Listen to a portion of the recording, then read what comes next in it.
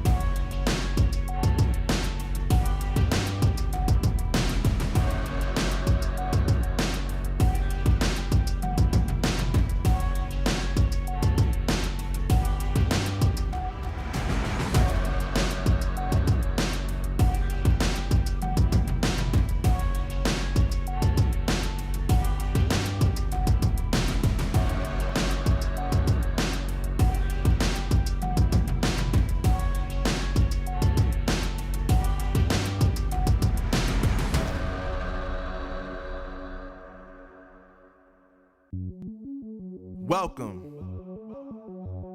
to the place where dreams come true, where everything you want can be yours, if and only if you're willing to work for them, you're willing to hurt for them, but most of all, you're willing to be first for them. Ha! Look, I'm going straight to the top. I don't know how I would stop, like it or not. I got some goals that I'm hitting. You hear what I'm spitting? It's hot. Look what I got. Whole lot of passion and pain. The road to success is insane. Stay out my lane, cause I'm on a mission. I'm getting what stands in my way. Yeah, I'm a beast. I wouldn't play with me, baby. The way that I'm training is crazy, and I do it daily. You wanna talk about drive? I got more drive than Mercedes. I've never been lazy. I'm in the room, it's a red alert. You wanna compete? Well, get better first. I got 10 toes in the dirt, push through the hurt just to show them my worth. I'm the best. Yeah, I'm the best. I never stress. I know what's next. I'm who they test, like we playing chess. But I'm unimpressed, so now let me flex. Yeah, I'ma work through the struggle and hurt, cause I know my worth, and I gotta be first. Yeah, I gotta be first. Look, I don't want anyone's sympathy. I understand what is meant for me. I give my focus and energy. If it's meant to be, then it's meant to be. But mentally, I'm undefeated. They hear that and say I'm conceited. Like there's no reason. Like I don't beat them and come back again just to teach them that when you work under pressure, you reach higher measures. They'll try and bring you down, but you cannot let them, and only get better and focus on cheddar. Eye on the prize and you'll become a legend. Like, when I'm in the room, it's a red alert. You wanna compete? Well, get better first. I got 10 toes in the dirt, push through the hurt just to show them my worth. I'm the best. Yeah, I'm the best. I never stress. I know what's next. I'm who they test, like we playing chess. But I'm unimpressed, so now let me flex. Yeah, I'ma work through the struggle and hurt, cause I know my worth, and I gotta be first. Yeah, I gotta be first. They don't know what's gotten into me, how'd I turn pain into energy. Through all the struggle and hurt, remember my worth, and that's why I gotta be first.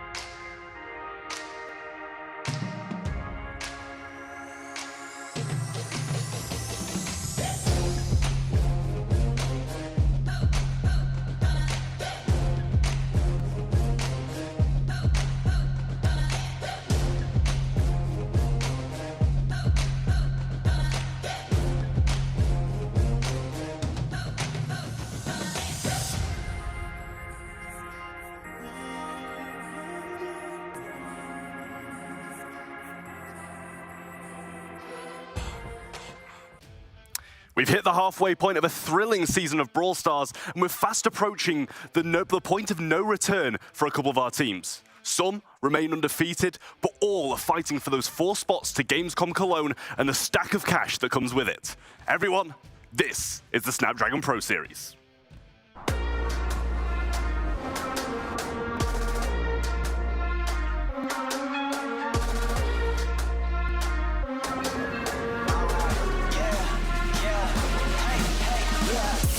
Won't stop going till a player on top know it. Rooftop penthouse suite. If you really want it, gotta own it. Fight through it, we was at the lowest. Blood, sweat, tears, the components. Riding all year, now's the moment. We are not afraid, we are opponents. Yeah, I'm coming for mine. Yeah, I'm making a play. The game on the line. Yeah, I've been on the grind. Yeah, I jump in the spot. I made it my time. Yeah, look in the sky. Yeah, the stars align. No shade to shine. Can't stop it already. Emotional work and devotion. We put in this time. Look.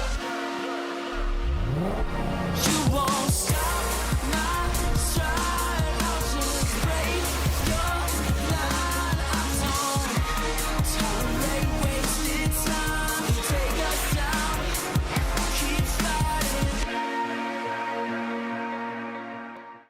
Hello everyone and welcome to day number 4 of the Brawl Stars Challenge season in the Snapdragon Pro Series. We've got some absolutely incredible games lined up today and I wouldn't be able to do it alone. I'm Trav, your host for the duration of today, and I'm joined by the beautiful people I should add to the left of me, Kenny and Sunny, and then of course, Ark as well. What is it? But I'll start down the end, Kenny, just so Ark doesn't get the chance of biting back for now. How are you feeling about today? I feel great. I appreciate the compliment, at least personally. Don't know if I could say the same for the rest of my co-casters here, but awesome day of matches yesterday. Let's do it again today. I have to agree with that one. It was really awesome. We did have our first sweep, however, and I'm also a bit sad because match day 4 also means we already hit the half point. I don't know who in production agreed to this. Too much power, if you ask me. Nonetheless, yesterday had it all, didn't it? 3-2 scorelines, a 3-1, a through, and a reverse sweep. I fully expect nothing less today. Yeah, to be honest, I agree with everything you've said there. I don't know who's given me this power. I'm feeling good today. I'm feeling good. But if you're not feeling good, you will be when you go and follow the socials over at ESL Mobile or ESL_Mobile over on the Instagram as well. Be sure to drop by there to check out all the news regarding the Snapdragon Pro Series, Brawl Stars, and all of the other games we've got as well. But also, make sure to join the Discord at discord.gg/Snapdragon Pro Series for more tournament information and the possibility of signing up as well. With that being said, well, throw it over to Ark for a little bit of a breakdown of this beautiful, beautiful format we've got here at the Snapdragon Pro Series. Yeah, well, we've gone past now through the open stages of Splits 1 and Split 2. We are now in the Challenge season, day 4 of that, in fact, and we are fastly approaching the final day very, very shortly. As you see on the screen before your very eyes now, whittling it down from 8 teams in this Challenge season down to just 4. We are looking for those 4 to make it through to the Challenge finals in Gamescom Cologne. That is what they are all fighting for, and it's really now getting down to the wire, to the stage where we may even be able to see potentially the win and loss happening before our eyes that could determine whether someone is able to qualify or be unfortunate enough to be out of the competition. Yeah, it really is make or break for a lot of these teams now as well. And don't forget, we've got a Season 4 as well, so make sure to get signed up in the future for those as well if you want to be a part of the Snapdragon Pro Series. But not only are they going to be going to Gamescom in Cologne for the finals, the top 4 teams at least, they're going to have a good amount of cash along with it as well. I'll throw this one to you, Sonny, because everybody gets a piece of the pie. It's just a question of how big of a slice they get. Most important part for Trev there. With $50,000 on the line, nobody goes home without anything empty-handed. 20K is already at the top here. The first place takes home a lot of cash here. And all the way down till the 8th place, they still take home 1,000. I wouldn't say no to that. Yeah, make sure to get in fast before I grab it and run. But obviously that's what the teams will be playing for. We're going to see what games are going to be played out today as well. Kenny, if you want to walk us through this schedule. Absolutely. I mean, like we've been discussing, we're right there at the halfway point in the season. Some teams trying to solidify spots, others trying to just hope for a prayer at a chance at getting one of these spots. Looking at match number 3 especially, if either of these teams fall down, they're still going to be at 0 wins. It's going to be super detrimental to them and any odds they have of advancing for that large stack of cash that I know our boy Trav loves so much. Navi and SK is a match number 1, obviously one to watch as well. I've got my eye on that one as a heavy hitter. TQ, Zeta, a lot of fun. And of course, A&R and Humble, match number 4, not one to sleep on either. Yeah, and, you know, I called it the Battle of the Bottom, which I got a bit of a laugh about the other day, but that FUT versus Mr. Dosa game is a big one for both of these teams. If they lose, they're pretty much going to be out the competition unless it comes down to some wild tiebreaker. So that's really intriguing to see as well. You know, we touched a little bit on what's at stake. We've talked about the cash, we've talked about Gamescom in Cologne, but let's not forget what a lot of these teams are playing for, those Brawl Stars Championship points. Ark, what's at stake? Everything is on the line. I mean, for Zeta's division at the moment, who are riding high on our leaderboards with yet to receive a single loss, I mean, they might be extending their lead in the BSC at this rate as well. For Reply, Totem, and Ammo Fantasy, they are not competing in the Snapdragon Pro Series, and that can have a huge knock-on effect as well. Navi and Humble in a great spot if they're able to, you know, really bring what it needs to the table to be able to earn those points as well. But that's to creep their way up towards the the World Finals qualification spots as well. For FUT Esports, they're in 5th. They need to perform today because they need those points more than most teams that we see, A&R especially as well. The way that they are performing at the moment, in 7th, at the moment able to qualify for the last chance qualifiers, but if they get this right, and they have a fantastic performance, and they are looking like they are doing just that, that will mean the world to them. They will be in great spot for contendership for the World Finals.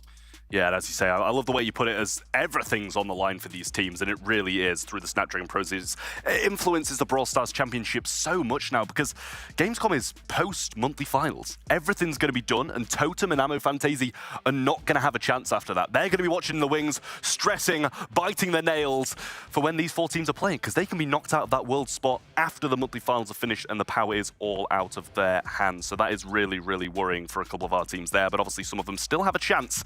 Some of them, though, are dwindling away down in 0 and 3, I will say as well, so that's pretty sad to see. But we've spoke about what's in the future. Let's talk about this leaderboard. What's happened in the past? A&R and Zeta Division sitting up top at 3-0, Sonny. Navi, SK Gaming, Team Queso and Humble are all the comfort mid, where they still have every chance to make it into the Gamescom, into the finals of the challenge season here. And FUT and Mr. Dosa, we talked about them before, they face off against each other, and whoever goes out as the winner of this one still would have technically a chance to make it to the Gamescom if they win every single game after that. It's a tall order. It's a very, very tall order for both of these teams because they've both got a very, very hard route to go. You know, FUT, the most of their pain's behind them, I will say. They've faced A&R, Zeta, and SK, so they are 3 entry matches that I don't think anybody would really want to be faced with, considering you want a good start, not a bad start. But at least they know it's past them now, and they have the chance of winning 4 in a row. As tough as it's going to be, because they've still got Navi, Humble, Team Queso, and obviously Mr. Dosa to face off today, it's a very, very tough road for them ahead. But we're going to take a little bit of a recap of that past game day now. Kenny, if you want to start us off.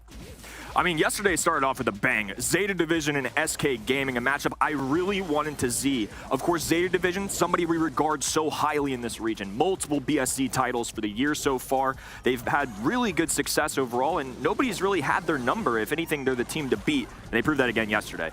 Really close one. I was impressed with SK. It's a team that we expected to rise to the challenge and at least be strong in going against them. There were people out there, though, that certainly believed in SK's improvement as well, and I think we saw that throughout the duration of this match. Came down to a 3-2 ultimately, Arc.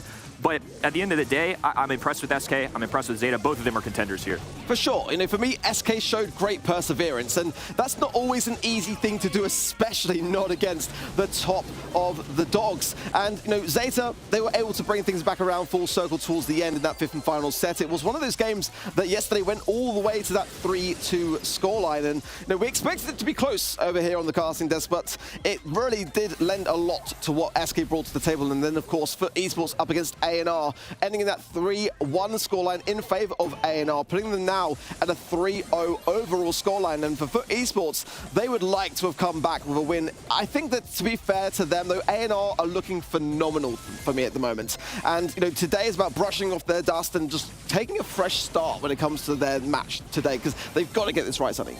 A&R really showed us from their best side, already 3-0 up with that. They're the leader at the moment together with Zeta Division. On the other side, we do have FUT Esports. They didn't have it easy so far, 3-1 against every single one of their contenders so far. Navi versus Mr. Dosa was our 3rd match of yesterday, and it broke my heart because it's the very first sweep we witnessed in this Season 3 of the Snapdragon Pro Series. We did see Mr. Dosa play up time and time again. They made it really close. They did take some games, but it wasn't enough to take a single set in the end, and I really hope they can come back stronger today. Team Queso and Humble finished off the day as well, and it was one that we all actually landed on the same spot. We predicted 3-2 Humble. It looked bleak for us on the desk, though. I mean, 2-0 Team Queso with a hot start again. This is a team we haven't necessarily seen the consistency from this year. They've made some big strides. They've gotten close, but just haven't quite hit that threshold that I think they were hoping to hit. And Humble are a good team. It is very difficult to pull off a reverse sweep. Again, this is a team that also challenged Zeta Division earlier on in the season really well, losing in a 3-2 fashion, nearly pushing that reverse sweep. But this time they actually managed to go all the way. Humble with a big comeback, and I think it's a team that I've got my eyes on, to say the least. Yeah, brilliant recap there as well, guys, I will say. Absolutely wonderful from you. And, you know, if anybody got us with our predictions, Humble got us with that reverse sweep, right? That was a really, really great game to finish off the day. But all of the games yesterday were brilliant. And we're looking for more of the same again today. We do have, as well, though, the top brawlers from yesterday. What was picked, what was banned. And we've seen some changes. You know, the first week we saw a lot of Gus, a lot of Carl, and they're nowhere to be seen here, Arg.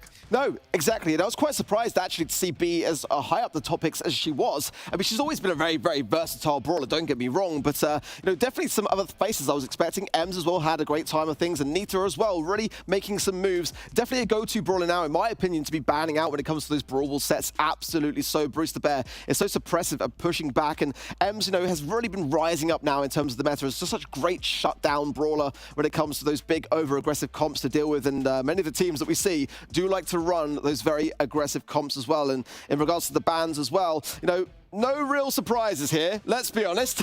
I mean, I always say, if you don't ban Shelly, expect to lose to Shelly. And 92.3% top ban brawler. I mean, that says it all for me. Squeak as well is having a great run since the slight rework, or slight buff rather, to the chain reaction star power, which we are seeing now a lot of pros gravitating more so towards. And I still think the slow is very much acceptable, but they do seem like it has brought Squeak into a much finer place. Stu, as always, you know, it's that aggressive option. It's got the great utility to be able to bring your team with the speed into the map again. So I'm not too surprised to see Stu banned out more often than not.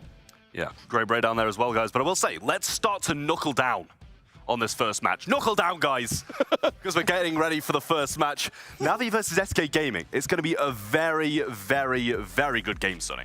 Definitely. They already faced against each other in the May monthly finals. 3-0 sweep was it there for Navi. But since then, SK Gaming picked up a new teammate, and they are looking a lot stronger now than they did back then. They're also going to be facing against each other in the monthly final from this month. July monthly finals, quarterfinals is going to be Navi versus SK Gaming. So maybe that's already a little preview of what we're going to see on the 22nd.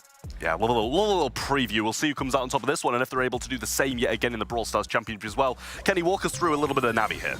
It's a powerful team, I mean, to say the least. There's somebody that didn't start the season off super hot, but now that we're in, you know, midway through the year, we're getting close to Worlds and things like obviously making the top 4 cut here.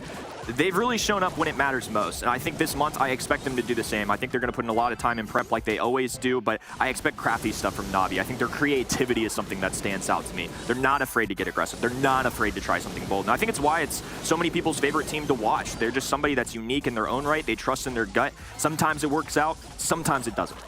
Yeah, for me, you just cannot ever turn your back to Navi, you know, especially not with aggressors like Angel Boy, picking out brawlers, which many teams don't tend to ban, and they really start to you know, ban what Navi like to play rather than the meta. It's a bit of a grudge match as well, going back to Splits 1, where these two teams faced off in Cups 2 and 3. They actually even things out with a 1-1 over the rounds of 16 here, so you know, that's a while ago now, though. It's got to be said, and for me, SK at the moment have never looked better.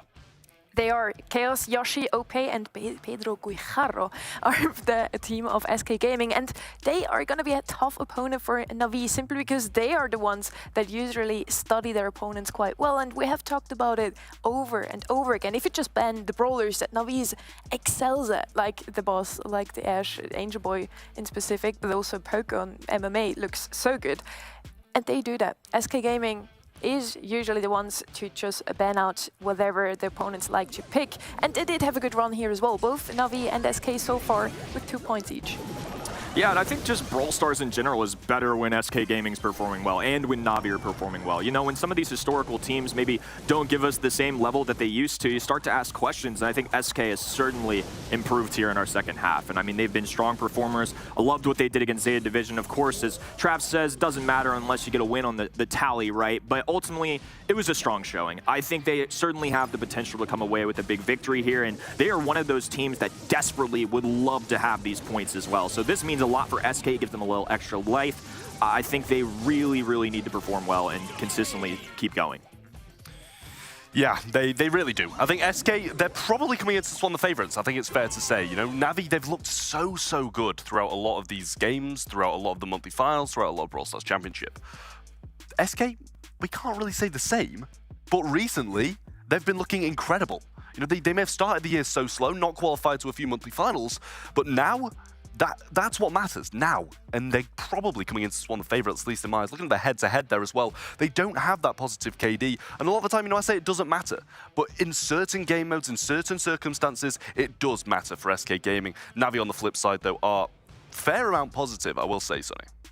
They are indeed. Navi looking a bit stronger there on the kill and death percentages, also the damage, everything just looking better for Navi. But as you just said, sometimes playing for the objective is the right thing to do, which I have to say both SK and Navi are usually the ones that do that.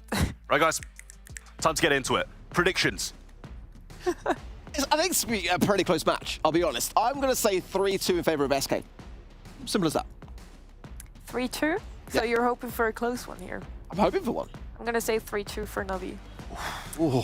I also think it's going to be a close one. I'm going to go 3-2 SK this time. Oh. Okay. So I'm against the guys here. Some tough predictions. I'm going to stay out of it today, I will say. You know, usually I get my teeth sunk into the predictions, but I've got too much power as it is. Talk us through the draft, dog. Thank the Lord. The bans are in for Navi. It's going to be Carl, Mr. P, and Eve for Canal Grande, our first map of the day for Bounty. On the side of things for SK, banning out Squeak, as well as the Carl and the Nita first draft in of a tick, which is quite an interesting one. Shelly, though, for Navi, is much more my flavor of the day. I mean, on this particular map, it has great spawn trap potential. And a brawler like Shelly is going to prove to be an absolute menace if able to push forwards, as now the Gene coming in for Navi as well going to provide some great healing abilities as well. What we're going to see very often here is Carl and Eve. Those are both banned out here, so we don't really have any brawler that can pick up the blue star right at the start. Navi is going to have it easy, though, pushing up with the Shelly right at the start. I do like their comp to have a bit of both, a bit of range with the Gene and then a bit of aggression with Shelly. Whenever Gene pulls, of course, it's going to be easy for Shelly to snack away the kill there. So SK definitely needs something, either against a pull, maybe a Ruffs here, maybe even a Terra. There she is. And... and she did it again. I tried to imitate Trev, I don't think it worked. Hey. And they need something against the aggression of the Shelly. There comes in the Lou. Lou is not something we see very often on Bounty, but I do think in a niche way it can work perfectly. Listen, gotta put my foot down here, send you guys over, do this game some justice, do us some justice, and give this a good cast. I'm here for the Trav impersonations, I'll be honest with you. That's honestly wonderful stuff. Highly encouraged. Like he said, he's already got enough going for him being host today. We're going to have a little anarchy if we're not careful, but I do like that you pointed out that the Shelly and the Gene combination is actually something that goes way back in Brawl Stars, right? It's something that you get the big pull and you have the big shotgun brawler just get a takedown, and you love to see it in general. I think Lou is something that's very North American in me. It's something we play often and something that's really taken off across the world as well. I think especially on this map too, area control a big part of that, and that's something clearly that they're going for in the SK comp. Tick can keep the distance. Tara with a very pivotal super that's going to help with that Shelly, and then Lou, if he drops an ice rink, nowhere to walk. At the same time, you're talking about area control right now. The last pick for Navi is Barley, so they have some area control with him and Gene as well. We're gonna see an intense start already, since Navi will probably try to sneak away that blue star in mid, as they are the ones with the Shelly. Not trying so far. Cube gets it now, already pick up a kill as well. Ope is falling there. Navi already leading with 3-0, 5-0. Make it now. It's scary too. I mean, especially if Navi can really press their positioning here. There's nothing scarier than being spawn trapped on this map, and then facing down a Shelly is ultimately not the place you want to be. Ice Rink now going down though, a little winter wonderland in the mid here. Indestructible wall, so Angel Boy can't blast down Tora. The max range pull though from Cube. Navi coming out hot. 7-2. Navi looking very strong. Have the control over the left-hand side lane. MMA now trying to push into the right-hand side as well. It's not looking like SK Gaming can recover from this anytime soon, unless, of course, OP gets his Terra pool. It's going to be a hard one, though, as every single brawler on the map, apart from maybe a Shelly, with a super in the bush, so you don't want to come too close to her, has more range than OP, so it's going to be a tough one for him to get his super. SK now pushing though over the mid crossing here. Danger Boy sees his opportunity, might be able to snack away OP any second now. Perfect person to pick that brawler too. Such an aggressive one as MMA gets one. Angel Boy with the follow through too. Yashi in trouble here, popping the gadget, but not going to be enough. 14-2. Navi just coming out strong, really not making any mistakes. They've gotten these kills early and they've continued to blast away. Angel Boy pummeling the enemies as MMA chases down this final kill. We promised you this one to be one of our closest matches today. We all three said it's going to be a 3-2 either direction. So far, Navi makes it look easy against SK Gaming, taking away the blue star at the start and then just sitting in the bushes on the left-hand side, giving them 20 stars in the end, which is the cap overall. So, well played by Navi there. Yeah, I think so too, and I really like seeing how the composition worked out there. SK Gaming on paper, they picked 3 brawlers that I think certainly work here, but the Shelly plus Jean goes really well together. Shelly being such a strong brawler right now. Early start here once again for Navi too. I mean, the Tick can't do a ton of damage. Sure, he has that area control. Lose somebody that you really have to pop off with as well. Angel Boy treading lightly here. A big blast down, and that's 2 brawlers going for 3. Make it a team wipe. Angel Boy, the tanky man, already getting his team to a 10-3 lead. It is a big lead already. SK Gaming has still enough time to come back from this one though. 1 minute 20 still on the clock. They need a single good super from OP. Maybe they can do something, but so far no member of SK Gaming has even a super here, so not really looking easy for them. They do snack away MMA there on the left-hand side. OP gets a kill there, but gets revenged quite quickly there by Angel Boy. Angel Boy's one shot has 6 stars. If OP gets him, maybe it's not even enough, and there's another kill. 16-11 now.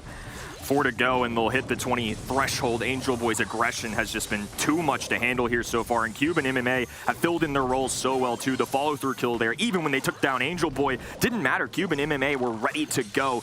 Yashi with the super in hand as well. OP trying to chase down this left-hand side too. Super inbound now. The Tick Head going to strike Cube.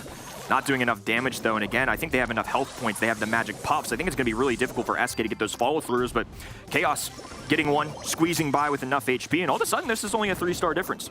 They do get a very important kill there. Chaos now with the super as well. Maybe Cube is going to be the one they get, but Cube instead gets the pull there into Chaos. 19 stars, a single more kill, and there it is. OP is falling, and Navi take this one. 2-0, already 1-0 up in sets as well, and Navi, again, they make it look easy. Yeah, I think when it clicks for them, right? It's something we've seen with them a bunch in Brawl Stars history for their few years now of great performances, and I think that was an example of something they're comfortable with, utilizing a great brawler. I mean, Angel Boy's oppression was strong. The pulls were going really well for Cube as well. We saw a couple very pivotal kills, this being one of them, of course. Backs up against the wall, nails it. I mean, it's just, how are you supposed to top that? Even when it was a 3-star difference, it really never felt like to me that Navi were in doubt of winning that. 41 stars to 18. That's a big difference there. Again, Navi looking strong today. Not looking too easy for SK Gaming, but they didn't go into this match, of course, today and thinking it was easy.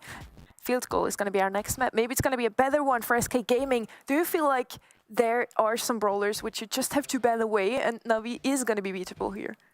Well, I mean, in general, I think Shelly is #1 on my list. Even on that map, again, we're seeing a meta in Brawl Stars right now where I think Shelly's just to a level that it's a must ban, especially if you don't have the first overall pick. You're essentially giving it away as the first to the other team. So I think SK may be willing to chance that, maybe thinking Navi would ban it themselves. But again, we talk about it a lot, but Angel Boy, one of my favorite tank players, and he's a very aggressive one. Sure, Shelly not defined necessarily as a tank, but it's a giant aggressive shotgun brawler. That's perfect for Angel Boy. Yeah. So a good brawler, somebody you got to watch out for. And depending on the map too, there are certain tanks here on Brawl Ball especially that will do quite well, and I think you have to be careful about. But it's really hard to predict a Navi draft, right? Every team can try and prepare as much as possible, but these guys are really crafty with what they pick.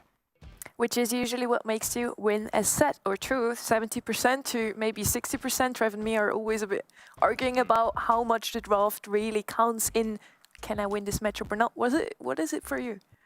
I mean, I think it's a big part of it. I think you're obviously going to want to set yourself up for success, right? I mean, if you have a bad draft, it's a lot harder to overcome. You need to take as many of these tiny advantages as possible against pro players. If you're a team like Navi, you nail the draft, and at SK, you don't have quite as strong of a draft. Well, Navi's a great team too. You're going to be able to capitalize on that situation. So I think draft important, but I don't even know if I'd say 70-30. I mean, I think it's a big deal. There's a lot of strategy that goes down in professional Brawl Stars, but at the end of the day, I see teams make comfort picks all the time, and their mechanics can carry them too. I think it's just very team dependent. I am a very big voter for just go with your comfort picks instead of the meta. Sometimes it can really pay off and go a long way, simply because your team chemistry works a lot better, and in the end, there's multiple things that come together. It's team chemistry, it's communication, it's which brawler you play, yes, but that's only like a fourth of the whole big picture. And with that, we're going to start the draft now. And of course, SK Gaming listens to our dear Kearney here. They're going to ban out the Shelly and 2 throwers. Makes a lot of sense on field goal.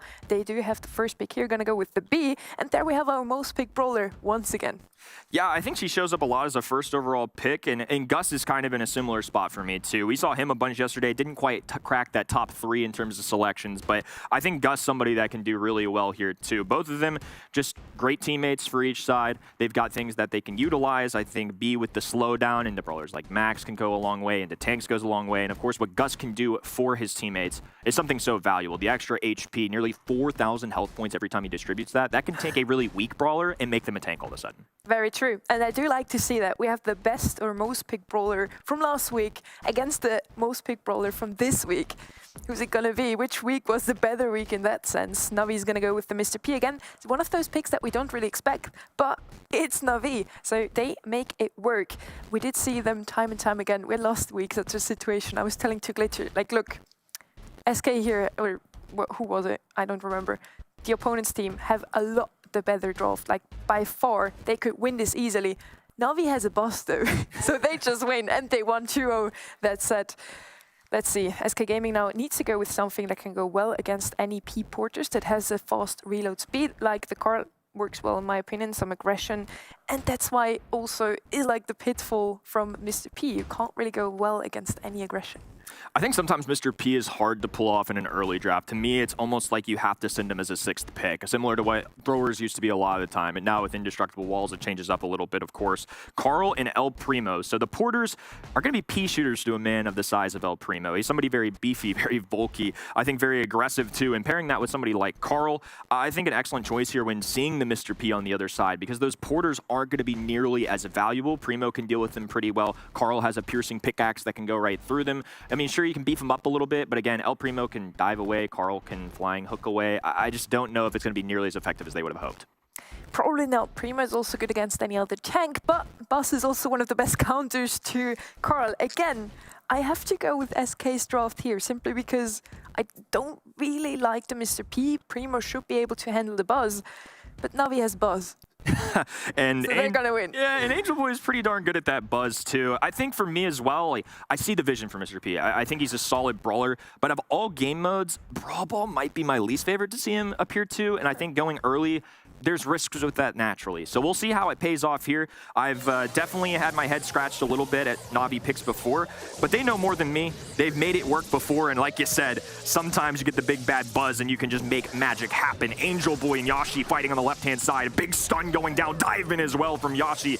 Already fireworks flying now as OP dives in as well. Cube trying to stay up. A kick over though, an interception, and only chaos remains. MMA going to be able to defend this ball successfully. And that early 1v1 on the left-hand side is exactly what I was talking about. As long as Boss doesn't have his super, Primo should win this 1v1 easily. Angel Boy has to be close now though to his first super, and looking into the next goal opportunity for his team. Getting the stun off of Chaos, gets immediately attacked by Yoshi, but they do get the pinch down there. Angel Boy even gets out of that situation with his life. OP dashing in, not getting the double kill, but still defending that goal for now.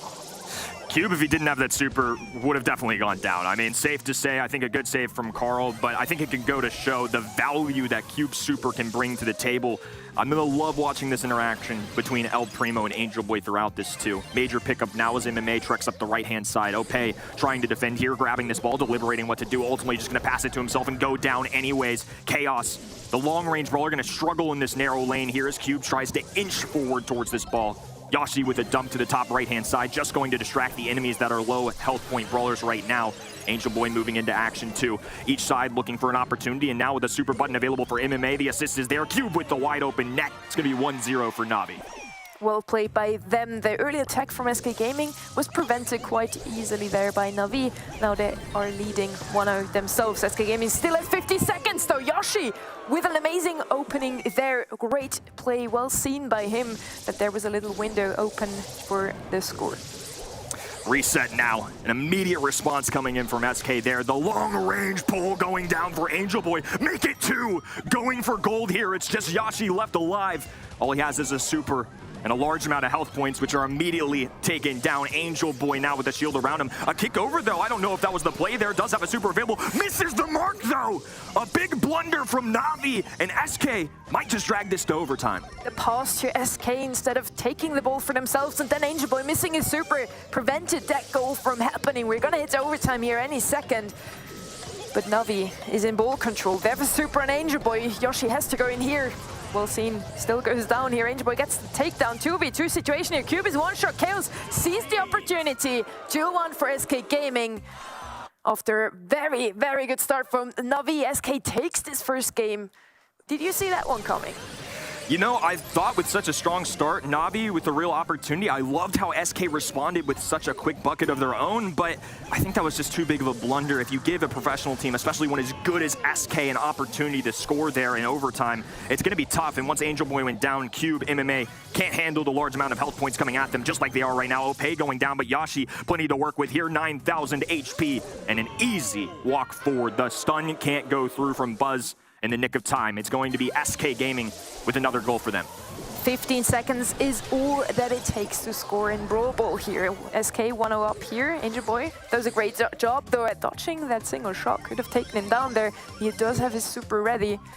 Decides to wait for his teammates here. Probably the wise choice to do. Still feeds Yashi his next super. Gonna be tough for Angel Boy to win that 1v1 now in the next interaction here. Cube does have his shield however, and Navi is looking dangerously close into the next score here.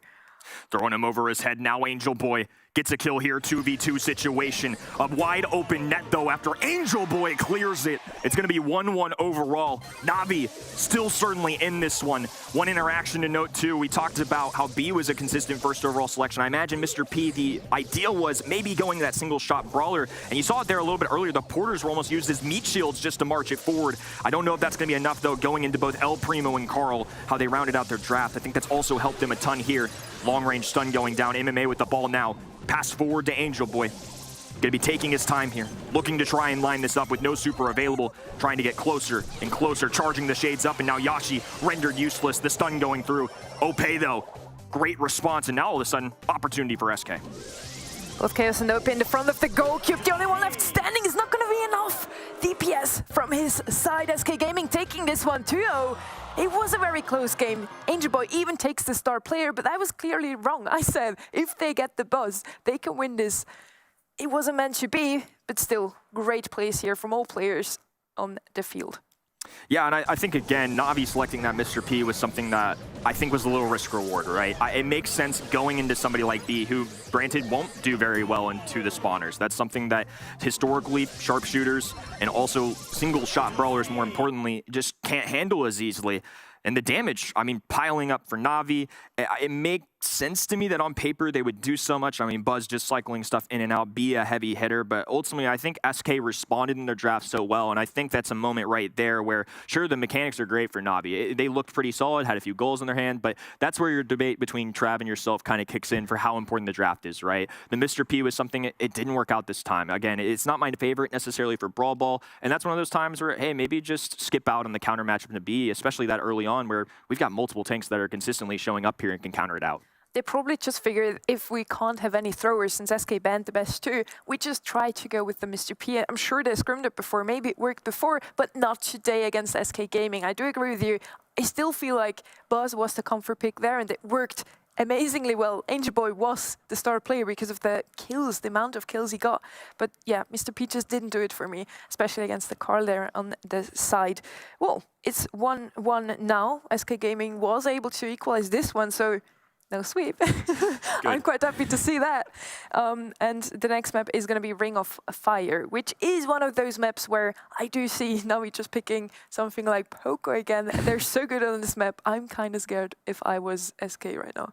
Yeah, I mean, I wouldn't be surprised to see Poco hit the ban stage here, especially considering that he's already pretty solid on a map like that, and Navi can do some interesting stuff if you pair a Poco with a tank. I mean, that's something that I'm terrified of. I know Lou is a brawler historically that they've also looked to, very solid in the game mode in general, and I think for Hot Zone, area control a big part of that, of course. So when Lou's super can take over an entire Hot Zone and prevent an enemy from even touching it, otherwise they're just going to go down. Definitely don't want to go skating in Brawl Stars. You want to fight, and that's one way to kind of prevent them from doing that. I mean, we didn't promise too much. It's going to be an interesting match to watch simply because both of those teams also like to get out those big guns, the tanks.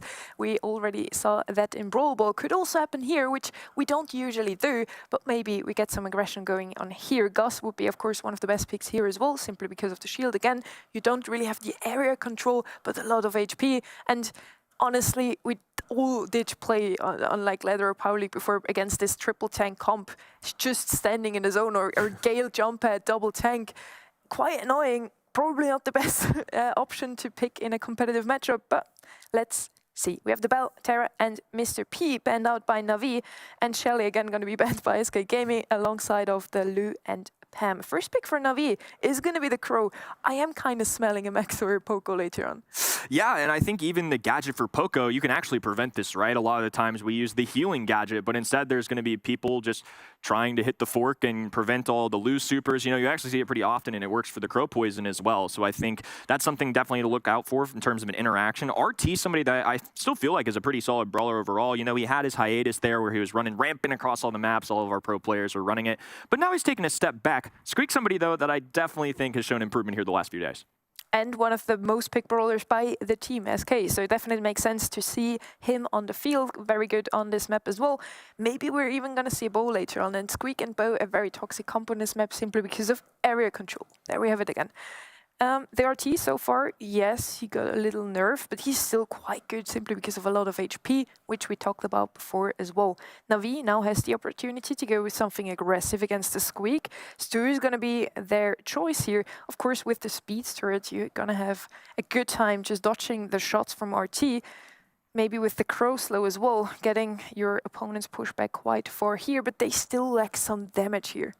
Yeah, I think DPS is certainly something to consider in this spot. I like Stu and to Squeak, at least in my brain. It's a little bit easier for Stu to dodge out shots if he has that super, but the second he loses out on it, Squeak can kind of keep that mid-range engagement going in his favor. But the one thing that you can do is Squeak, if you're a really aggressive brawler, you can kind of mess with them a little bit. That's where the El Primos of the world, the Buzzes of the world, you know, Squeak can keep people away, but once they're in front of your face, Squeak, not my favorite person for those kinds of fights. But obviously, with the rework that he's gotten here a little bit recently with his balance changes, he's a lot stronger with that other star power. It's something that deals a hefty amount of damage. He's a little bit of a scary guy, and I think that's why we've seen him be the second ban brawler. Probably. Navi picking Bonnie there as last pick. I do like Bonnie on this map. She's going to have a great time just jumping in and getting some kills there. At the same time, I still see some DPS missing from Navi. With the tanky Squeak and the RT, now the addition of Gus as well, SK is going to have a good time just standing in zone, healing again, falling back time and time again. I have to go with the draft from SK this time around. Navi is just lacking some damage for me. Yeah, I think it's going to be interesting to see how this one plays out. I think Crow, just a great general brawler right now, makes a lot of sense on this map. I think Bonnie, one of the best in the business right now, too. I think Bonnie, a very solid overall pick, but until she kind of exits that cannon form, she's not really going to be able to deal a hefty amount of damage there very quickly. And Stu's somebody that, he can be pesky at times, but not necessarily going to be the heaviest hitter either. So I think having Gus, you know, one of our most consistently picked brawlers, having somebody like Squeak, who again, like we said earlier, is the second most banned brawler overall. It's scary stuff, but again, Navi have proven me wrong time and time again. I do like the overall composition of SK, but again, on paper, brawlers look good for Navi. It's all going to come down to mechanics here at the end of the day, though.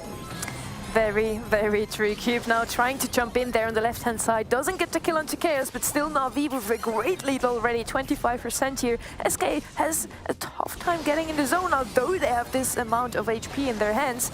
Angel Boy doing a fantastic job there. It does get traded off, but does also get rid of one of the members of SK Gaming themselves. Yoshi now standing alone in the zone, trying to catch up, but Navi already with a 40% lead. Big perks of the speed zone. showing there too, especially coming back from spawn. It's a long distance and makes it a lot quicker when you drop that Stu gadget. Interesting interaction there too. I think Stu kind of showing what he can do against Squeak. It was a 1v2 situation. He got up close to Squeak, and ultimately Angel Boy had way less HP, but because Chaos is Squeak, it's a little bit harder of an interaction if Angel Boy can close the distance here. All the Navi brawlers grouping up though, as SK slowly bringing themselves back into this one. A dive now from the Circus Sister. It's going to be a takedown there. SK still holding on to the fort here. It's going to be 47-47. Very close match. MMA jumping in there, doesn't get the slow out though. Chaos and Yoshi both hit, would have been a great one. Gets taken out immediately though. SK still troubles finding an opening into the zone at the moment. Navi still with a slight lead, but it's slowly shrinking as finally SK Gaming stands in mid. They have Yoshi super, they have OP's Gus super as well. And the shield is gonna come a long way just defending the zone for now. And we saw what happened when Stu didn't have a super. They can just keep their space, not allow him to get closer. Don't feed that super. It's going to be something so pivotal. A beautiful super going down there as Ope survives. MMA, Cube clawing their way back up now as Navi holding on to their slight lead here. Less than 20% to go. It's not a lot to go, but it's also not a big difference they have with SK Gaming score for now. It's only 8%. SK needs to push them out right now. MMA jumping in, Cube doing the same. And with that, they get the 100%. It's only 25% difference though. SK can come back from this one. But honestly, I did not expect Navi's comp to perform this well. Yeah, I think there's just a lot of interactions they're going to have to play right. They're going to have the fancy footwork that goes down. They're going to have to make sure that Stu is just up in people's faces and causing a ruckus. And I think MMA, of course, with his gadgets, going to have to be very selective about those. Pick when to use them as well. It definitely has its perks. I just think this is something that may be a little bit more difficult to pilot. It's something that, you know, in your Power League games, this is something I don't know if you can necessarily run as easily. But, of course, these guys can make it work. Sugar Rush now coming in for Cube. Ope starting off strong as Chaos, Yoshi taking their lanes respectively. 25%, 0 for Navi to kick off game number 2. We kind of flipped the story right now. SK Gaming in the lead with 30% already. Navi didn't even hold a single foot into the zone for now. It's gonna be tough for them to make it in now. SK Gaming, I felt like in the first round, they just did a much less good job at dodging the incoming shots from Navi. Navi had a lot more supers. Now we really see the whole thing turned around. They're going to have to exhaust a lot of resources too, 60%, and they have to get a little desperate here. Moving up the map now, Angel Boy getting the first percentage points of game number 2 for Navi. After such a good one in game number 1, it's just SK holding them back. Cube now popping another gadget too, relying on that speed zone. Multiple shots connecting there, 75% and climbing as Cube gets destroyed upon impact. MMA with the super now looking into maybe jumping as soon as those are both low. Chaos and Ope. Ope does have his shield, however, Chaos falls quite low. He's one shot for Angel Boy right now. SK Gaming still with 98% already. Yoshi still standing, makes it 100% score. And they equalize in this set as well. Repetition of the Brawl Ball set we just saw. SK did take it in the end. Do you think Navi can recover this time around, or did SK learn how to play against the comp? I think game 1 showed how Navi can win, and I think game 2 is a recipe for why we believed in that SK comp.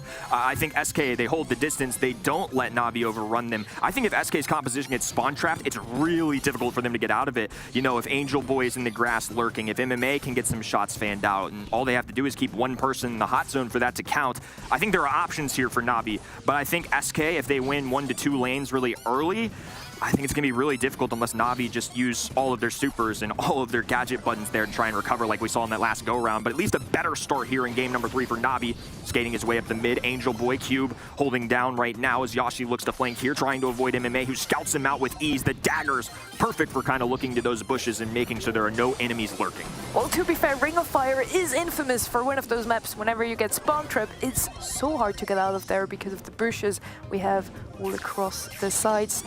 30% for SK Gaming, for Navi, SK only with 25. It's a lot closer though than in the previous 2 matches, where Navi was there with a great lead in the first one, SK in the second one. Now, they're still standing across each other, really trying to get some zone time, but with a 36-36 scoreline for now, it couldn't be any closer. I think both of these teams have kind of learned from their mistakes and are trying to play their compositions to perfection here. Kill going in favor of SK now as it's a 3v2 situation. Cube, though, pierces through the right-hand side. Dive forward now, too. Not close enough to Ope, but the job, a success. 65% now for Navi, and they have a commanding lead. definitely a strong comeback there coming in from Navi. Standing strong there still. Boy dodging all those incoming shots. He does fall in there in the end, but May survives. Cube is there as well. 80%, that's the magic mark they need to hit for now. It's going to be so hard for SK Gaming to defend the last 10% Navi still needs. Two brawlers standing strong for Navi as well. The spray coming out as well. A big celebration for them. Set number 3, often very important in terms of who ends up winning a match, especially going in 1-1, of course. Navi take advantage here. In set number 4, SK are going to be faced with a tall task to come back here. They will definitely be. In this third match, I do believe, again, Navi did just a better job at dodging the incoming shots. Of course, it's going to be hard for the Squeak to have a lot of value against the Crow and Bonnie just always jumping out of his shots. But SK Gaming did manage to win the second game, so it's definitely possible with a 2-1 score now. Looking at the kills, the damage here, SK Gaming did do a better job at getting those kills in. Maybe it was also the second game, though, where they just completely spawn-trapped Navi. Would be interesting to see like the differences between those sets each. But yeah, in the end, Navi won this one, 2-1. They have the opportunity for a match point in the next set. Yeah, I mean, impressive stuff from Navi. I think it's really difficult, especially at professional level, like we see here, to get kind of those perfect compositions, right? You know, you kind of have to work with what you got sometimes. The band stage, 6 brawlers being eliminated immediately can really shuffle things up, maybe throw off any ideas that you had, and these teams are very familiar with each other. I mean, we've seen it before between BSC, between ESL, they're really starting to get familiar with themselves here, especially for as long as the season as it's been. So I think sometimes you just got to get creative, and I think Navi one of the best in doing that. And I think they made it work there. It's a composition that on paper saw perks. We talked about that in the pre-draft stage. We saw it especially in game number 1, but at the end of the day, I think they just played it a little bit better. I mean, they must have played a bit better. That's why they're 1 up here. And this could already be our very last set we're witnessing from those two giants facing off against each other. SK and Navi both in 3rd and 4th spot so far. So whoever wins this one can break out of the middle group. We have Gus, Gray, and Squeak are going to be banned from Navi. On the other side, we have Jean, Tick, and Shelly. So a lot of good first pick here. Makes sense to me that Navi has the first pick here. I do like the Brock. Yeah, I think so. Oh, excuse me, I think so too. I think Brock, one of those brawlers that can kind of play the long range, breaking down the walls as well. So it's almost daring, you know, on Flaring Phoenix especially, to go with thrower a little bit. I mean, there's the nice perk of having kind of the little indestructible pronged wall there. They can't really do anything about destroying that, obviously, as a Brock, but he can lob shots up at the rocket rain.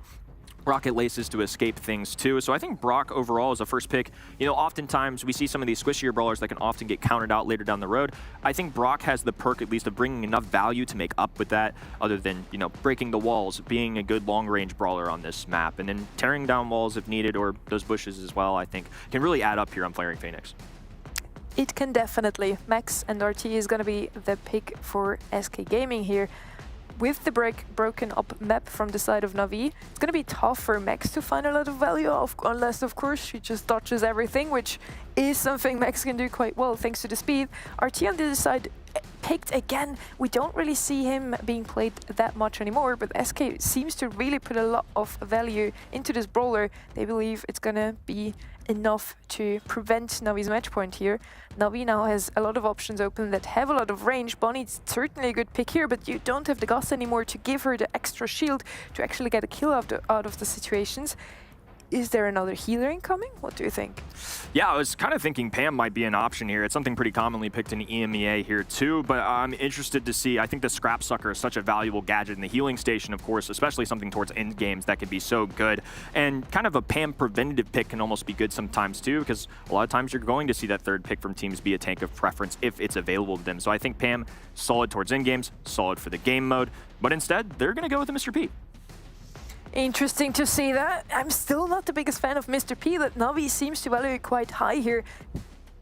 Let's see. Again, I like to be surprised. So maybe Navi makes it work, and I'm just completely wrong on that one. I do like the Bonnie, however. I do like the Brock pick with the rocket laces, they also have a lot of value against a Max or an incoming other aggressor like the Daryl, of course. Whenever he wants to aggress, he can just jump away. On the other hand, we do have the Mr. P now. What is he gonna do against Max and Daryl? I love this Daryl pick as a good option on this map in general. You know, can get the aggressive rolls in, but also into Brock, who's a squishy brawler. Somebody as a shotgun brawler, sure, he might be annoyed by the porters a little bit, but you only get 3 gadgets a game, and I think even if you kind of power them up, Daryl's somebody that can handle that quite well, and Daryl also one of the better counters into Bonnie when she's in that tankier form, so I think they kind of position themselves here, and again, it's a reason why I think that it's good to take kind of those well-balanced brawlers. There's a reason why we've seen Ims and Nita and B, those types that show up so often is because they do well into a lot of different choices. So for me, Mr. P is a little more unique. I think the porters might be a little bit annoying for single shot brawler like RT, so that's a matchup to definitely watch out for. Understood why Mr. P might be liked, and again, this just might be one of those comfort brawlers or in the meta right now where they feel powerful, so confidence is key as well. But for now, we'll see if Navi can prove it once again. Right now, MMA facing near death here, slides the shot through his Chaos, now breaking away left-hand side, giving his team the 3v2 advantage. Well, all I can say to that, once again, what is a Mr. P gonna do if a Max just running at him? There you see it, he dies. Well, OP now with Super, Cube is as well there. Maybe he does get a kill here, focuses on OP, only gets a single rocket hitting him. 2 following shots, OP at least needs to fall back, but the 2v3 is always an unfortunate situation for any team. For Navi, it's gonna be really hard to come back from this one, as Angel Boy can't really jump in at the moment because of Yoshi and OP just waiting for that to happen. Chaos, of course, has a phase shifter as well. Angel Boy still tries though. They do get the clean onto Cube. Angel Boy's falling as well. No supers on the side of Navi. And the Mr. P pick, I'm still not a fan. Please convince me. I think that's a tough call there too. I mean, again, these guys are competitors, the biggest competitors in the Brawl Stars scene. So when you're faced with a 3-2, you want to go for it all, right? You want to get the win, but sometimes it's better to concede, to move forward to the next round. To put it behind you, better for the second one, and I think Angel Boy dropping his super there, really detrimental for them in the long run, especially now that we see SK grouped together, max speed available, Daryl roll available, and of course, if they need it, Yoshi can get in there too, entering more of that kind of Jackie stance that he has. They're going to keep their distance for now, but they're clearly looking for an in-game here. Navi with the mid control here, doing a fantastic job at keeping it and keep SK all the way back into spawn. Open with Super though, trying to roll in now, gets the kill onto Angel Boy. Can he follow up with another one? MMA is low as well, so is Cube. They do get a takedown onto Chaos. MMA the only one left standing though. Cube is falling immediately after they get the takedown. Yoshi though, falling there. Quite unfortunate. We do have a 1v1 now, but I do feel like Daryl should have the better of this one. He doesn't have his super though. Maybe MMA can make it happen here. Ope is one shot. Wow, what a good strike there coming in from MMA. I really thought SK had somewhat of an advantage there, to say the least.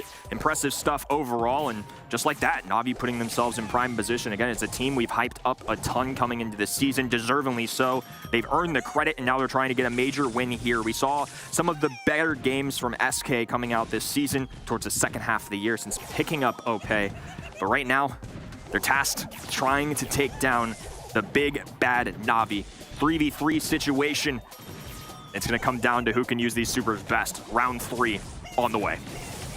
Cube with the super. OP is really low there, gets hit once again, gets taken out by Cube there. 3v2 situation now all of the sudden for the side of Navi. And it's going to be hard for SK to even push out of spawn because they don't have any aggressor anymore. Daryl has taken out Yoshi and Chaos can't really do anything unless waiting for Chaos to super. Maybe it's going to be possible with it to aggress some more to get a takedown there. It's the last round of the second game already. They need to try. Chaos is low, one shot, gets taken out by a Cube.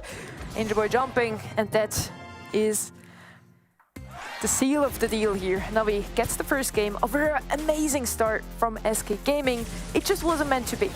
I loved what SK did in round number 1. I mean, they did it in convincing fashion, to say the least. I think a big part of that, of course, is the early iChaos kill. It's something that really gives you an advantage, especially in a mode where you get 1 life per round. You have to make it count. So giving yourself a 3v2 lead early, something so strong. But despite that, Navi pull off 2 straight rounds. Cube now disrupting the grass over there. Opening this up, visibility is certainly going to be something that they can benefit from, as OP, he can passively charge that super as well. Going to be looking for an opportunity to isolate one of the enemy side brawlers. Instead, though, they're going to be grouping together. They're going to be more than prepared for anybody that tries to attack them, and especially for somebody like Max too. The whole team can benefit off that. So this is an interesting strategy as now Opé looking for a flank here. He's in a great position there, just putting a lot of pressure on Navi. Never mind, he decides to dash into the wall instead. Angelboy gets a takedown there onto Yoshi. Quite unfortunate, and those mistakes just can't happen. Yeah, tough look here. Low HP for Opé. Chaos trying to get desperate. Needs to get these attacks, but the Porter's now adding up. It's too much to handle. Too many brawlers on the field, and now some assistance coming out from the Porter as well. Opé overwhelmed. Navi, one more round, and they will be declared winners. And MMA even gets his super now. Mr. P slowly starting to convince even me. Good job by MMA there. Navi looking very strong. They do have the match point. 3-1 would be a great score for them, taking away from today. Let's see if they can make it happen. And Opé, it can happen. It happens to everyone. Sometimes the Wolves are not our friends. Maybe he can redeem himself here. He has a rather role ready. MMA playing it alone there on the left-hand side. That's a quite risky position he's in there.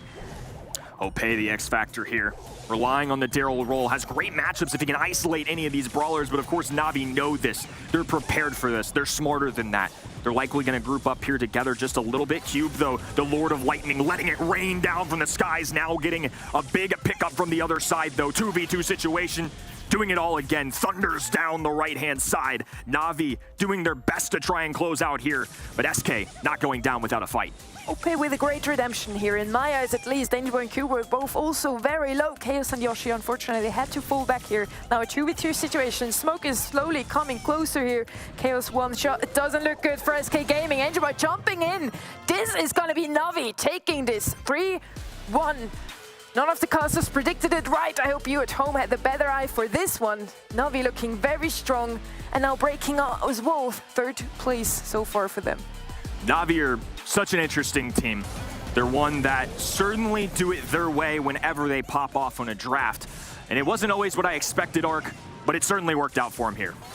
A fantastic result for Navi, nothing short of it. And I was kind of with Sunny, to be honest, in that final map of knockout, because Mr. P is a tough brawler to make work against the Daryl, but nonetheless, it just goes to show how much of a threat Navi are in this competition, and some stats as well. Same, very much a similar story in terms of the damage output. I mean, almost double that of SK Gaming. The healing much more on the side of SK, of course, but that can lead to some passiveness, you know, some resetting that we saw time and time again. But now he just kept the heat on, persevered, and are now in a fantastic position. Yeah, I mean, that's a really great result for Navi, and let's not put it like, SK's still not in a bad spot. They've taken a couple of losses now, we'll say, and they're going to be pretty sad about it. But at the end of the day, they're not doing too bad. There's people in much worse situations. But I will say, as you know, as Sonny said, nobody got it right.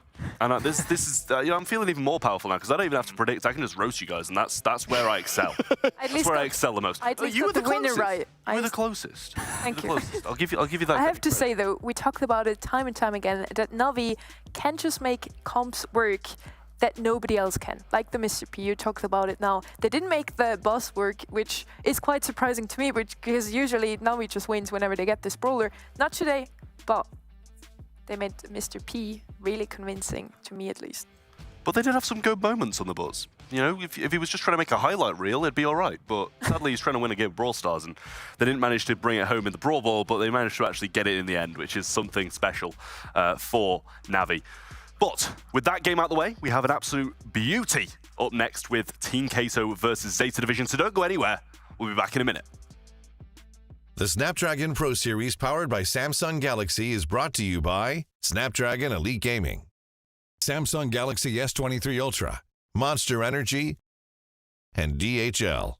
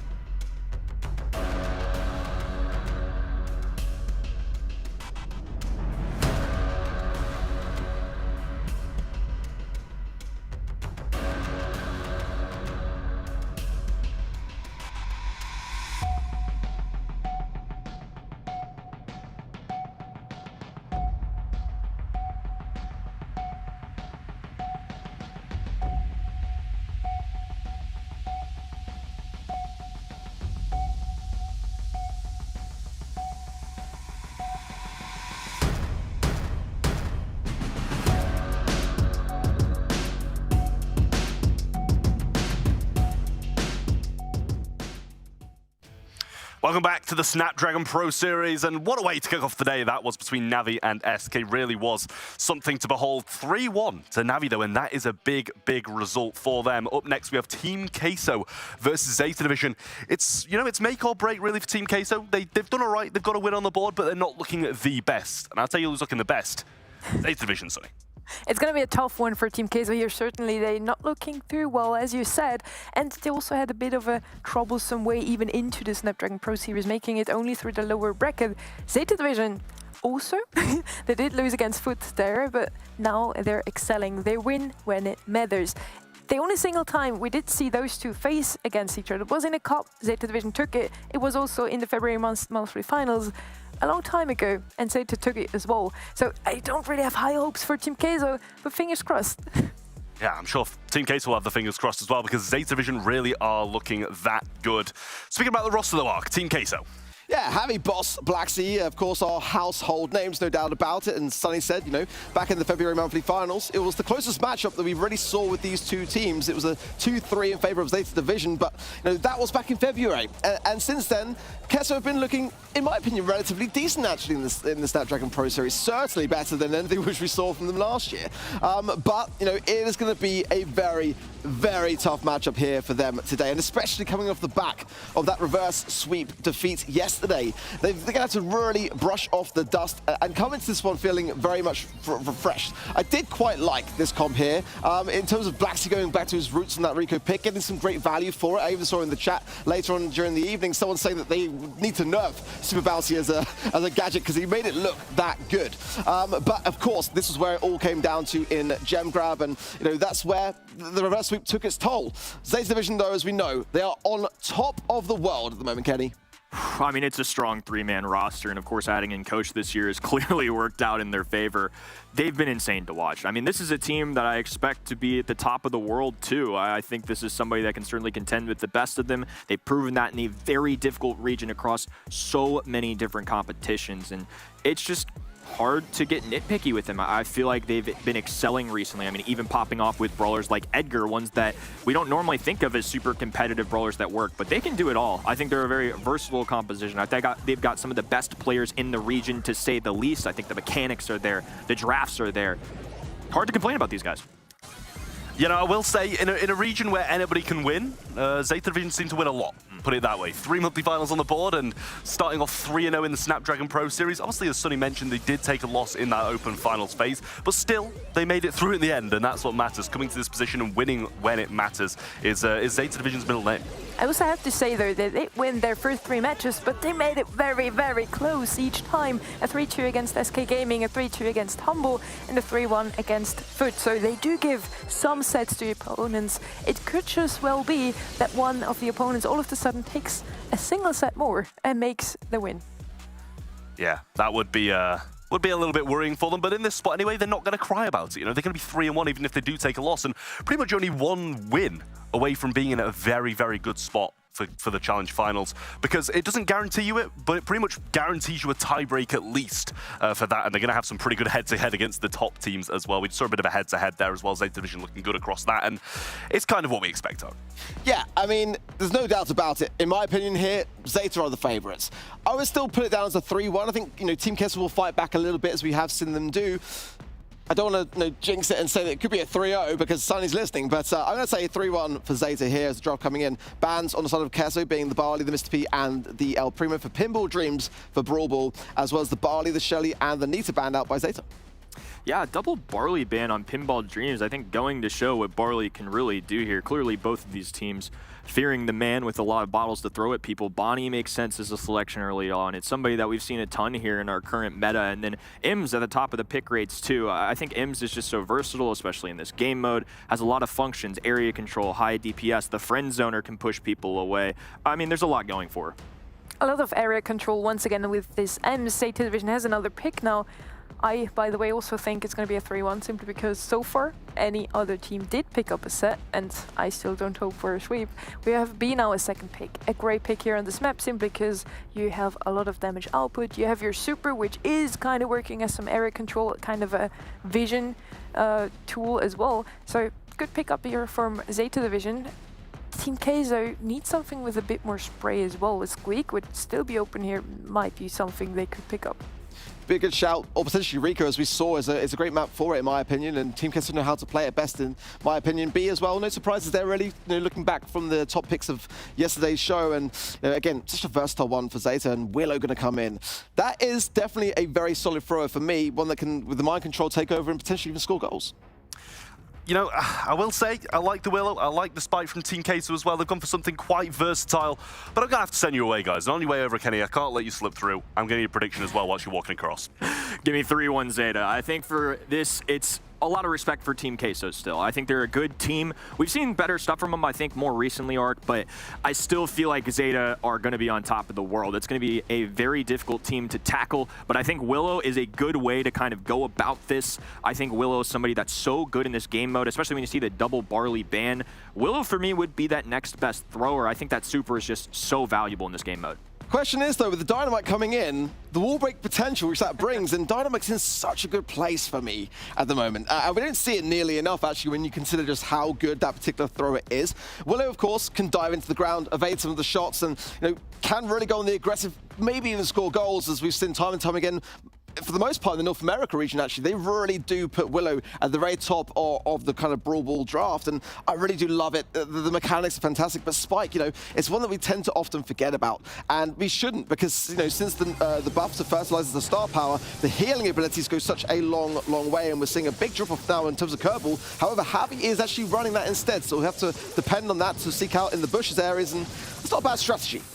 It's going to be a very fun set to watch here. Love seeing Dynamite hit the playing field. Willow can cause a ruckus as well. And some good brawlers being selected there too. The Dynamite interaction with Spike, typically a beneficial one, as Spike can just not really lob shots over walls like Dynamite can. It's something that's more beneficial to him. Black Sea already with the super as well. Now he trying to solo defend here. Honey Molasses Pot to bring that to a halt. Black Sea, I think, just holding tight, waiting for an opportunity, and maybe a mind control moment. That super, though, I don't think was the correct decision. Didn't really even begin to land the mark, and I appreciate from Navi, though, leading up to that, he was being very cautious, because Black Sea was in absolutely a goal-scoring position. If he'd been able to get the super off and get the mind control, that ball was going in, but a bit of a waste. He'll have to earn it back now and get that utility back. It's such a powerful thing to have for Willow, so you don't tend to often see shots just taken for it. And a big jump in, though, from Boss. That'll clear up the mid. Gare on the left is low. Meow is low as well on the right-hand side. This should be a goal for Team Queso, and it is! Wide open net. And a very strong showing there from Team Queso. And with the reset coming in at the mid, Black Sea actually has a super in hand to the Hex. Something so powerful. It's definitely something they're going to want to use at a wiser moment. I know Black Sea may be going for a flashy goal, maybe just missing the mark. Could have been a mistake here, going to be taken over, but a takedown as well coming through for Zeta. Meow marching his way forward, and Javi can't get the stop. It's going to be a bucket for Zeta to match. That's the kind of response that you expect from a world-class team like Zeta. They didn't hesitate to be able to push their way forwards and gain back that mid-control, and you just cannot do it. You've got to stay firm, as now Black Sea really aggressing his left-hand side and forcing his way through. Meow is low on the right-hand side as well here, so a potential opportunity for Queso if they can just keep up this aggressive nature. And that's Meow going down, 3 versus 2 now, but Gary holding on to the big bomb, and it won't connect. The dive into the ground from Black Sea, perfect timing. Black Sea with a big dive, and now holding on to a super that could secure them the final goal. Now he once again a difficult position. Boss has a dive in as well. Low HP though. The slowdown coming in from B, and the connecting shot as well. All of a sudden a resurgence from Zeta with 10 seconds to go. Team Queso won't be able to get a goal, and Zeta might even be inching closer to one of their own. What a well-timed, amplified shot there from Navi, because it's just given Zeta this whole amount of control. The shielding will be quite crucial here. Big, though, taps on the right-hand side from Meow. He's got super as well. Boss is completely suppressed, and he jumps in, and I don't mind that. It clears up the mid, buys his team valuable time, and now Black Sea and Javi can start to defend this situation. Team Queso certainly holding their breath there. I'm sure with a lot of us at home as well. Another perfect dive down as well. A survival, a pickup, 3v2 situation. Javi debating to go for this ball. Instead, just going to try and hold the line here. Meow doing his best with the fancy footwork to dodge all these Boss and Javi shots. Neither side claiming this ball. Less than 30 seconds to go in overtime. Yeah, both sides now going to be taking this very, very cautiously, because 20 seconds on the clock. I'm sure that neither side would mind having a draw in this particular moment. Ultimately, the B in overtime is so fierce, and Javi is going to stay firm on the right-hand side. Blacksea will just try to connect the mind control. He's yet to do so. So a little bit of a concerning moment for me there, but with 5 seconds, I don't think there's going to be enough time for Zeta to be able to push this one, and we're going back to the drawing board. Whew, that was a mouthful for game number 1. Nobody taking the lead there, though, in overtime, and as a result, we're going to be replaying game number 1. Both sides had some big moments there, but I think at about that 30-second marker when Team Queso pocketed that ball bottom right-hand side, I think unless they did something magical there, got a couple pickups that were insane, I think they were just trying to hold the line and do it all over again. Well, let's see this time round whether Team Queso can show the first signs of life. They were the first to get the goal. Bit of overuse of utility towards getting it, but I think you've got to kind of ensure those moments when they count most against a team like Zeta, so fair dues. But it is Boss who was low on the left. Damage gear rolling in as well, but look at this push through. This is fierce. If now he gets further forwards as well and places down the Honey Molasses, but a missed super as well might buy a little bit of time for Team Queso to collect themselves here, but no. Big taps yet again there will secure another takedown. 2 versus 2 now, and we're kind of resetting. Crisis averted for Team Queso. Nice pickup there from Blacksea to keep them alive and well. Avi, as a goalkeeper, does have that super available. The life plant for desperation health points can go a long ways too, but it honestly feels like we're just starting all over again. Even footing right now for both of these teams. The compositions showing moments where they thrive. The mechanics and the big plays certainly going each way. Super going down left-hand side. Can't quite hit the marker though. Avi responding with one of his own on the right, but neither side have been able to overcome the other. Big jump in from Boss. We'll get Gero taken down. But the ball still on the right-hand side there. Big taps from Javi, though. Are keeping Meow under a good amount of pressure. No super just yet. Now he's got it. Could pass it through potentially here. Going to go for the kill and secure it onto Meow. Don't mind necessarily. Boss going back into cannon form here. Will make him a bit more slow and sluggish. It's Blacksea that really needs to kind of creep his way through this left-hand side if he can. Avoid the big bomber. He does as well. Great dive. But I want to see these connections with the mind control because it will surely lead to a goal here for Team Queso if they time this right. Navi with some serious shots coming into the big sting. A force to be reckoned with. Meow surviving as well. A pass over to Navi too. Successful defense for now. Blacksea still wants more though. Avi holding his presence and making himself known here. Team Queso playing it patiently, not rushing a goal. They want to be the last one to strike. No need for overtime if you can do it as the clock strikes 0. In that same respect though, I worry a bit because Zeta will try to defend this with all their might, and the B in overtime, it packs such a sting, but here we go from Boss. Double takedown for him. He can surely get the ball through, goes for a third, gets the triple, and this will surely be an easy walk-in.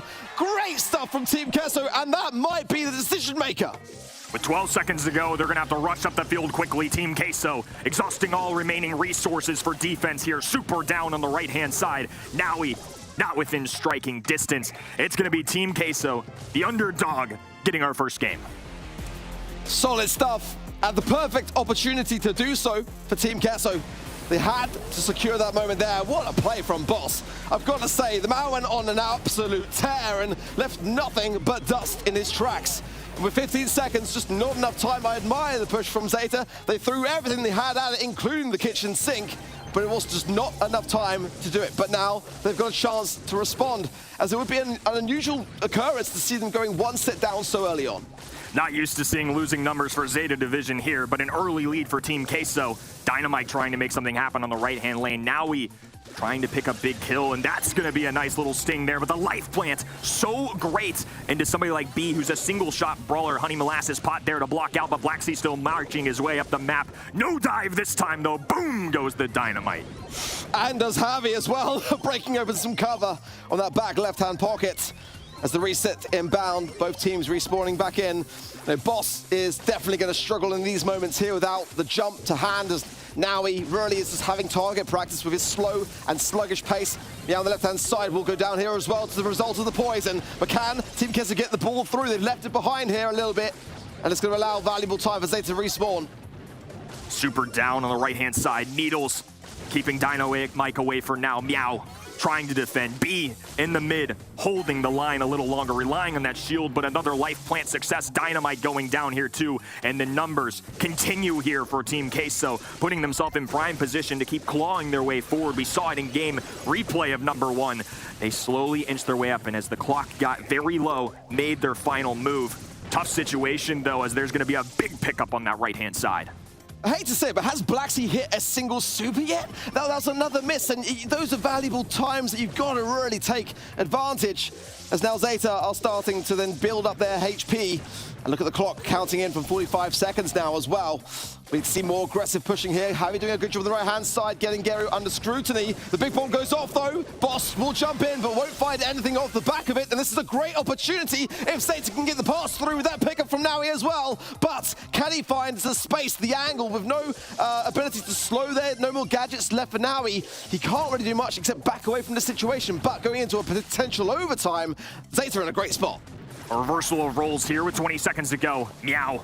Activating super now. Javi low HP. Now he's sliding the shot through. Blacksea has a super, but no time to defend. Super shot off the wall. The bounce goes through. Navi picking up a big one here to respond to Team Queso's strong game number 1. Well, Zeta couldn't push through with 15 seconds. I highly doubt there's any chance that Team Queso can do so in 7.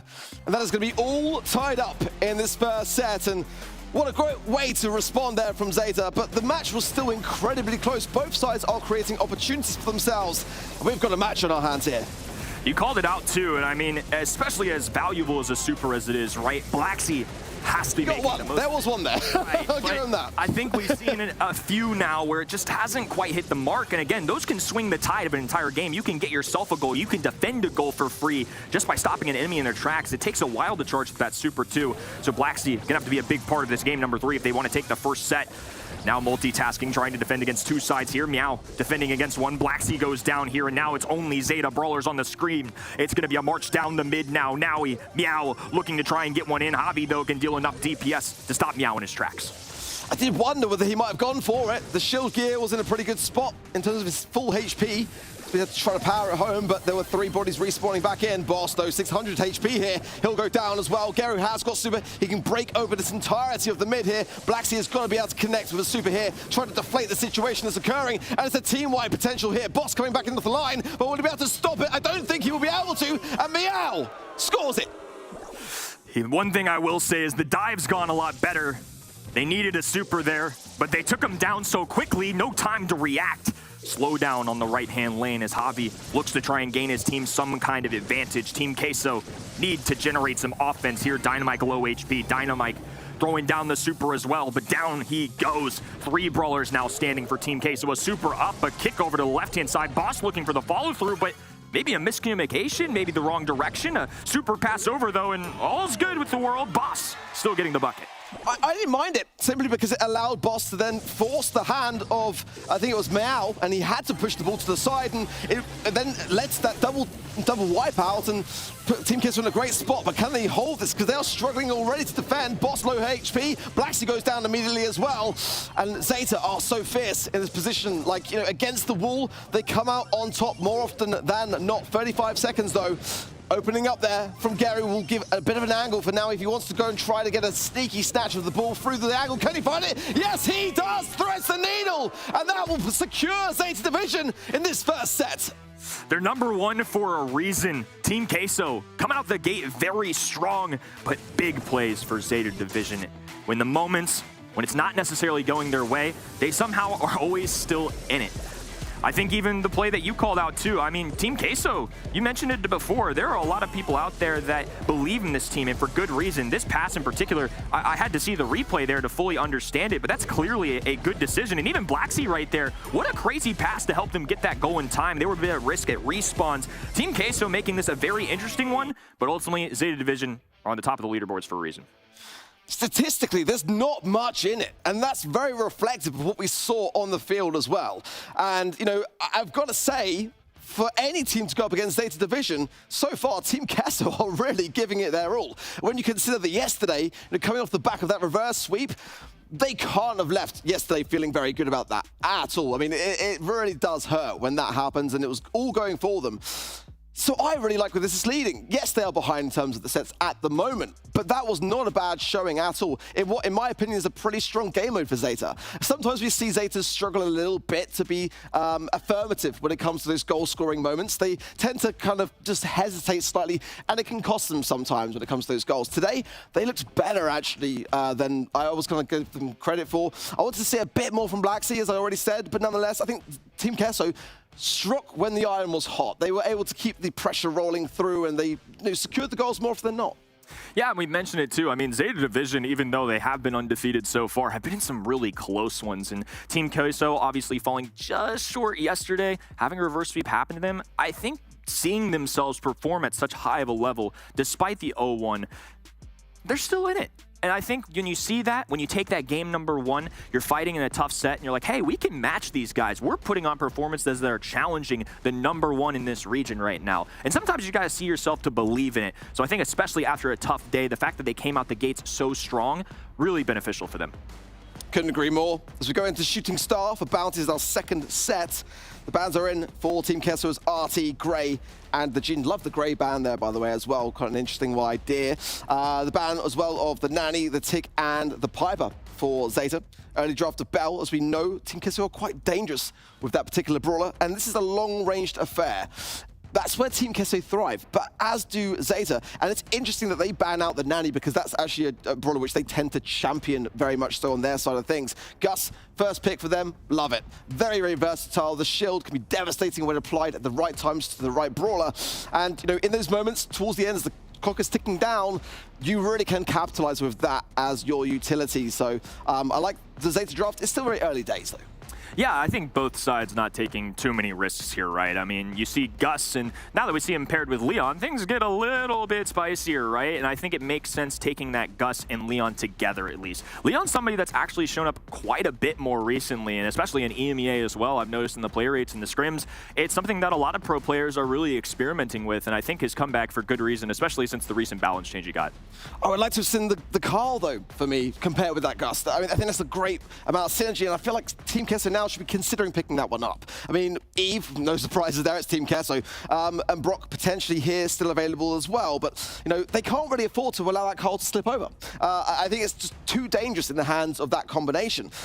Eve here, since the Mythic gear coming into play with the quadruplets, it's definitely taken a shot up in terms of the competitive meta, so I'm not necessarily minding it as much here as I was when they were picking it time and time again last year. But is there better brawlers still available here? I would kind of say there is. Yeah, it's tough. You go back and forth, and Mr. P, another one here. I mean, this has been a brawler that's been a little bit of a hot topic, I would say, tonight, especially considering how much we saw it against Navi. But again, a lot of professional teams, and there's a lot of matchups, I think, where they believe the Mr. P is worth going for. I mean, Bounty, a game mode where kills are the name of the game. You're putting a lot at stake when selecting that Mr. P. I think the Porters can go such a long way. I think Gus is going to be somebody that struggles into that. Again, looking out for those single-shot brawlers. And Gene, of course, a common one in this mode that's banned now, but can usually thrive into those. So the Pipers of the world, the Bells of the world, those single-shot brawlers aren't always going to do the best in the Mr. P, and Gus, of course, one of those brawlers. Sprout, though, last pick. Sneaky throwers sometimes show up on this map. Yeah, I mean, it's going to be great for the side of Zeta to be able to eradicate the Porters, spawners, as quickly as they can.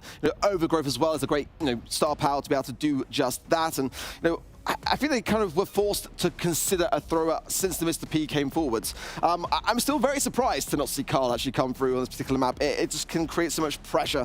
The Eve, though, will do a similar idea, get that blue star very early on, and that's where Team Queso clearly feel they're going to have a bit of an advantage, try to get that early lead and have Zeta push up upon them and try to get some kills along the way. Sometimes, for a team like Zeta especially, it can be quite easy to over-aggress. They are so good at keeping control and keeping the game in the mid part of the map. So if they do fall behind here, but no one going for the start just yet, Harry low on the right-hand side. Interesting, and it should allow Meow to be able to squeeze through there to do so. So no takedowns just yet. An early gadget there from Geru, been taken down, and Harry's got to heal up here a little bit. Big taps on the left here. Now he slowed as well, but able to scave away just about. Would have been a different ball game there. I think Boss and Javi both being paired on the same team too. Carl would have made a lot of sense, but a kill going down for Naui too. I think especially once we see these supers get set up for Boss and Javi, it could add up pretty quickly. Sprout wall going down on the right-hand side, castling happening there. Javi gonna have a little more trouble, even with the extra mobility across the water. Not gonna be able to do that as easily unless they pop a gadget. Team Queso now in a little bit better of positioning than they were, claiming this mid, using the extra porter there to try and make Naui back up even a little bit more.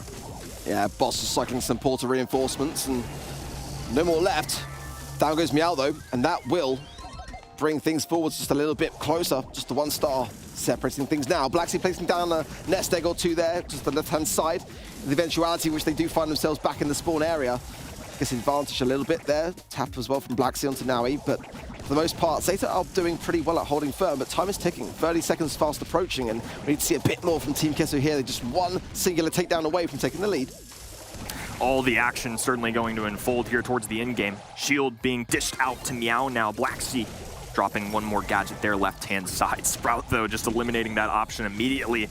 The quadruplets moving right-hand side. Leon trying to deal with it all here. Also has a super of his own, and with 15 seconds to go, all they have to do is hold on to 1 star. Yeah, Team Queso have really got to start pushing. Obviously, they're going to be losing no matter what. So if they go down, it's not the end of the world because it's not going to change much. They've got to get a takedown here, and that is one. The blue star hands over as well. Team Queso might go out top, but no! The landing really was punishing, and Zeta Division snap it from their grasp. That's where all the action goes down. It's the last 15 seconds. Once players see a countdown, it's an activation code for them. They just immediately know this is the moment to strike, especially in a map like this, like Shooting Star. You know, it's a little passive-aggressive kind of game mode sometimes. In our everyday ladder, we're hitting that 20-point threshold pretty often, right? But these guys are careful. They're calculated. And I think Zeta Division played that really well in a successful defense, and they hold on to that star. This time, though, it's going to be Team Queso who pick up a blue one early. Yeah, didn't quite catch the end of the replay. Let's see where Javi did land as well, but maybe he might have been able to try to get a little bit further away or time it just a little bit later to be in mid-air at the end of the countdown. But so far, Team Queso doing a much worse job of keeping the control as we saw in the previous game. Zeta now relinquish that control. Mark onto now on the left-hand side, so good accuracy there from Blacksea as potentially pushing forwards. But the blue star goes the way of Team Queso, and they know with that in mind, as long as they stay on their feet, they've got the advantage. Team Queso doing a good job of getting themselves off against their spawn wall. Now with stronger footing on the map, both sides trying to claim any sort of advantage here. No supers available for Team Queso. Now he's holding on to one of his own, but of course Blacksea hit the mark on that left-hand side, putting up some good shots there. Meow, Castle on the right-hand side, forcing Javi away, putting Meow in a much better position. One of the benefits of pitting Sprout on this map. Leon in the mid, always an interesting thing to watch, but again, it's gonna be left to Team Queso to try and get themselves out of this spot, and Zeta certainly looking to strike while the iron is hot. Yeah, Meow is dangerous here. Javi was just at the perfect range to evade that last shot. But Meow is the problem here with walls cycling through. Javi pushes to the left now as well, and Blacksea's solo on the left. Somehow he's able to escape it, and actually Boss picks up a kill as well. That's put Team Queso in a better position now, but Javi will hand over 2, and that means there's 1 now separating these 2 teams. It's Team Queso still in the lead as they have all game long, but things are getting close. Blacksea looking for the follow through 2 with the super, didn't quite get it. Beautiful dodges coming in from Leon, 15 seconds to go, and Zeta Division this time need to be the ones to move up. Supers available, bubble being distributed, a cutoff of the left-hand lane. They're clearly looking for Javi, a dive away. Not enough here. Pick up for Zeta Division, and now they're the ones marching away. But the final strike goes through! Team Queso in the final moment. They return the favor. That's exactly what happened in the previous game, but on the other end of the field. And that will come as a big comfort moment there for Team Queso, because that was looking all over, in all honesty. As soon as Javi went down here, I thought that that was done. But what great perseverance. A fine angle to hit there, by the way, onto the Leon. Great pressure being applied in those final seconds, and that is not an easy thing to do, not at all. When you're looking at 1 set down, could have been a disastrous thing, but Boss here just shooting for his life. He's surviving on, but that shot will be the one to land it. Meow as well, and now he's picking up kills. 4 stars and the blue star to Zeta Division. Team Queso behind. This is where things can get scary too. It may only look like 3 stars, you know, 1 to 2 kills away from taking it back, but against a team like Zeta Division, you have to count your blessings, and especially now turning over the blue star. No kills yet for Team Queso either, and Zeta Division coming out so quickly to grab some of their own in game number 3. Look, this is a moment where Team Queso need to find it in them. Going down 2-0 against the Titan of this region could be really catastrophic, especially in a 1-1 situation here for set number 2. Big moment for Team Queso. So Gary now is swapping lanes here as well, and looks like Team Queso is starting to respond to the same idea now. Blacksea moving over to the right-hand side where he feels the matchup is better, as Gary was making some good progress and whittling his HP down here. Oh, taps into Meow. Porter as well, he might go down here. Great shield, perfect timing for Zeta to ensure that survivability. But Team Queso are not done yet. They know they're in a good spot. They can keep this aggression moving forwards here a little bit, as they do need to secure a kill. If they get just 1 particular person taken down and hold that mid-control, they put them in a fantastic position going into the final seconds. Sprout the one to look at here. Blue star and 3, that's the perfect kill. Now he's gonna work out 2 though. tied in count, but the blue star, the one that matters here. And with 20 seconds to go, Team Queso will have an opportunity to rise to the occasion. Fantastic position. Honestly, any one player for Zeta who goes down will be the person to throw this set. Now he's got the shield. That is definitely a blessing. And Team Queso have got to go, and they're going in now. Big test from Navi from the left-hand side. It's Navi who's weak in the mid, but the shot was just short there from Blacksea. He goes down to 24 HP, and the shots are there for Zeta. They will take the set and steal it from the grasp of Team Queso. I mean, insane dodges there. Again, they're the best for a reason. Even in the close moments, still come out with a W on top. 2-0 now. Again, monumental moment for Team Queso. They've still played wonderfully. They're challenging Zeta Division, but unless you pile up some set wins, it's not really going to matter too much. Zeta Division now with a 2-0 advantage and looking as scary as ever. I think the end game here, Navi, look at that, threading the needle every time. Boss, Blacksea letting it rain, and he still dances around all of it. And they might be dancing their way to a win if they do it one more time. Some stats as well there. Zeta, for the most part, firmly in control. But my heart breaks a bit here for Team Queso. You know, they're coming so close every time. This scoreline does not do what we are seeing justice. And, you know, but that's all that is remembered at the end of the day when we repeat back the scorelines in the weeks to come. They should be getting sets here. I think they could even be in the lead potentially here as well. You know, it's painful to say because, you know, for Team Queso as well, they've got to be feeling that. But now the pressure really is on because if Zeta can just get 2 more games in the pocket, it's going to be a 3-0. Sunny's going to be devastated. Yeah, I mean, nobody loves to see a 3-0, especially when they're performing as well as they are. I mean, it's really unfortunate. I think Team Queso, somebody that in the pre-show you mentioned too, deserved the love. I think they have been coming along throughout this season and doing a lot better more recently. And clearly, I mean, the set score is not going to reflect it. And I know our host and the man with power, Trav Talks, says, oh, it doesn't really matter unless you pick up the sets. But I love what I'm seeing from Team Queso. And like you said, a couple tiny moments different, it might be them with a 2-0 lead. Milliseconds, honestly, just slivers of HP is really all that has been in this series so far. And that gives me hope, actually, here for the next set, potentially, for Team Queso to get one on the board. You know, they did fantastically much better than I was expecting to see from them in Bounty, to be completely honest, because coming off the back of that first set, it's a tough loss, you know. But this is the time which is going to put them to the test, because 2 sets not going their way at just the wrong moments, it's a tough thing to come back from, and this could be where Zeta tie things up because they've got that momentum in their favor. But I would very much like to see a set here for Team Queso. I think they've earned it, you know? They certainly worked hard for the ones that they have. And, you know, it's weird, right? Yesterday, they lost 3-2, reverse sweep, but I would argue they're looking better today. And sometimes that's the reality of competition, right? Sometimes it's a weird factor. A lot of times with athletes, with esports athletes, sometimes you fall in the trap of playing against your opposition. And they are really showing what they've got against one of the best of the best. We just have to see them take that extra step. And, of course, making a reverse sweep happen for their own against a team like Zeta Division, something I'm not counting on. But you make a fair point. They played way too well to go out on a 3-0. Yeah, and I think in terms of the timings that we saw and the balance between aggression and passive play and also defensive play, Team Queso were getting that kind of right, you know? They really did time their runs for the most part wisely, and Zeta were caught off guard a bit of the time, you know? I don't really feel like they did much wrong. I think these are 2 very closely teamed in terms of matchup, and not necessarily some of the viewers at home may have expected from this series. I'm really quite impressed, but I do feel like, you know, Zeta, just give them 1. Come on, guys, please. just give them 1. They've earned it. I mean, I feel like they've earned it. It's so close, but ultimately, I don't think Zeta Division are going to gift anybody anything, and I don't necessarily blame them. They've worked really hard for their own as well, and I think with all due respect, Zeta deserve a lot of credit too. I think we have such a high expectation, a high bar for these guys, because they've been atop the leaderboards the whole year. But credit where credit's due. I mean, Team Queso are playing really well, but for me, the fact that Zeta Division, in the close calls, being down slightly in games, losing game number 1s of sets, and still coming out on top consistently, is why I think they're going to be superior at the end of the day. Composure is all in Brawl.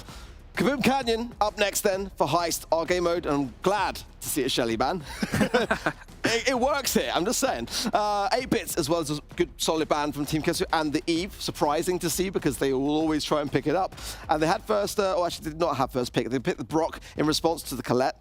I much prefer Colette here on Kabim Canyon. I think that's a very, very solid draft here from Zeta already, banning out the Carl, the Daryl, and the Squeak. So 6 individual brawlers here out of the mix, which is a very interesting thing to see. Kroos can still be available here, potentially here. Bell as well can get some great results. I do like what I'm seeing so far from both sides here. But I mean, Colette is such a great thing to have. You're able to keep control of the mid walls, get that damage rolling in, and that's always a good time. Yeah, Colette as a first overall pick's interesting too, because of course she can do so much damage. I mean, an upswing and a backswing coming in from a super does 10% of the high safe every time.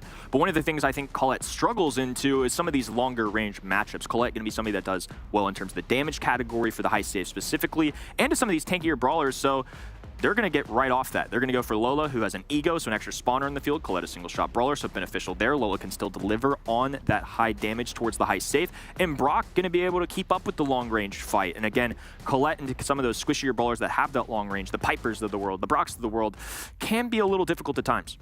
Bonnie's a great response. I would like to see a Bell, though, here, actually, from Zeta. Ultimately, it's going to be a great matchup to go onto that Lola side and just bounce the shots and ricochet them with the ego on the other side of things. And Team Queso will struggle in that side of things if they go for it. But Bonnie is also just a real aggressor in a game mode like Heist. You know, just being able to cycle in, jump on the safe, get as much damage for your time as possible, and try to let your teammates pick up the slack. Buzz. That was not what I was expecting coming through. A risky thing to do, in my opinion, actually, because the Brock can break open the map quite considerably so. And, you know, I'm just saying, it's a wondrous thing to see pop off, especially in a game mode like Heist.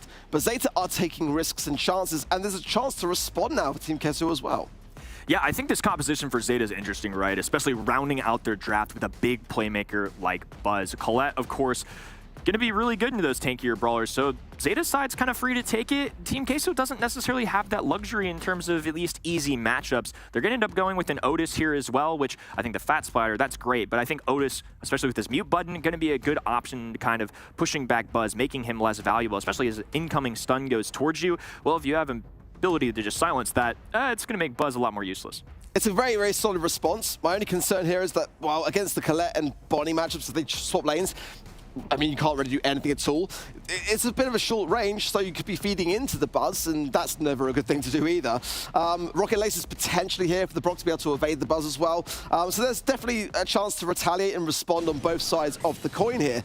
But definitely a more kind of out there draft here for Zeta, who already show the first signs of aggression going in. But the trade is there from Javi, support as well. But 2 versus 1 now is going to allow Meow and Gary to push forwards.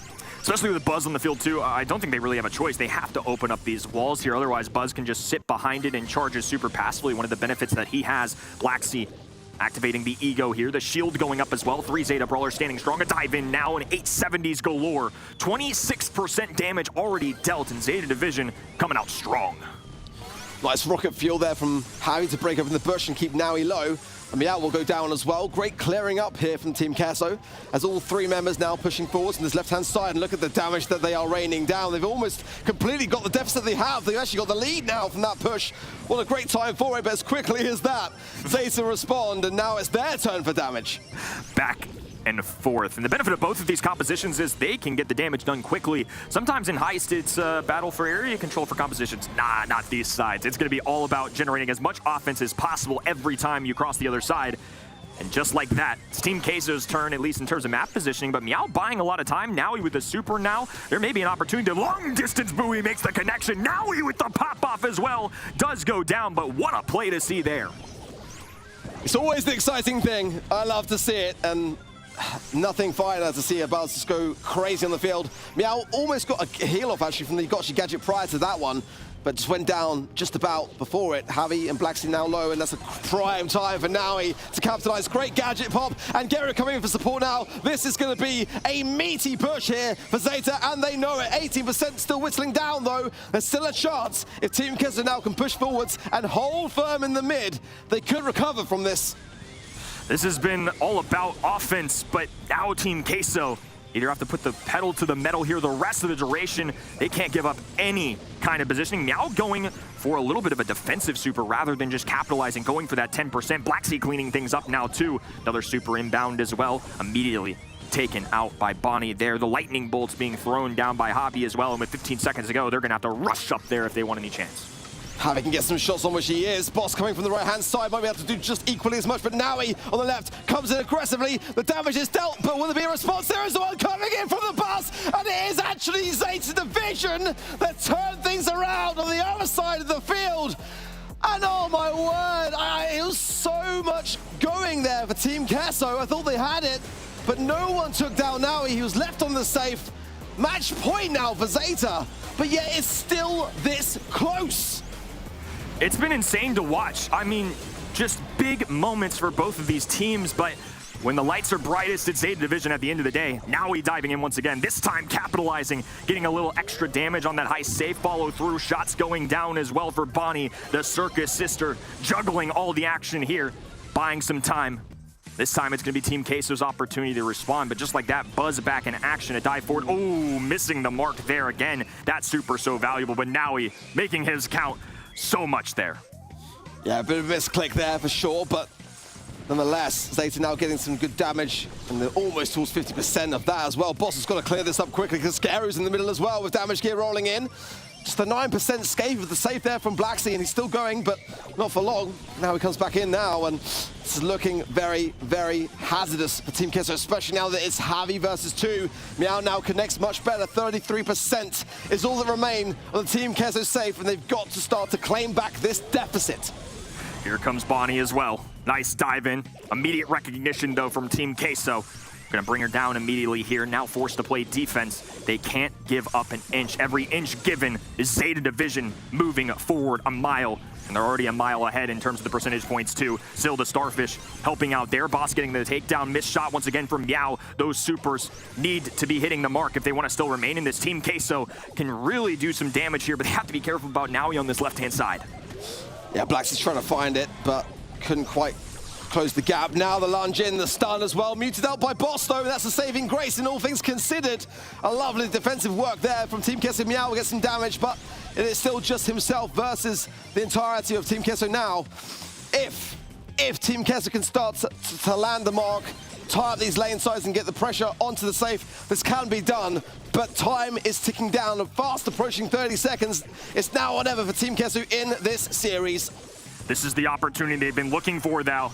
It's a march up the mid. Lightning bolts raining from the sky. 50% to go, and Meow not making the mark there. Navi with the super available. Boss holding on to one of his own here.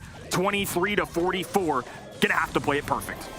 Oh, Javi goes down as well. They would love to have had him in play. And it looks like Zeta might be running away with this. There's a lot of damage to deal, but it is going down. 25%, but it's not enough. It's the 23 that's left on the side of Team Queso safe. It is Zeta that have been running away every single set. And the third is no different. We've got ourselves another sweep.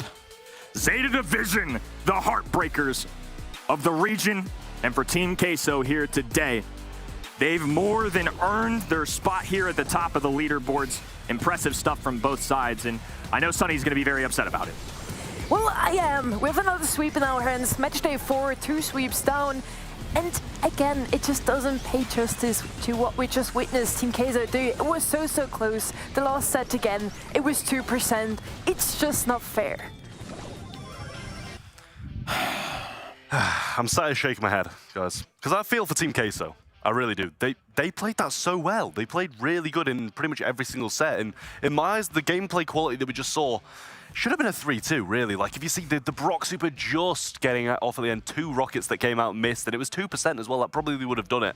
It's, you know, it is very, very sad for Team Queso at the end of the day. I feel like they thoroughly deserved a much, much better result there. And, you know, now they're just... Are you feeling all right? You're being... Listen, guys. Compared to last year, I mean, you've just done a complete 180. Sometimes you just got to feel for him. Like, yes, emotions. It's when it gets you in your heart, you know? You don't have a heart. You have no feelings. What are you talking about? Sometimes he does, but the stats were close. Now looking at this, Zeta everywhere, and they take it 3-0. It really doesn't pay justice. It doesn't really reflect the games we just witnessed. But in the end, I have to give it to you, Trev. If you don't win, you're on an 0-3. That's what matters in the end. I mean, she's got it right. She's learning. She's learning, guys. Learning from the best as well. learning from the best as well. But Okay. Well, there's the ego coming back, guys. There's the ego coming back. Appreciate it. But there's the game is down. We do see Team Queso lose 3-0 against Zeta Division. But up next, we've got a banger, the battle of the bottom, as I like to call it. It's Zeta Division, for Esports versus Mr. Dosa. Don't go anywhere. We'll be right back. Dragon Pro Series powered by Samsung Galaxy is brought to you by Snapdragon Elite Gaming, Samsung Galaxy S23 Ultra, Monster Energy, and DHL.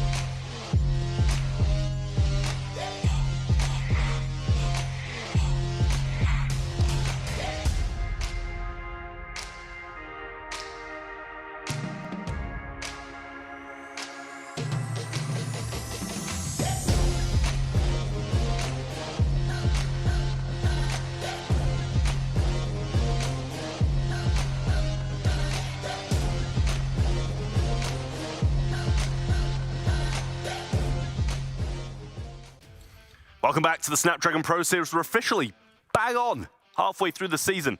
It's going too fast, guys. It's going too fast, but we're halfway through the day as well. And with that, the third game is being lined up. FUT Esports versus FA Mr. Dosa. It's going to be a close one. And I'm surprising myself by saying that because it should be FUT. It should be FUT all day long. But I'm not feeling too hopeful, Kenny. It's tough, right? I mean, when you look at both of them, 0-3 in this situation, a very crucial win for either side. FUT Esports, somebody that I think a lot of us expected to come into this with at least piecing together maybe one win there. Obviously, they're scheduled to start the year very difficult. And right now, I mean, they're pro players. Mr. Dosa can get a win on any given day, but it does feel like a spot where FUT should win. I agree. I mean, you know, this roster should really be taking this win. Semantic, Lena, and Drage, they got the experience. They got so much behind them in terms of technical ability and mechanics, and you know that does count for a lot, but their drafts sometimes have been a bit off in the SPS. I mean, I don't really know what to expect from them at the moment, and that's a weird thing to say. The only thing that I do know for certain is that coming off the back of this game, we'll only have one team with 0 wins on the board, so at least we're going to make some progress in that respect. We will. Foot Esports at least took a set of EUR yesterday, and like Team Queso that we just witnessed, it was a very close one after all. EUR just looked a bit stronger. They are, however, in the last spot together with Mr. Dosa right now. Ark was saying it correctly. We will have one of those two teams at least gain a point today, but it's still just a single point on the other side. Dorian, Emmerich, Salty, and Shiaku as the newcomer now are also not looking too crispy for now. They did get the very first sweep in yesterday by Navi, a 3-0. I hope they still take the mental with them today and just come back even stronger. Yeah, I mean, Mr. Dosa are in a spot, too, where they need to look alive here as well. I mean, this is a very desperate kind of situation, not a lot of room for error here, and I think the pressure is going to be a lot higher, especially for both of these two teams. Mr. Dosa yesterday, one of those teams that came off that 3-0 loss. I mean, we talked about getting reverse swept. This time, they just didn't pick up a single one. I mean, difficult stuff and something they're going to have to overcome here today. Well, we got Foot Esports looking incredibly sketchy, and Mr. Dosa, I don't really know how to describe them at the moment because we haven't really seen much good stuff from them. I'm going to go down the line and I'm going to ask you what your thoughts on this match are. Give us a prediction. I'll start the far side with something. I'm going to give Mr. Dosa a set here today, simply because we did see some amazing plays yesterday. It was very close, and Foot Esports isn't looking the best right now, to be fair, but they will still win this one. Mr. Dosa have got promise, for sure. I do agree with that. It's going to be an interesting match. We've not actually seen these two teams face in the SPS throughout the qualifying stages, the splits, or in the BSC as well. I'm sure, like in the qualifying stages of the BSC we have, but nonetheless, you know, it's definitely got a bit of a question mark in terms of previous scorelines. I kind of am with Sonny, but I just have a feeling that today Foot are going to bring the fire. I'm going to go with a sweep. I'm going to say 3-0 in favor of Foot. I'm with Ark. I think a 3-0 here, prime position for Foot. Look, this is bounce back season time. I need either of these teams. Can't afford to drop a single one. So I think this is going to be an opportunity. I think the mechanical skills of Foot, the ceiling for them is really high. So I'm going to go with Foot. They got a fire under them. They want to come out. They've played some pretty solid matches, but this is going to be a marquee win for them. 2 sweeps in a row. That would hurt. I don't know if you can handle that, but look, I'm always here for more Brawl Stars, but not here for Sonny. Sorry. Not for you, just for the Brawl Stars. Who are you again? Cry. I don't mind, as long as we get some good Brawl Stars. The draft for Pit Stop is underway, bringing it back. Bands of Echo is interesting, and the Dynamite and the Bonnie on the side of Mr. Dosa, the Daryl, the Barley, and the Shelly bands for Foot. Drafting in the Rico, I love that pick. And the Spike as well for Foot, and the M's coming in as the first one for Mr. Dosa. Mr. Dosa playing it defensive here with the M's, so Foot Esports can't really go with any of the tanks they usually like to play. Also bend out the Edgar there. They do need some damage though, however. Carl would still be a great pick here, as well as the Nietzsche that we did see here before. Maybe also a thrower. Not that many options open. Maybe we see Willow incoming again. Yeah, interesting stuff. I think the Edgar honestly makes me think a little bit, but you know, the more I put some thought to it, I think Foot actually play this Brawler at least a decent bit compared to some of the other teams. They love those aggressive choices as well. Gray going to be the final selection, or excuse me, the second selection for Pit Stop here. Gray is somebody I don't necessarily expect to see on high, so I am a little bit surprised to see it. Well, get over there, guys. It's going to be a good game. It's a meaningful one. It could be the start of the biggest dream comeback we've ever seen from one of these teams. Make it all the way to Cologne. They've pretty much got to do 4 in a row, but it starts here, so get over there and cast. Well, why is it today that I feel like I'm the son and you're my dad, and you're very disappointed in me constantly? This is because he's the host. To be honest, I'm just not used to this. It's a very weird feeling. I'm sorry for your argument. The Gray pick could be very, very good. It's okay. I know, but is it though? That's the Sam for Foot. We've seen them play this a couple of times here. Normally Linan champing in it. El Primo's a solid one as well. Yes. I was wanting to talk about this. I'm really sorry. Gray pick. Really unusual. I have to go with Kenny on that one. But if you pair it with the Primo, it's just like on we had Kaboom Canyon, the Gale jump pad together with a tank. Now on Pit Stop, you can just go, well, below, through, whatever, teleporting through the wall on pit stop. I do like that pickup. See, I personally think use the Primo to jump over the wall, keep the wall in play, and use the Grade to get the M's into play, but keep the distance in such a way where when you go in, 3 big shots land on the safe, and you can just afford to go down because you're able to circle in the damage as well. Either way, I hope for Mr. Dosa that's the tried and tested idea because it does have the ability to work, but Foot will see through the strategy, I'm sure, and if they keep this with control, which they've got a very good comp in order to do so with the spike, with the Rico, this could be tough. It is going to be tough for either team here, though. Semantic already unsafe here for Esports. Wow. With a great lead here already. 40% gone from the save of Mr. Dosa. And now they're falling. Finally a push up here from Mr. Dosa. Emric on safe. That's the revenge. Popping pin cushion cannot be overstated, can it? The damage that rained down as Strage really nicely there, utilizing Super Bouncy as a star power to get additional damage onto the safe and activating TP along the way as well. But taken down now by Dorian, Lenan trying to find his way forwards, might go down in for his time, and he does, and Emric will heal off the back of the TP and advance back towards the Foot safe. Rage on the Rico there, trying to get rid of Emric. Doesn't really connect to Super though. Emric still standing strong, probably close to Super as well, just looking into jumping in that safe. So far we didn't really see that Gray pick come in play really. Maybe now he does have a Super, it does connect with safe, does get some more damage percentages in, but still Foot Esports is going to be in the lead here. Emric making plays, and he's still alive there as well, but Lenan going on the aggressive. It's very, very close now as Mr. Dosa have got time to get the deficit just a little bit closer. 34% is all that is left of the Mr. Dosa safe now. And it looks like that will be defended there on the side of Foot. A few more percentages squeezing through, and Lenan's still alive and going for it. So Romantic over the top now as well, more damage raining down. Emric has to retreat, I don't mind it, but Foot are in a dangerous spot with 12% left. Foot Esports just constantly attacking. Mr. Dosa just needs to defend this one. Luna coming in again, dangerously close. 8% left on the safe. Shaku gets rid of him there, but still a lot more percentages to go here for Mr. Dosa, and they're not really in a position right now. Only thing, Emric does have a Super now. He might be able to connect with safe later on. Just trying to get rid of Luna right now. Not happening. Rage pushing up here. The last percentage is gone. 3% only. Should be able to clear this now, surely, but Mrs. Dosa, to their credit, have been defending relatively well in these circumstances, but is there the time to get the damage that they are missing? Because every time they go for it, Foot are trying to push Gracie with front Semantic. That should just about do it!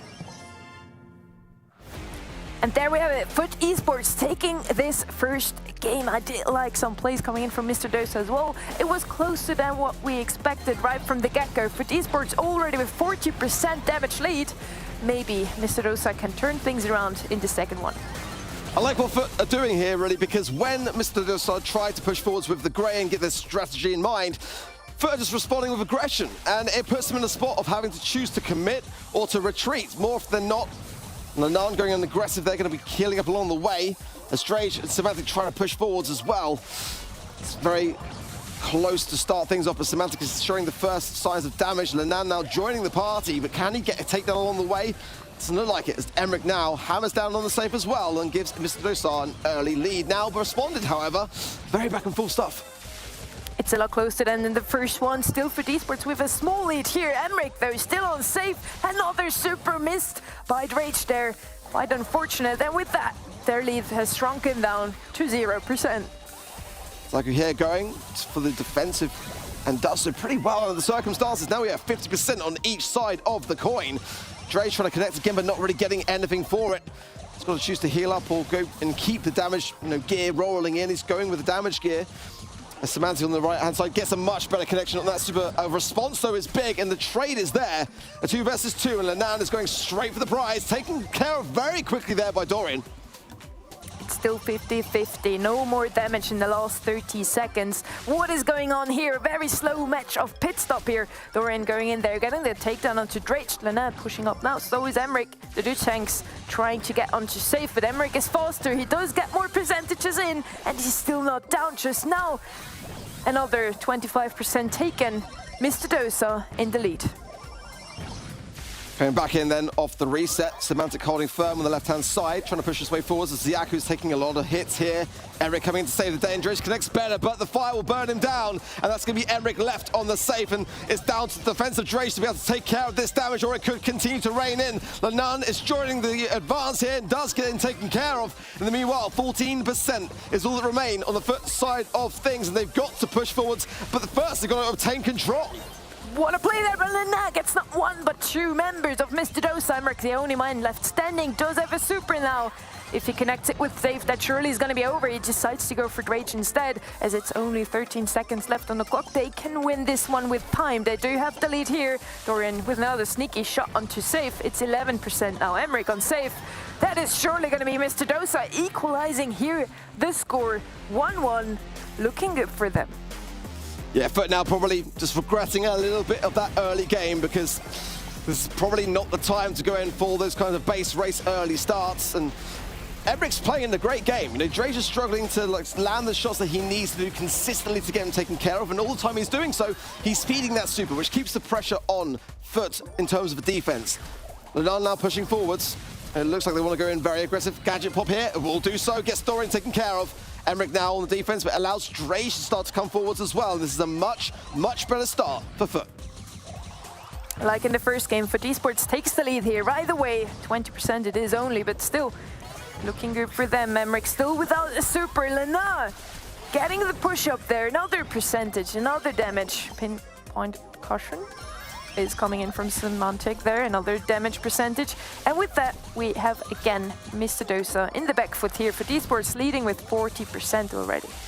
Good connection from Drake, leaving Zaku very low, 940 HP, and Lanun will heal off the back of that beautifully so. If Drake can line up this shot, get a super up against the wall, which he will do so pretty much bang on. Oh my word, the damage raining in is to the 9% on their safe. 17% is all that is left, and what a night and day difference for Foot, and they can surely now just wrap this one up. That multiple launcher coming in the clutch here for Drake with a lot of damage, and even more so with now Mr. Dosa isn't looking too well right now. They need to get 90% to beat Mr. Dosa, to beat for Esports here, where on their own safe it's only 2% left.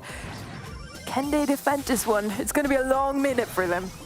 Mr. Dosa now cannot lose control. Lanun pushes forwards, or just a singular spike super over the wall will be enough. And the lob is there. Emric will pick it up on the backside of things. And now all three members of Mr. Dosa have got super to hand.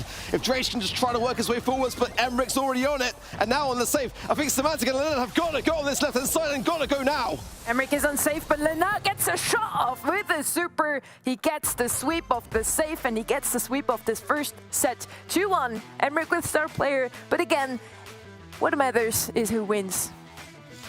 It is indeed, and Foot won. But I'll be honest, there was a moment there where I did wonder whether they were going to tie it up, and it was a great shot, a snipe, if you will, there from the knuckle busters of Lanun to really finalize things. But Drake there just making all the use that he possibly could under the scrutiny there, and also a super bouncy star power as well, just to really finalize things.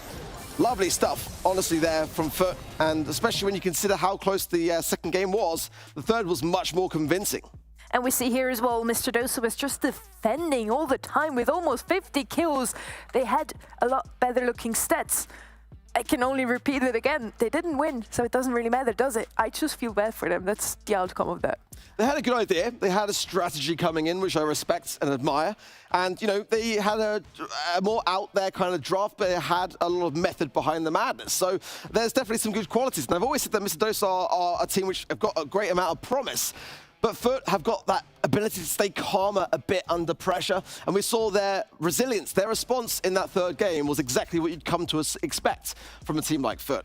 The question is, you know, are they going to keep that up? We've seen inconsistencies in the Snapdragon Pro Series from Foot. No doubt about it. You know, more often than not, a team which really do land the drafts on the mark, but sometimes weaving away slightly and deviating. So it was good to see them start things off strong. But will they maintain it? That's my question. Because Mr. Dosa looked good more often than not in that set. I mean, Foot Esports did start off strong, but they could have been even stronger, right? Mr. Dosa did take a game, so they might as well take maybe a set eventually, maybe 3, and then all of a sudden it doesn't look that good for Esports anymore. Well, I'm really eager to see. Those two teams never really played each other, at least in the Snapdragon Pro Series.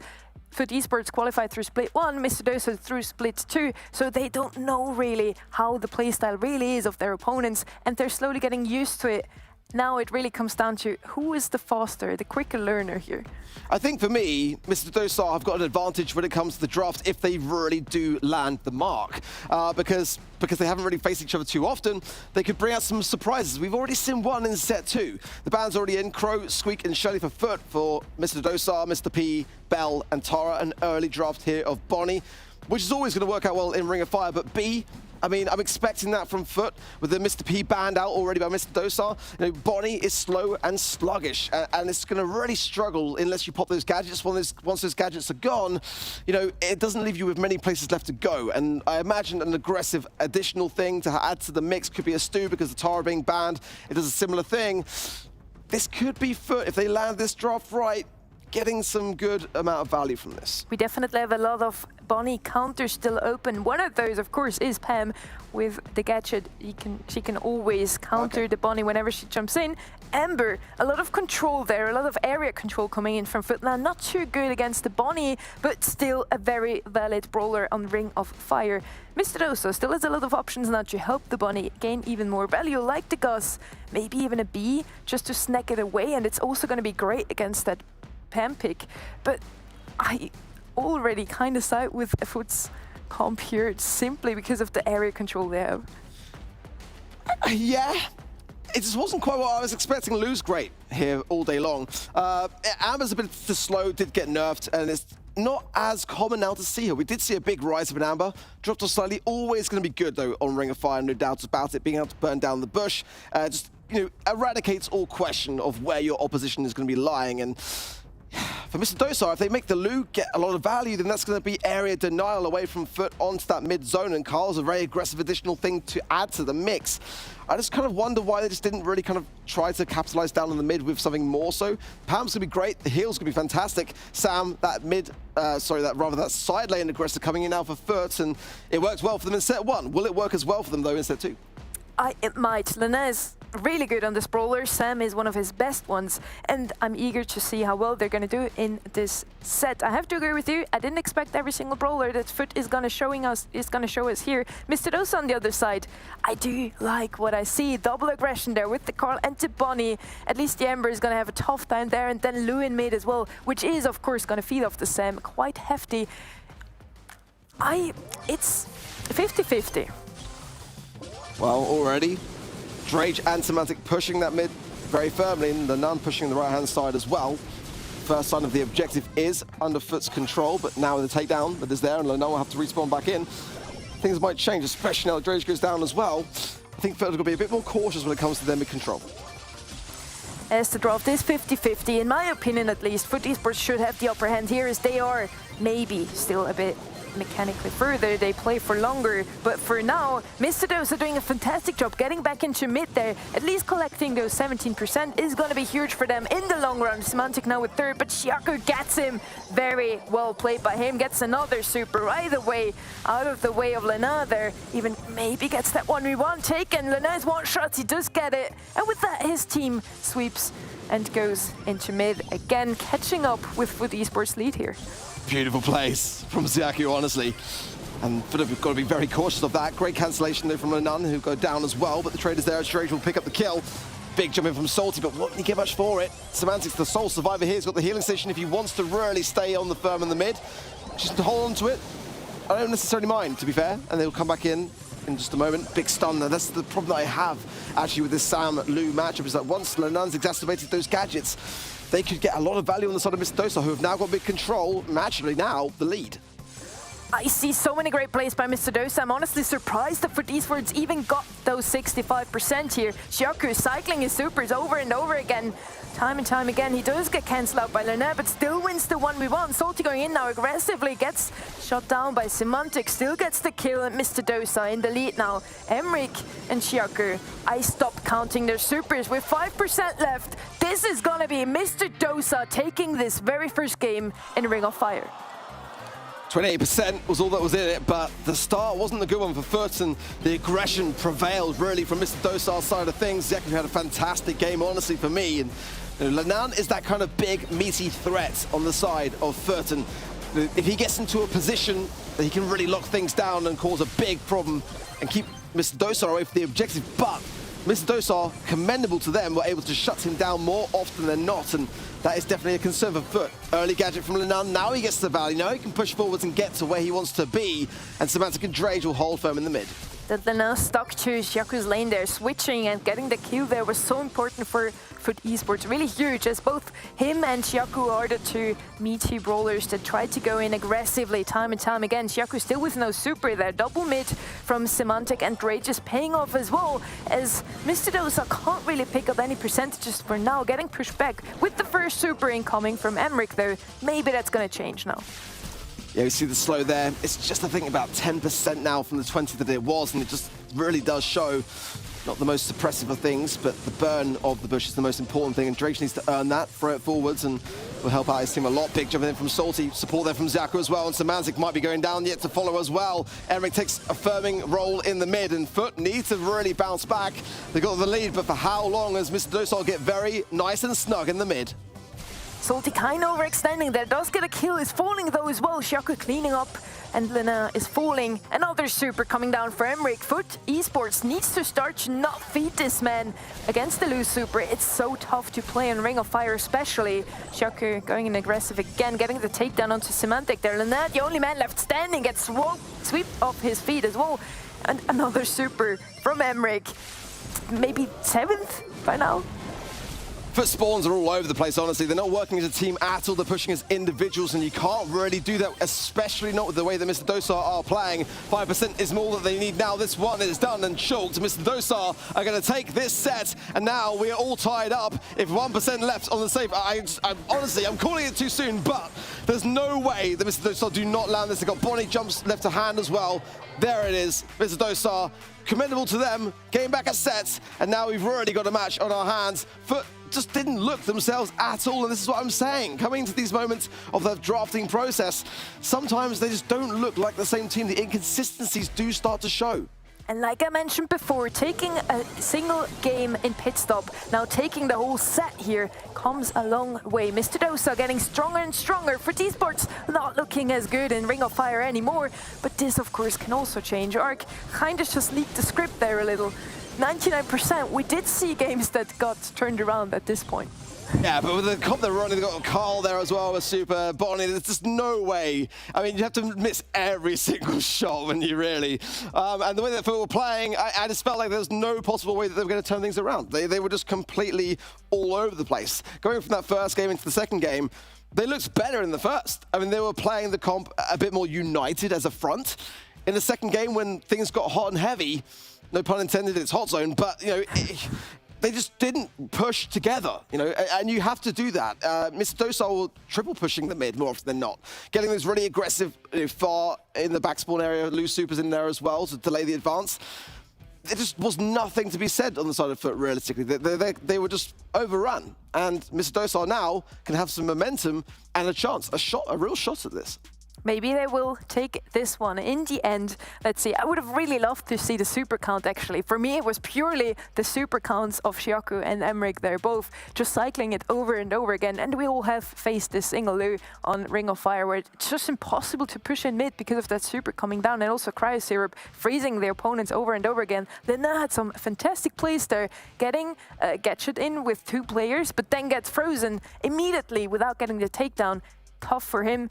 And I don't know with who to side right now. It's a 1-2-1. Anybody could take it. Bells Rock is going to be the next map. What is your gut feeling saying? Well, gut feeling was they didn't really like the draft from Foot, and they lost the set. So I think this is where it comes down to for me, because if Foot get the draft that I kind of feel and agree with is a good one, then Mr. Dosa really have to shine a lot more when it comes to the mechanics on the field. I mean, the sound was fine. It did okay, but it's didn't really cut it. And Amber and Pam, when you're looking at Bonnie on the other side of things, I just wasn't too convinced on it. And I kind of want to see a better idea and a better approach here from Foot. And that's a great start. Gus coming in from them. The bands being Grom, Sprout, and Tick. And Tick, Jean, and Shelly on the side of Mr. Dosa as we go into Bell's Rock. you know, it's always a solid pair of hands to start things off, but the throwers being banned out here are screaming at me quite considerably here, because that will open up a completely different variety as to what we can come to expect next. Well, we do have some throwers open, but they're not the first to be picked usually. Bonnie is going to come in from Mr. Dosa now. They do really value the aggression that this brawler brings. They don't have the Goss open anymore. Still a wise pick in my opinion, just to not give it to Foot Esports. Together with the Goss, it would have been so crazily good on this map. They still can go with some long-range brawlers here. RT is going to be their pick. I would have went with LaBelle or something, but RT, sure, it's going to be great. And it's also kind of a counter to Bonnie. She can't really go in when he has super. So again, solid picks here incoming from Mr. Dosa. Yeah, I do like that comp so far. There's definitely still the chance to break open some of the bush here for Foot if they wish, or rather the walls. Brock would be an ideal choice, but Bell I quite like as well. It's always going to be good to have here, or something of an aggressor, you know, to be able to combine with the Gus shielding, especially for those later moments, can really come full circle and give Foot the advantage. Nanny coming in for them, which I think is going to be a great pair of hands. Ultimately, the Peep, if you get that cycle really on point, and the challenging thing with Nanny on this particular map is the follow-up, really, because, you know, if you just keep your distance so much, you've got to have something that can really help pick up the pieces of that remaining HP. Otherwise, it doesn't really bring too much to the table. But they've got a chance to add to this now, and I think range is still the way to go. Range and maybe a Brock to open up the map, because Nani's shots are so wide. It's always good to have some more open fields here. They're going to go with Gray instead. Of course, it's going to give them a bit of an aggression side as well. And Gray can also work well into Bonnie, simply because he can TP away when it's getting hot there. Mr. Dosa, now with the last pick. Tough one here. They can't really go with long range, since Nani is going to counter that out quite hefty. I wouldn't really know. I think Bell's still a solid pair of hands here for me. Mr. P coming in, which I don't mind. I'm still a little bit on the fence. I mean, I shouldn't be, because, you know, it does tend to prevail more often than not, especially on Bell's Rock as well. We saw it earlier today with Navi. I don't know. I just kind of, maybe I just like the harder hitting moments, you know, that we get. Mr. P with the portals doesn't really feel like much of a threat, but it absolutely is. It can stop you healing because you have to take care of the portals. And that can be absolutely crucial in a game mode like Knockout. The Grey, of course, is going to be able to allow Foot to advance on those moments of weakness on the side of Mr. Dosa. But I think this is his best game mode, in all honesty, to really bring in a Grey. We tend to see it banned as well in Knockout more often than not, but they've got to be able to make it work. That's the thing. Great pinning coming from Semantic right at the start, and he pushes up his lane there. We have Drake in mid against Salty. Let's see who's going to have the better of there. I still have to go with EUR there. I'm kind of split between if I liked Mr. P pick or not. It was a 50-50 for Navi as well. They did redeem him in the end. Let's see if Mr. Dosa can make it work as well. On the right-hand side, we just have MENA and Dorian both trying to get their supers. On the left-hand side, however, their RT is already falling. Salty's one-shot as well, so is Drake. But we still have Foot Esports with a 3v2 situation in their favor here. A lovely return to sender from Semantic, and Drage doing well to keep up that HP, because that suitcase was going to connect it to go forwards to evade it, and that would have been a crucial turning point, because it would have been a 2 versus 2. And now Mr. Dosa will go back into the gas, a little tappy tap as well along the way from Foot to secure things, getting some little more shreds towards their utility as the portals come back in early off the spawn this time around. And let's see how Mr. Dosa will fare with that in mind. Peep is gonna come in right away. Shaku's getting hit, and Foot Esports only has a single super available now. Drake is, he has to TP out of there, still gets hit by Shaku's gadget there, coming in clutch, that hack. Amazing place there, 2v2 situation there, as Dorian has been falling. Lena and Semantic both very low. Mr. Dosa with the mid control, looking better for them, I have to say. Yeah, I like Zaku's positioning here as well, and the portals are going to prove a problem. Foot cannot push forwards to take care of it now. They're going to have to stay back, and if they get too low, that's when things get nasty. Gas still not any sign of coming in. The Semantic, I like this going from the left-hand side here, just trying to give himself a better pinch here with Lenan, but Zaku's still going to be a problem unless they just whistle him down. Now the TP comes in, and it's taken quickly care of. Semantic's going to struggle in this, and he knows it. He'll go into the gas and live to fight another day, but not for this round. It's going to go the way of Mr. Dosa. Tie things up. Interesting to see that he decided against even trying it, although both members of Mr. Dosa already had their supers, but they're going to come back even stronger in the third round. Probably was it thought there. Peep coming in, not hitting anyone. Salty even has an opening there, not falling back now without any option to escape that little U-shaped bushes there. Shaku on the left-hand side with Super, gets a hit onto Semantic, another hit, and Heck is going to destroy him. It's incoming already. Semantic is one shot still. Drage falling low as well. And Mr. Dosa push forward here, get the mid control. Foot Esports has to fall back. Finally a connection from the walking stick from Drage, because he's missed a lot until that moment in time. Gadget pop as well. And now Zaku is going to be walking away from this Peep, and it will connect. It will come on to Salty, but again, you know, that's what the Grey I assume is there for on the side of Foot, to be able to TP into the damage to clear up the scraps, but Foot just not getting the positioning power to do so, and Drage now might be overzealous. He's, yeah, gone. 3 versus 2 as quickly as that now. Mr. Dosa can potentially take a game. Lina's one shot as well, does have to shield himself now, can't really heal up either, so is Semantic. Lina, the only member left standing, and Mr. Dosa take this very first game of knockout here. That play there, Semantic almost got to kill onto Shaku, the body block incoming from Salty. I do like the Mr. P now as a body block. I don't know the Foot, I don't mind the Foot comp, but again, it's just not really proving what it's potentially available to do. Semantic is missing a couple of Peeps, and the Grey as well not really synergizing too much at the moment, and they've got to be able to survive to these later stages of the game, and they just find themselves at a disadvantage too soon. Mr. Dosa are just being much more valuable when it comes to their lives, and that's the thing so far, and it's absolute credit to Mr. Dosa that they're handling this perfectly and just keeping the pressure on. Great shots coming in from Lina. Dorian already falls low there on the right-hand side. Lina is really close to his shield as well. Cookie Popper coming in. Dorian still very low. Lina with Super, not looking too good for Mr. Dosa right now. Walking Cane connecting, but not pulling him through the wall. Still, Shaku's gonna fall there. Salty is quite low. Gonna get pinched here by all 3 members of Foot. Still staying, but it's not gonna be for very long, I feel like. Salty's juking well. Gotta give him credit for that, and he's earned a Super off the back of it. So even now, if Mr. Dosa will go to the gas or die, which they most likely will, I mean, I don't want to speak too soon. Drage will come in, clear that one up, and put my mind at ease. But you know, again, those portals are going to go down immediately. I want to see this Peep start to connect as well. Peep coming in, let's see. Gonna connect with the Mr. P Super. That was a good play, I have to say. Mr. P Porter's out of the way, right away there. And Salty is back at the start, needs to collect it first before he can do anything. Shaku no Super, Dorian is the only one, decides to jump in there, does get the take out, but is traded off immediately there. 2v2 now, Shaku and Salty versus Drage and Lina. Up Gadget Pop and that'll be done, but Drage survives on just about here. And Lina on the right-hand side, trying to find the angle, but can't, and they're separated, healing up now, but I don't like this position here for Foot, especially not with Lina there so low. Drage trying to get a few taps on the right-hand side here, but he's marked up as well. Let's see whether Mr. Dosa can do the unthinkable here and bring back around and then be 1 game away from going into the lead in terms of sets. Lenan is incredibly low here, surely going to go down here, and he will. And it is Mr. Dosa reclaiming a round. 1 more, they'll get a set. I kind of have a deja vu here. I feel like we've seen that just before. Foot Esports taking the first round, now Mr. Dosa cleaning the second one. Another Peep connects with Shaku, but this guy doesn't even care. He just heals up before he faces Semantic once again. Drage, the only member of Foot Esports with a Super, might be able to go in aggressively onto Salty.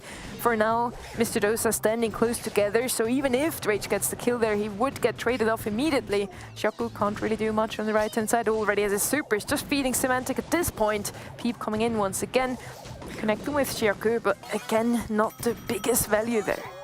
This is my concern, and was from the beginning with the Nanny, because you know, unless you've got your opposition incredibly low and secure the kill with the Peep, they just kind of heal up, and then you're left to have to re-earn the utility. Return to sender will do something here, but Semantic's in a perilous position there on 215 HP. Lenan, on the other side of things, has to pop an emergency seal. Sheldon goes down himself. Foot are all over the place. 3 versus 1 now, and this set is gone. Mr. Dosa will take it, and they are now in the lead. Again, I don't know why Foot are doing the things that they're doing at the moment. It doesn't really make much sense to me.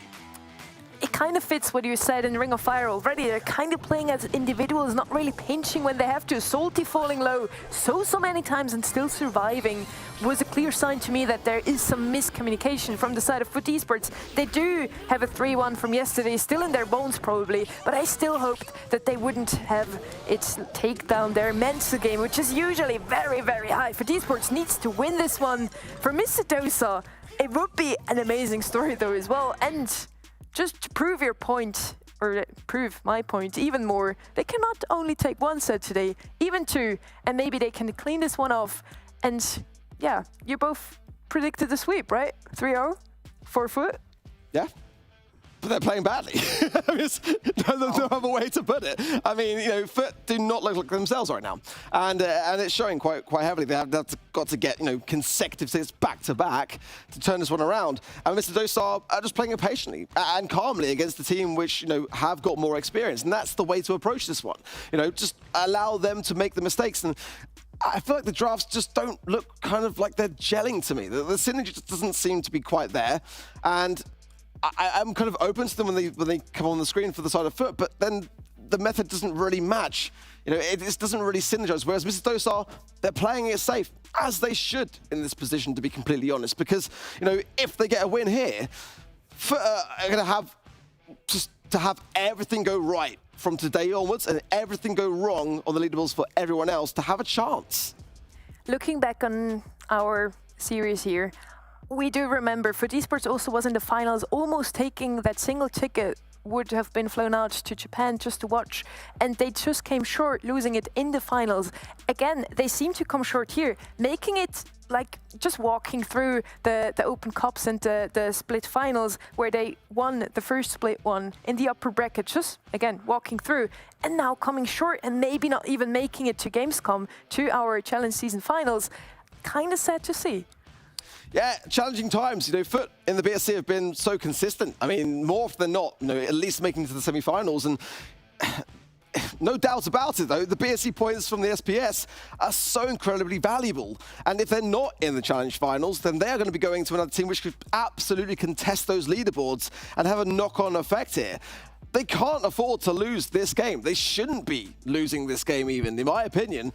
But with what we're seeing, it kind of makes sense that they are, to be honest. Well, maybe they're going to come back on field goal. We're going to find out any second now. It could already be the very last set we're going to watch between those two, if Mr. Dosa manages to get the match point and then also takes it. I do feel like Brawl Ball is one of the stronger modes for FUT. I'm really eager to see the draft now as well. Banning out Shelly, Nita and Barley. Probably Mr. Dosa does have the first pick here. They are banning out some very strong brawlers that FUT Esports likes to go with. Usually the Edgar, the Spike, and then also the Dynamite as last pick. Usually one of the best brawlers you can go with. Crow first pick. BMs all still available here as well, though. And that might be what FUTs have up their sleeves, but they've been floating the SAM a lot. It can work here for sure. Kind of wonder whether they might consider it here as well. Willow can have an absolute place here as well on field goals, so probably less on the side of FUT. It's not really a brawler which I've seen them really champion too much. Mr. Dosa on the other side of things might. Max could fit the bill here for FUT as well. Spike, Stu, a lot of options realistically here for them on the map like field goal, and you know, it's about just landing the right timings for things as well. I think the Crow pick's really smart. Okay. What do I know? They're going to champion the Willow. I mean, this is what I mean about the draft, because I haven't really seen them playing it too much here, to be honest. And whether that's been, you know, quietly kept or a concern, I'm not too sure. Maybe we're gonna have you benched the next time FUT Esports is gonna play Matchday 5, and you get to coach those guys with the draft at least. I mean, I don't hate the Willow. I really like it actually, especially now that so many other throwers are out of the way. Mr. Dosa will not have many options left to go up against it. Mr. Dosa, was it them that played the Crow here already yesterday? Crow into B, again, is not the best matchup. It didn't work for them yesterday. They're still going to try. For Esports, just picking up the B here again with the Willow together. They're going to have a lot of push-through power here. And Mr. Dosa now really needs something against that Willow. Banning the Edgar might have been a mistake here after all. unless they have another solution for that problem. Yeah, especially with the ban of Dynamite as well, which we know can get some good results in Brawl Ball, specifically El Primo. Now, that's not a bad shout. Of course, the dive will be available to the Willow as well, but into the B, consideration depends how aggressively Mr. Dosa play it. And to their credit in pit stop, they looked very good on that particular brawler as well. Now, we see the third and final pick come through, and as Fit on the other side are probably thinking, do we want to just allow the B to really take the might of that Primo pick, or do we want to kind of maybe match it with a tankier option as well? With the Carl coming through as well from Mr. Dosa, I quite like that now. It's a more aggressive, more rounded comp on their side with the control of the Crow as well, and the Primo to be able to power through things with the HP. That's not a bad comp.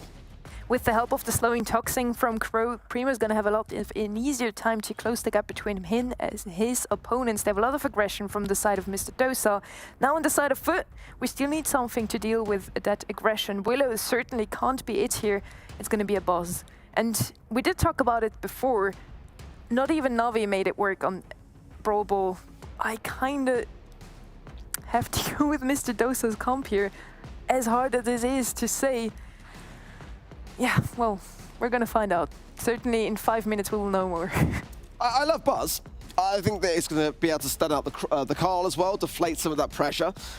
But it's more my concern that I don't see Foot playing these brawlers. They're not the kind of like normal ideas. Normally they'd love that Primo pick actually. So Mr. Dosa are doing pretty well there to kind of like match their own play style, but also deprive Foot of theirs, which is going to work out pretty well for the most part. Yeah, we just don't tend to see Foot play these ideas too much. That's the only consideration here, but a good start nonetheless. Dre's just going to be low HP off the back of this one. An early push through from Lenun, and potential pass here could avail to a goal, but good defense from Salty, but the pass is there from Drage, and there it is. 20-second goal for Esports takes this first one.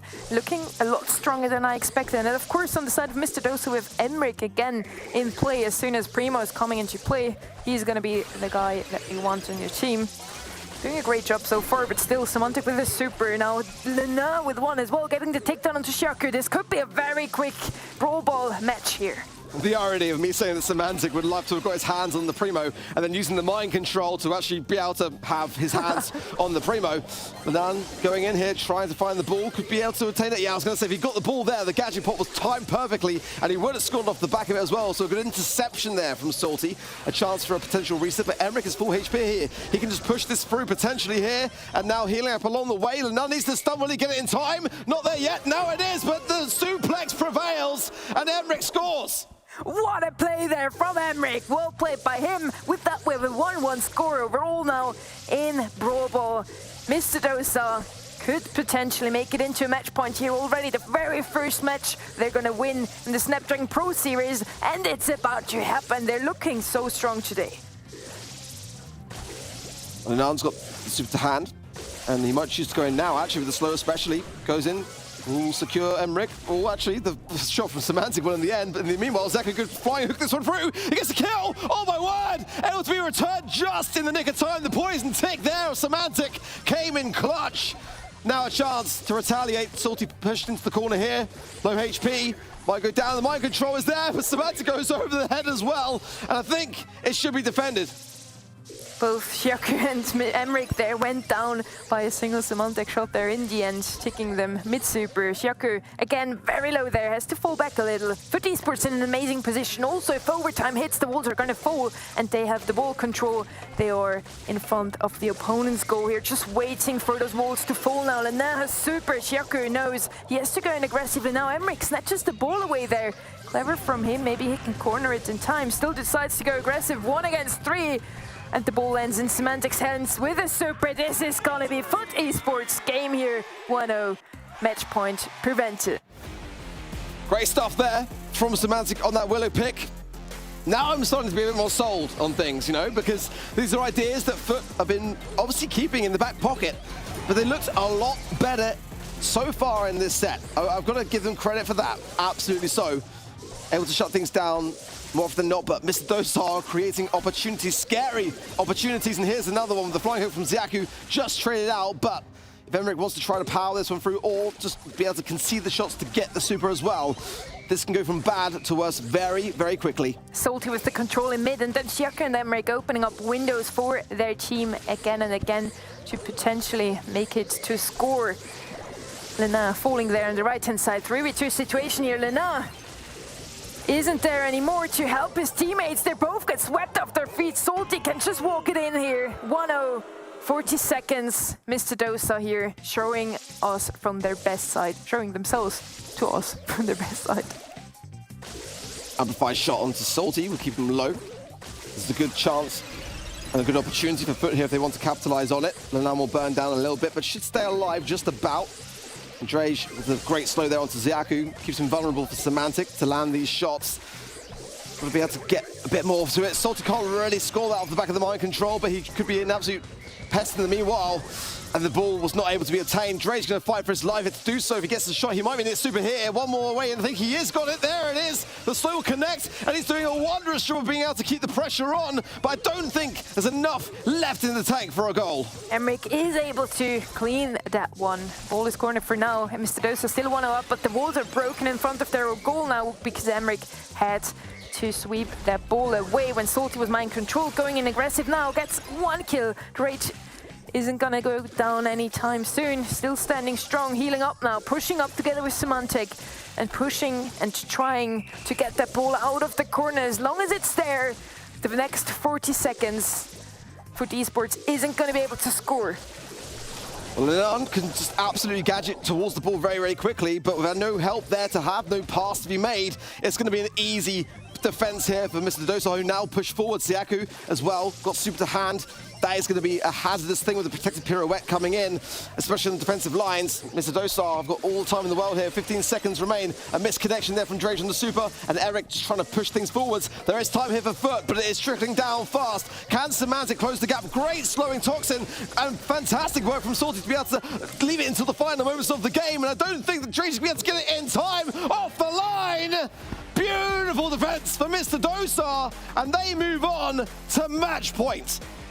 Emmerich preventing Semantic, getting the ball out of the corner there. Then the catch from Shaku there at the end, not getting hit by Drage. Great plays incoming from Mr. Dosa. That early goal was so important for them, and they do have match point now. 3-1 today, maybe, but not from Foot Esports, but from Mr. Dosa. Looking so strong today. Foot Esports really has to step up their game. This comp, I feel, can still work here for Foot, but not if they lose such an early amount of control. Semantic should be getting close to super now, surviving on as well with the help of Drage here, so they've cleared up that threat so far, but I just love the way that Mr. Dosa were able to hold on to that utility into the very late stages of the game, and it's not always an easy thing to do and consider, and you get to see how effective it was by doing so. Now Emmerich just trying to make his way through, burning down the Nun in the process, and Drage with consecutive taps will actually get traded out here. That's not a great result for Foot. A pass into Ziaku, but a bit of a misclick from Salty might have just costed them time. Valuable time to be able to score it, and yeah, Ziaku has to rethink things, gets actually cancelled out by Lenan's stun, and that was a bit of a miss for Mr. Dosa. Samantha gets a takedown onto Shaku there.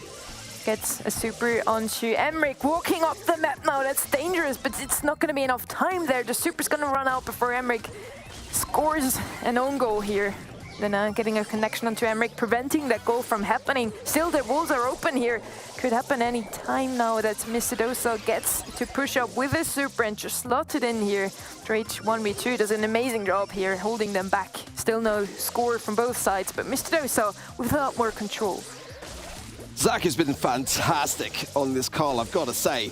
I mean, Foot are really at his peril more often than not. Great job in from Emmerich. But now with Zaka going down, the mind control will force back Salty as well. That will give a bit of positioning over to Foot here.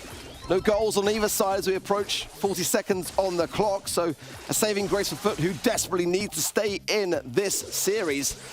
One goal and a lack of response from them, and it will be all over. And I can sense that Mr. Dosa are cooking something up. They're just waiting for the opportunity. 30 seconds left on the clock. Shaku tries it, doesn't get it in. He and Salty both falling. Emmerich, the last man standing. That might have been a bit of an overextension. Oh no! Super! He gets the ball, and supers the ball away instead of connecting it with a player that could be hurting them badly here. 10 seconds. Overtime's gonna hit any time now. Oh, they might want to go try and get it done now, but that might have not been the play. With 3 seconds remaining, Semantic should be in a good spot for it. Mind control, and that is done. Foot Esports in the final seconds get a goal. They get the set, they stay alive, and take it all the way to the 5th. Whatever Mr. Dosa that was cooking up there in mid when you mentioned it, it didn't work out quite, and they gave Foot Esports the opportunity themselves to sneak up the map there, getting the ball in the perfect position for overtime and getting that goal. Foot Esports just prevented the 3-1 from happening. We're going to go all the way to the very last set here, but it still could be anyone's game here. Looking at the stats as well, Ark, it does look a bit better for Foot Esports, but they still didn't convince me just quite. I wanted to see back in the replay as well when Zaku had that attempt on goal at the very end, because it felt like it was a bit delayed. Like, I was expecting a quick shot. I'd just love to see what was going through his mind in that process, but the retaliation from Foot was fierce. They knew that that was the time to strike, and by getting themselves forwards in those final moments, and I kind of worried a little bit for the defense that was there for Emmerich on the primo, and I thought, is this going to avail to a goal even? But what a great mind control from Semantic, who landed them quite consistently, so I would say, in that set. And definitely now going into the 5th, that's going to take off a little bit of that pressure that was mounting. Mr. Dosa are doing fantastic work. I think this is, in my opinion, the best that we've seen them play throughout all the challenge days so far. And, you know, for Foot to keep them under this much pressure, that's not an easy feat at all. This is such an important draft for both sides now, and there really cannot be room for error on either side. I just kind of hope for Foot's sake that if they were not prepared when it came to that draft and some of the ideas that Mr. Dosa are bringing to the table, that they really kind of are able to shut them out now, or at least have had a feel for them, because you can just see how they really do gravitate a lot towards that primo. Sure, Semantic's going to be able to, you know better than most how to go up against that, as he loves it so much himself, and Leonard as well, as we know, very much into his tankier brawlers too. But they've got similar drafting styles. That might be why we're seeing, Foot Esports go with some outlandish ideas here today to try to counteract some of those ideas. And, it's not necessarily the traditional stuff that we tend to see from Foot, but that was better. The Buzz did do a lot more than we were kind of thinking it would do going into the set, but it wasn't as clean as we'd come to expect from a team like Foot. So they're definitely still looking shaky. In the end, both of those teams would deserve very well to get their first point in this season. They didn't have easy opponents at the start, we have to give it to them. And now they have the opportunity to secure a point. Either it's going to be Foot Esports or Mr. Dosa. The very last draft plays a big role here with Ems, Ember and Squeak banned out by Foot Esports. Going to go with the Terra now. Of course, the best counters to the Terra are already banned out. I do like the Brawler on this map, and I know a man over there that's going to be very happy that she's in play here. We're going to have Poco, Shelly and Crow banned out from the side of Mr. Dosa. Those are two tank counters, so I'm kind of see another tank incoming later on here from Mr. Dosa. Let's see. Yeah, I do like the way things are shaping up. Tara can get so much value now on Double Swoosh, kind of back to where she belongs almost, as we did see a drop-off considerably so, but now with the pet gear coming into play with the increase in both damage and healing, just makes her so versatile here. Penny, going to be the mid of choice for Mr. Dosa. Jean's still available here for the side of Foot. Potentially Bo can get some good results here in the mid. It's kind of like one of the maps where I actually think that Bo can have a fighting chance. We've seen, again, a drop-off of that particular brawler, but it can work here for sure. I think Sam might be on the minds of Foot, as you were saying as well, if they do choose a tankier idea, and that's a great way to look ahead of things. Otis for Mr. Dosa might then reconsider things on the side of Foot as to how they want to approach this one. Mr. Dosa look like they kind of want to pick a tank themselves, going with a tank counter now already. Really wise play by them, preventing Foot Esports from snacking it away, maybe. Foot Esports still needs a mid here against the Penny. Maybe bow mines are coming out here. Maybe some more aggression with the Max server Stu. All of those options are still open, and all of those options have been played by Foot before. They're doing it quite well. Well, after the series, the bow mines are going to come out here. After the series, I kinda do have to go with Mr. Dosa here. We did see some crazier plays by Foot Esports saving them, but Mr. Dosa have been playing so consistently throughout the last 4 sets. Well, I kind of worry a little bit though, because if the Tara gets in position on the side of Foot, Mr. Dosa at the moment are going to struggle to push into it and find it. I mean, they're lacking the range to be able to seek in the bushes. They just might then get locked down and pushed away from the situation, and it's going to come down to how to play it with the aggressor of Carl on the lane side as well. I'm kind of favouring their comp before I kind of see the last brawler from Mr. Dosa at the moment. I mean, it's going to be something that's going to have to stand a lot of this heat, and sure, the Otis can mute out the Carl, but more often than not, it's a very hard thing to time prior and to predict when that super's going to be coming in to stop it happening in the first place. I think the Tara lane, though, is going to where things are going to struggle at the moment, and having something to seek and destroy her should be their priority. And going a tank now wouldn't really be the play. They try it anyways. Buster's going to come out here, but they're just going to feed Bo and Terra quite heftily here. I really favor here for the Esports comp. It would be sad to see, in my opinion, Mr. Dosa now getting swept away in double swoosh. I hope it's going to be a close one at least. Buster is going to be the last one here. I don't know if that was the right pick. I really prefer for the Esports draft here. Buster can have its moments. I've seen teams experimenting with it along the way. Sometimes it can be very convincing, but more often than not, it still hasn't quite found its place back into a meta form, in my opinion. But I'm hoping for Mr. Dosa's sake that they've got an idea up their sleeve here. Samantha's going to be taking the right-hand side lane, interestingly enough, and going in there with an early gadget there to just open up all visibility within the bushing areas, and just being very cautious, though, along the way as well, to not over-aggress into Emmerich. And it just feels like at the moment, Mr. Dosa don't really have much of a desire to go to that right-hand side, just doubling down in the mid. Fetsplatter coming down from Xiaoku, giving himself some time in those bushes. Another get from Semantic is out now. Great pinches incoming from Drake and Lena there on the left-hand side. Xiaoku still standing, but he's very low. So is Lena, getting swept up his feet now by Salty. Xiaoku able to push up here, pressuring Drake a little bit. It's the 3-way score for now. Semantic is falling as well here. Both lanes have been falling for the Esports all the way back into spawn. Well, the draft may be sided for the Esports, but Mr. Dosa somehow make it work. Yeah, Emmerich was just able to just gain so much utility very quickly by staying in close proximity to Salty, and that then caused a problem. But I think Semantic's going to be better off on his left-hand side lane for sure. Lena now with super as well, could go on the aggressive. 7 gems in the pocket for Mr. Salty disconnected.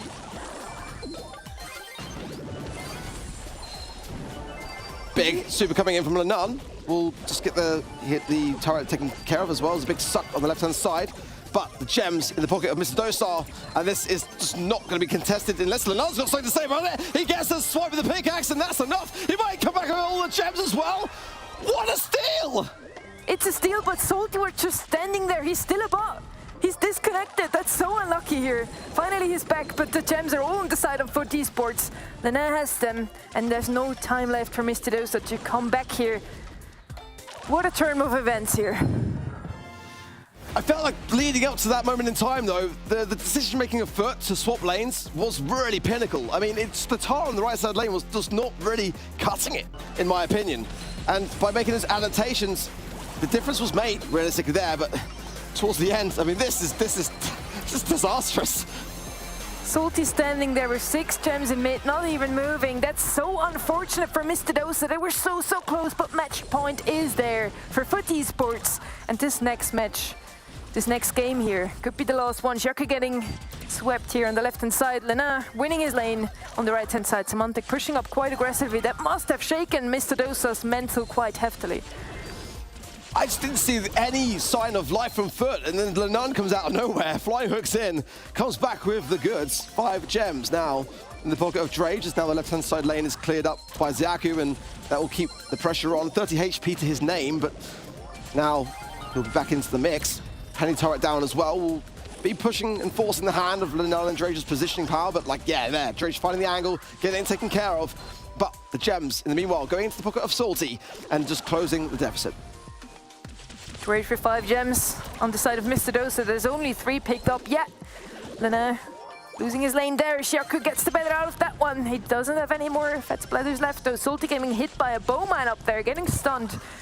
Still looking a lot better here for FUT Esports. They do have a bit more gems, but slowly but steadily Mr. Dosa is going to come back from this one. 2 gems for the pick up here from Drage. Xiaoku again pushed up really far into opponent's zone here. Bowmines are gonna come down here for the Esports, still with Elite. I like the mines there from Drage because Xiaoku has been creeping forwards, and now there is the crossover as well, and 2 more mines remain. It's triggering them nicely for the most part so far. Let's see now as well as we get towards potential countdown situation. Emmerich's closing in the right-hand side here, has super to hand, and that could force then foot over to the left if they choose to get the timing right. Salty's low HP as well, will get a gem. That's 9 in the pocket for Drace though as well. 1 away from countdown for Foot. If they get that countdown and it's all over, they will finally turn this one around, but he couldn't quite get it there either. Salty just kept him at bay. Bullmans are coming down in mid. Salty not going to be able to pick up any more gems as he's getting stunned. Shaku getting swept here. MENA going in aggressively for Esports with the countdown. No possibility for Mr. Dosa to turn things around as all of the 20 gems that have dropped so far on the side of Esports. 10 seconds. The countdown is there. No one of Mr. Dosa is in sight. It's going to be a hard one here to turn things around for Esports. Not only with the match point, but with the win. 3-2 for them. The full reverse sweep. And I'll be honest, I did not see that one coming. I think it should have been a bit more convincing, but Mr. Dosa put up a valiant fight. Is that how you saw it over on the couch there, Kenny? You know, there are a lot of range of outcomes, I think, for this matchup. The storyline I chose to believe is the potential that I think we all see in Foot. We've seen some high highs from them, and, you know, we've experienced some pretty low lows throughout this one. But at the end of the day, win goes their way. And I think Foot, you know, got the job done ultimately. Probably wasn't the way they wanted it to go down, but I thought it was still good enough to get a victory, obviously, and that being something so important here. Rumor has it that Salty just got offered a job in a supermarket because he's so good at selling. Like, come on, man. Come on. That was their game to win. And, I mean, I don't know if it was a disconnect or it was just, you know, something wrong with his device, but that is a pivotal moment. Pour some salt into the wound, Trev. Yeah. I really, salty. I'm hurting myself. In Brawl Ball, it was so close there. It might have well been Mr. Dosa's game there in the end. And now in Gem Grab, they even had countdown, although Salty had a disconnect there. And then the penny just standing there. This moment is gonna haunt them in their nightmares. I mean, that's going to be devastating for them. But Foot Esports have been given a lifeline. And if they make it all the way to the Challenge Finals, we know who they're going to be thanking for it. So, put it that way. But match number 4 coming up next is going to be ANR versus Humble. So don't go anywhere. We've got another banger coming up. Be right back. The Snapdragon Pro Series powered by Samsung Galaxy is brought to you by Snapdragon Elite Gaming, Samsung Galaxy S23 Ultra, Monster Energy, and DHL.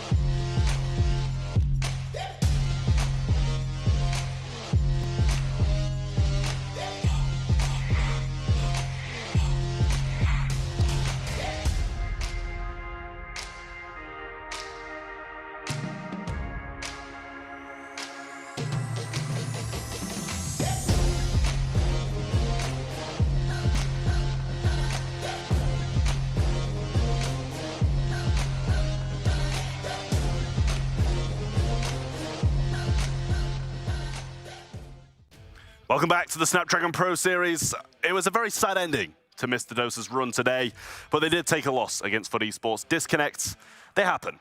But FUT Esports are going to be very thankful for it because now they have a bit of a lifeline in this tournament. We've got another game up and ready though, ANR versus Humble Arc. What do you make of it? I'm going to be enjoying this one quite a lot because I think Humble have been performing pretty well recently, but ANR are just so good at the moment. It's hard to really see this going, Humble's way. I hate to say it because ANR have just been going from strength to strength so far. We saw this clash back in Split 1, cut 1s and 2 of the open final stages, and 2-0 and 2-1 were the scorelines in favor of ANR, both quarterfinal stages as well. But time has passed. We can't deny that. Humble could cause an upset here. I think that they are a team which are being very underestimated sometimes, actually, in this competition. How can you not side with ANR?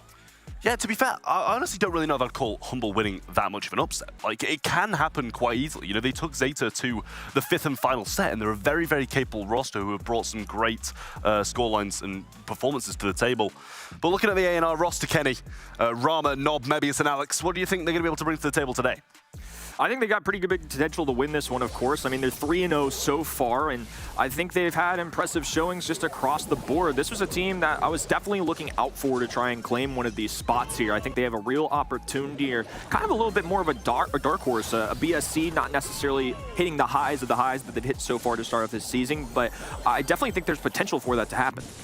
Definitely. They looked really strong in the past 3 matches, winning every single one of those, and it wasn't easy matches either. They already faced off against Navi, Mr. Dosa, and FUT Esports, taking them all in a 3-1 or 3-2. For them, they haven't had a sweep yet. Maybe there's one incoming now, but I don't feel like Humble is going to make it that easy for them. They weren't looking as strong. They had a new player yesterday as well. I'm eager to see if Luke is going to miss out on today as well.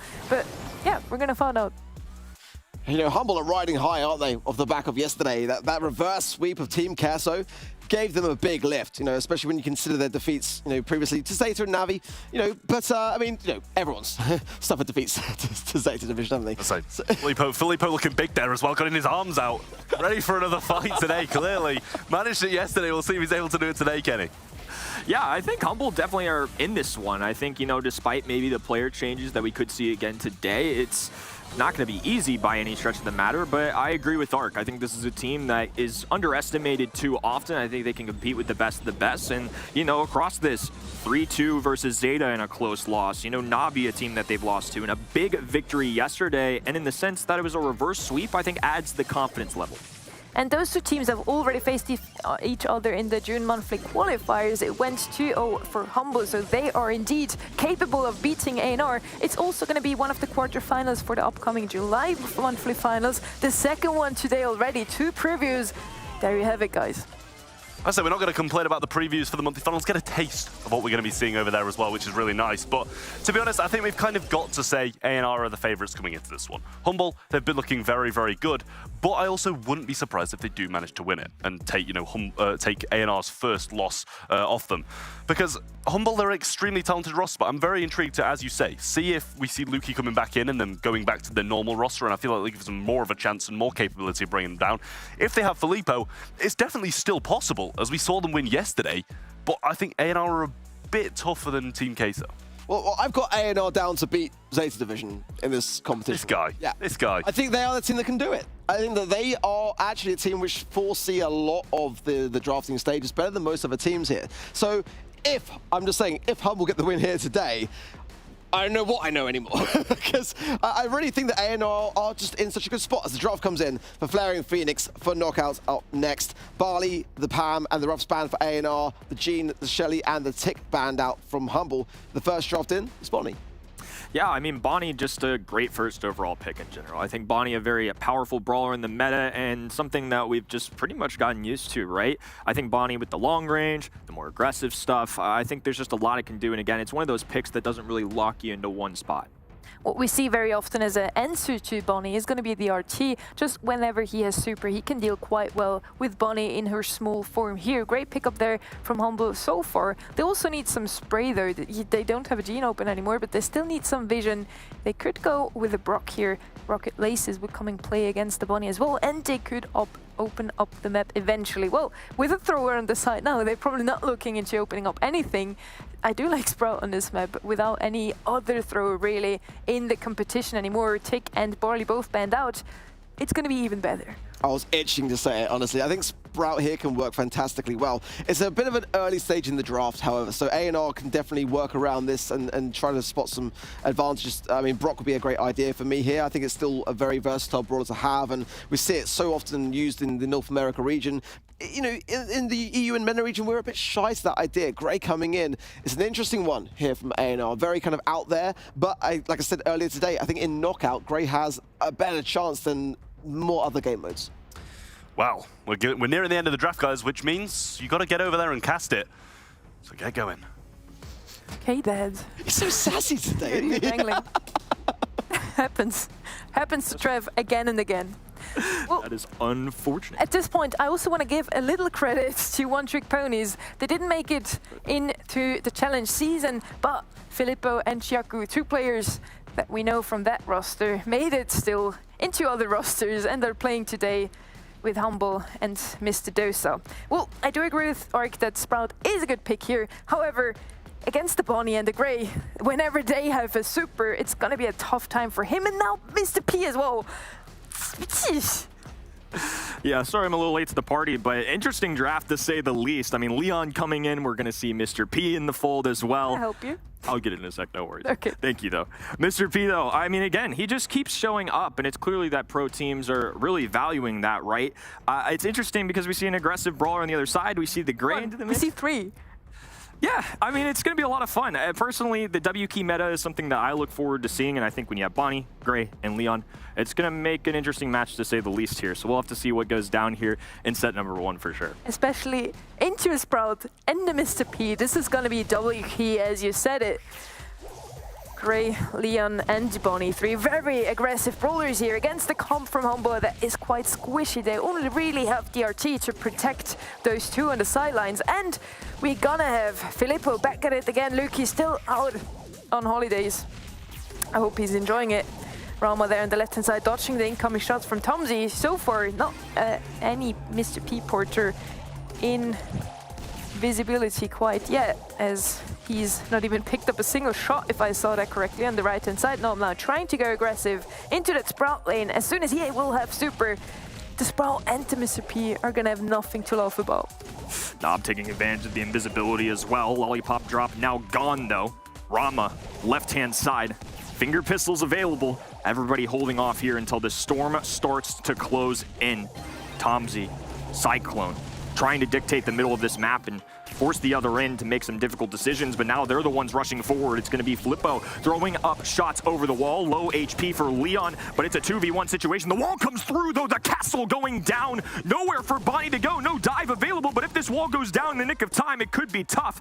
But the squishy Sprout gets it done with the super. Well, I guess I underestimated the power of walls here in this game. Very well played by Filippo there in the end.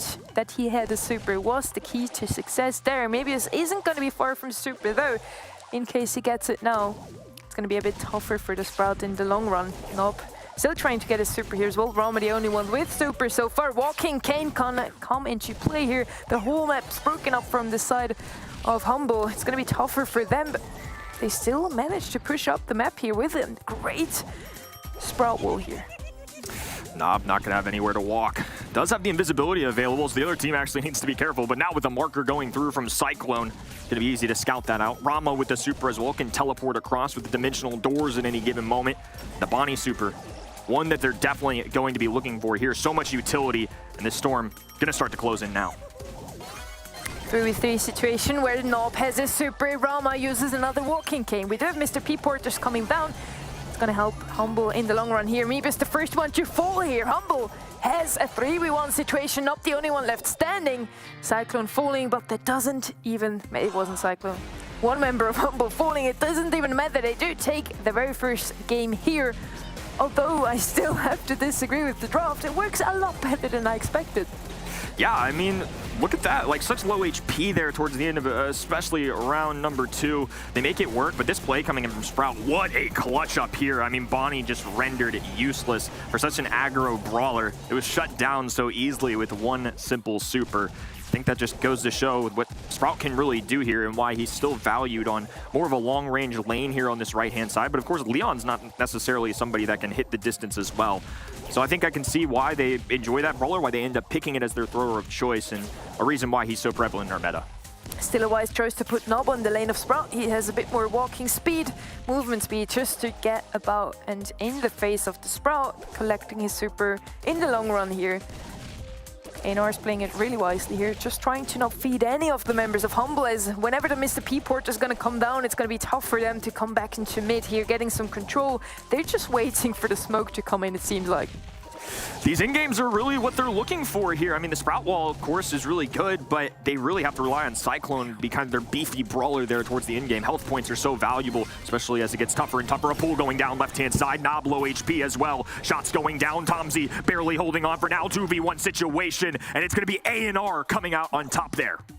Waiting for the smoke to come in and then sweep them off their feet is EUR's play here this round. Rama and Mebius both with super now, looking a bit tough for Humble. They do, however, have a Mr. P porter coming down on a second now. Filippo has his wall that did help them win another game before. Let's see if they're gonna repeat what they just showed us here. Rama looking into maybe making a play, maybe though. EUR's just gonna play it for the long game again, waiting for the smoke. 3 brawlers corralled together on the top right. Blue roster taking a different approach. Spacing the floor here. Leon lobbing up some shots as well. Now charging up that super. EUR in great positioning here. 3 brawlers standing, 3 very big supers, and a nice walking king going down for Rama 2. Dishing out all the damage now as they're looking to get aggressive right-hand side. Bonnie available, teleport through. Rama looking to clean things up. The dimensional door paying off. Cyclone trying to make a hero play, but it's not enough. EUR claiming a game of their own. And all of a sudden, they're not even able to take a single round this game. Humble being swept off their feet. EUR looking very strong, and this is what EUR does again and again. And I think I mentioned it before. I love to see that. They lose the first game and then just kind of learn how to counter the opponents. Even if they have a lost draft in their hands, they might win. They might lose the first game and then sweeping their opponents off their feet 2-1, still winning the set. Let's see if they actually make it this time around again. Beautiful slow-mo shots, I think really illustrating how good EUR can be. Tie ball game here in game number 3. EUR, of course, undefeated so far in our season, looking to continue that streak. They've been a tough foes, but Humble, potential for sure. It's a team we've all been looking out for, but it's definitely not going to be an easy opponent here. High stakes here to kick off set number 1 as each side looks to charge up some very valuable supers. EUR trying to go for the long run again, not feeding any of the opponents, waiting for the smoke to come in to then sweep them off their feet because of their low HP. Did work well in the second game. Let's see if they can repeat what they just did, and Humble doesn't even decide to switch lanes here. Now aggression coming in as well. The Storm, the 4th brawler on the field as well, and not benefiting Humble whatsoever. Rama making connecting blows. Low HP for Tomzy, Nob, and Mebius clean it up. Well played here and 1 round away from taking our set. And EUR does seem to repeat what I just mentioned before. They lose the first game and then just learn exactly, well, we have a bit more beefy brawlers. We already did see that in draft, so let's just wait for the smoke to come in and then just sweeping off Humble, cleaning them in a 2-0. Maybe again, let's see, maybe Humble is gonna revive here. I kind of feel like they need to play it a bit more aggressive to even get their supers at this point. Yeah, supers are going to be a big deal here. We see Sprout with one, RT with one, but the other side, like you said, Rama, Bonnie, just hanging around. It would be nice if Leon could have one too. The invisibility can go a long way here. Mr. P, though, working the angle left-hand side. Now you see him flash that super. Immediate cutoff of the mid, so it's going to force Rama to use a teleport if he wants to get out of this spot. Either that or it's going to be a little bit of a waiting game here. But before you know it, the Storm's going to start closing in and the action is going to unfold. Shot coming in from Rama, not connecting though. He still has his super, so does Mebius. Rama going in aggressively. Tomzy, 1 shot. He's falling, as well as his teammate there. Cyclone, the only one left standing. 1v2 situation here. Can he sweep? He can't. EUR taking this first game in a very nice manner, just as we are used to see. What I mentioned before, I really don't think there has been any other team like EUR winning so many sets. 2v1 after losing the first one. Well played by them. Yeah, I had to hold my breath a little bit there. I mean, Mr. P from the graveyard, the Porter is providing a lot of coverage there and nearly allowing for a comeback, at least in that round. But consistency coming through in games 2 and 3 there, rounds 2 and 3 for EUR. Insane plays overall. I mean, we can't talk about it enough. These guys are really showcasing what they're made of. I think this is a team that maybe in the BSC haven't always been there at the top, but at least for ESL, at least for the current and present, they're looking alive and well. Damage, very close count. In fact, it's actually slightly favoring Humble, along with those supers too. Kind of surprising when you look at just the stat sheets that EUR ended up winning that. Well, then again, you do have to Sprout to just pick up his wall time and time again with the gadget, but still great plays here incoming from EUR already, showing us what they're made of. Arc believes they're the single team that might be able to beat Zeta Division. I mean, from what they're showing us so far against Humble, might as well be the team. Yeah, and I've got a lot of respect for Humble, too. I mean, I think this is a team that still has yet to show the best that they've had. I think, given their standing here, it is a little surprising. I think they are a really solid roster. I think they've shown us that they can compete with just about anybody. And, you know, like you said, Arc has a lot of respect for EUR. Clearly, their standings reflect that they're a really good team. Humble putting up a good fight, but games 2 and 3 got a little bit out of hand, and just the aggressive composition, those really monumental supers, and just the ability to move up the map with the dimensional doors and things like that. Leon, it just ended up working out really well for EUR. It seems like Humble did learn something as well. Gonna go up with the Bonnie as first pick here right away, banning out Nita, Shelly and Edgar on pit stop. A lot of aggression also banned out here from them. From the side of EUR, the one single brawler that's gonna be added to the bans is gonna be Primo here, going with the Sam as first pick, Ems as second. So the best defense to the Sam picked up right away as well. I just hope Humble is not gonna go with Mr. P again. If they did it here, I would be pretty shocked. I mean, you see the Sam on the other side, and you see the Ems. Ems can spray down the Porters. Sure, you can add a little extra health points, but at best, I mean, Sam's just going to march right through him. I don't think it's going to be a problem. Sam's somebody that we've actually seen a little bit more recently, especially since the North America kind of segment last month for the BSC. I feel like he's kind of exploded in the scene, but a Buzz and a Barley, two brawlers that I think can get a lot of damage in here. Buzz, of course, with the stun can be really solid, and Barley can deal a deceptive amount of damage on that high save. He can, very much so. So does the Buzz incoming from Humble now as well. They are going to go with the double key strategy this time around. I'm wondering what EUR can hold against them here. Even the Buzz is going to have a great time into the M's, of course, as soon as the gadgets are out and out of the way. Daryl is going to be the last pick here for EUR, doing a great job also against the Buzz, a fantastic job against the Barley, and is doing decently against the Bonnie as well. So great last pick up here from EUR. I don't know if Humble will see that one incoming here. Like both drafts again, a bit more aggression from the side of EUR. They only really have the M's to defend, but the Barley could still be the key for success for Humble.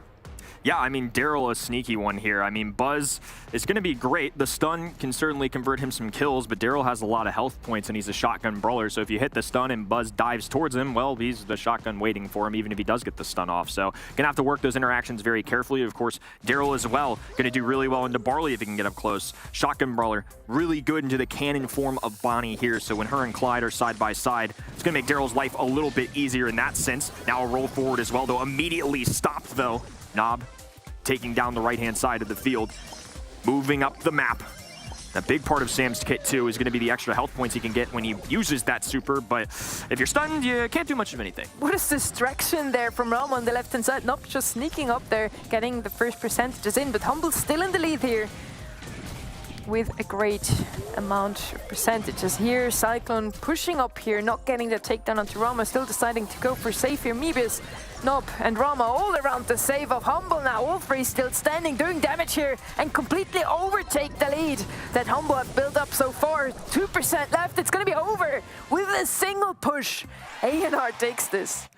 I mean, that's what happens when you get three brawlers that are all heavy damage dealers onto the high safe.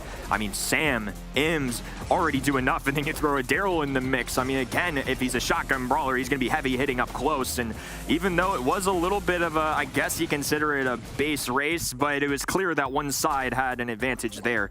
Even off screen, what Humble could do there, just not enough. So defense also going to be an important factor here. Early takedown as well. Rama trying to overwhelm Cyclone. A dive in. A little extra damage is they're just going to go for it all. The friend zone are actually working there, but off screen now, it's going to be a little back and forth. That is more like a base race that I'm used to.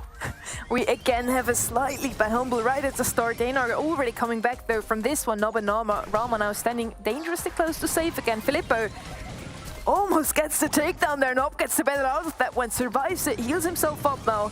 And Rama on safe. Mebius just waiting on the baseline there to run in as well, and Nob going in aggressively. EUR does take another lead, but so far they haven't completely collapsed on Humble safe as it is in the first round. Similar to how EUR have 3 brawlers that can all dive in, do a ton of damage very quickly. Same can be said for a red roster over here too, but unfortunately the success counter defense has been really good from EUR as well. There really haven't been too many opportunities here for them to do so, but Cyclone gets kind of free entrance now and suddenly exploding with the lead here. Rama forced to stop things for now. 22-51. Humble certainly in it. There's the base race. We were looking for some damage from EUR, some from Humble. EUR comes in again, and they're now pushed back. Humble all the way into their spawn, where EUR just looking into an opportunity to collapse and safe again. Rama is doing the first step here. Nob trying to follow him, has to fall back here as Filippo is waiting there with a boss super, with a stun to sweep him off his feet there. Does get the stun off, does get the takedown. Maybe is low as well here, falling. Filippo with a double kill. Cyclone seeing his opportunity to deal some more damage on safe. And with that, Humble is gonna turn things around here. 1-1 in the second set. Well played from both sides, but I mean, Humble started to run away with it there once the kills kind of lined up on their side. Again, all 6 brawlers in the map right now have it in them to just explode for damage, and we've seen that in Game 1, we've seen it in Game 2 from both sides, of course, but Humble held the line a lot longer there in Game number 2, and as a result, of course, they're going to tie things up as well. You know, this feels a lot like the Team Queso matchup earlier we saw against Zeta. You know, despite the scorecard, it's really looking close here. I'm glad to see Humble competing at the level they are, and oh my goodness, the new roster addition popping off there on the buzz. Filippo on safe now, getting the early damage in for Humble once again. It's going to be 40% almost already coming in from Humble, looking even stronger than in the second game we just witnessed. Nob now trying to go aggressive in on Cyclone. Cyclone does have a jump, however, tries to go in, gets a little amount of damage, gets immediately swept off his feet. Falling. Nob is falling though as well, only 7% so far and Humble safe. 2v2 situation. Rama working with the super, rolling in, stunned immediately. Defensive stop there as now Ims trying to convert some extra damage, hold the positioning. Doesn't want these enemy brawlers to be able to walk up the map easily. Nob now rotating into the mix as well. Buzz, left-hand side, dueling against 2, multitasking, dives to the left as well. Rama there for the follow-through shots, barely surviving. Tomzy there to cover his teammate as well. Lead for Humble for now, and now with the last call going down, that lead's going to be expanded. Super coming in from Tomzy, some more damage falling there. Nob trying to go in aggressively, but Humble somehow manages to shut down every single attempt that EUR's doing in trying to go and do some damage onto safe of Humble. Meebus now coming in, Rama is as well. Maybe that's going to be the push we were waiting for from the side of EUR. With Meebus falling though, Rama and Nob are all alone. Tomzy and Cyclone on defense here. Some damage is taken here, but it's not even gonna be enough here. Humble's still in the lead. 5%. The only difference right now in a game number 3. A very important one for both sides, of course, but for Humble, falling down 2-0 in sets would be devastating, especially after the hard work, especially after the great plays this set. 2% between these two powerful teams. And right now, it's Blue with the opportunity to push on offense. Nob is pushing on the right-hand side. His teammate was falling. Meebus and him, the only one left standing here. 27 seconds left on the clock, and all of a sudden, it's going to be Humble pushing up against Nob, though, still on the top-hand side. Pushing up here, getting some damage dealt. Cyclone able to defend him. Rama here as well. So is Meebus. We have no one on the safe of EUR now. 11 seconds. Is it going to be enough to cross around the whole map here? 4 to 13%. Tomzy coming in. Is he going to be able to clutch this one? And it looks like they're going to be able to do so in the final moments as the clock strikes 1. Humble pick up a set of their own. They've worked way too hard in that set not to at least get one on the board here. Again, like I said, this feels a lot like a match we saw earlier. 2 very strong teams competing. And I love it. In this W key world that we live in, it's just a ton of big firepower on each side. big plays going down for each side, and both really shining bright right now. And I'm sure Humble feel a little relieved that at least now it's tied up going into set 3. EUR completely dominating in the very first game here, collapsing onto the save of Humble, getting a lot more damage, sweeping it. And, well, the kills and the damage doesn't really show another story than we just said. It was a very close one. Well, EUR dominating them in the first game, then all of a sudden Humble coming in, taking second and third, kind of shows me that they are also able to learn how to play against the comp within the match itself, and they did so quite convincingly. Yeah, adjustments are a big part of Brawl Stars. I mean, it's so interesting to me that we can have the exact same composition on the exact same map with the exact same players, with the exact same team, and get such different results every single time. And I think that's part of it, right? These veteran players, these ones that are more experienced, you know, they're going to be able to make those pivotal adjustments to get themselves a win. And I think that's the kind of discipline, that's the kind of strength that both of these teams carry. I think this one is shaping up to be a very interesting one as we enter set 3. Definitely. So the next map is gonna be Crystal Arcade Gem Grab. Wonder what we're gonna see today, as this is one of those maps we haven't seen today so far, at least in the matches I've caused. Was it played in Team Kids vs Zeta? I don't believe so. One of the maps we haven't seen so far. Really eager to see how it's gonna go down and what those two teams are gonna draft. With a 1v1 now, both teams, each taking a single set. A draft is gonna be very important now and crucial to whoever might make it. By the way, I don't remember. I don't think we did the votes on this one. Who do you think is gonna take it? For me coming into it, I mean, I'm gonna say the same thing that I said earlier. I was kind of siding with Arc there in the sense that I can see the result where Humble win this. That wouldn't blow my mind by any means. Trav kind of seemed to be similar in that as well. I'm not going to speak for him, but at least that's the impression I was getting. But for me, this felt like a 3-1 A&R for me. I think Humble could certainly drag it on, but this one's similar to match number 3. You know, there's a wide range of outcomes. I think Humble have the ceiling to get A&R on any given day, but I also think, obviously, A&R being at the standing that they are and a powerful team that I believe in them, I think they win, but not by a blowout by any stretch of the matter. And that's definitely what we're seeing right now. It's looking a lot more like a coin toss. Taking into consideration that, yes, they picked up a great player with Filippo, but they also didn't have the same amount of learning how to play with him. Like, the team chemistry might not yet be there as with Luki. I also have to go with a 3-1. Otherwise, I would say, yes, it wouldn't surprise me if Humble would even take this one. So usually I would say 3-2 then. It's very close. But yeah, today, I don't think Humble has it yet, but again, I love to be surprised. So let's see if Humble takes it after all.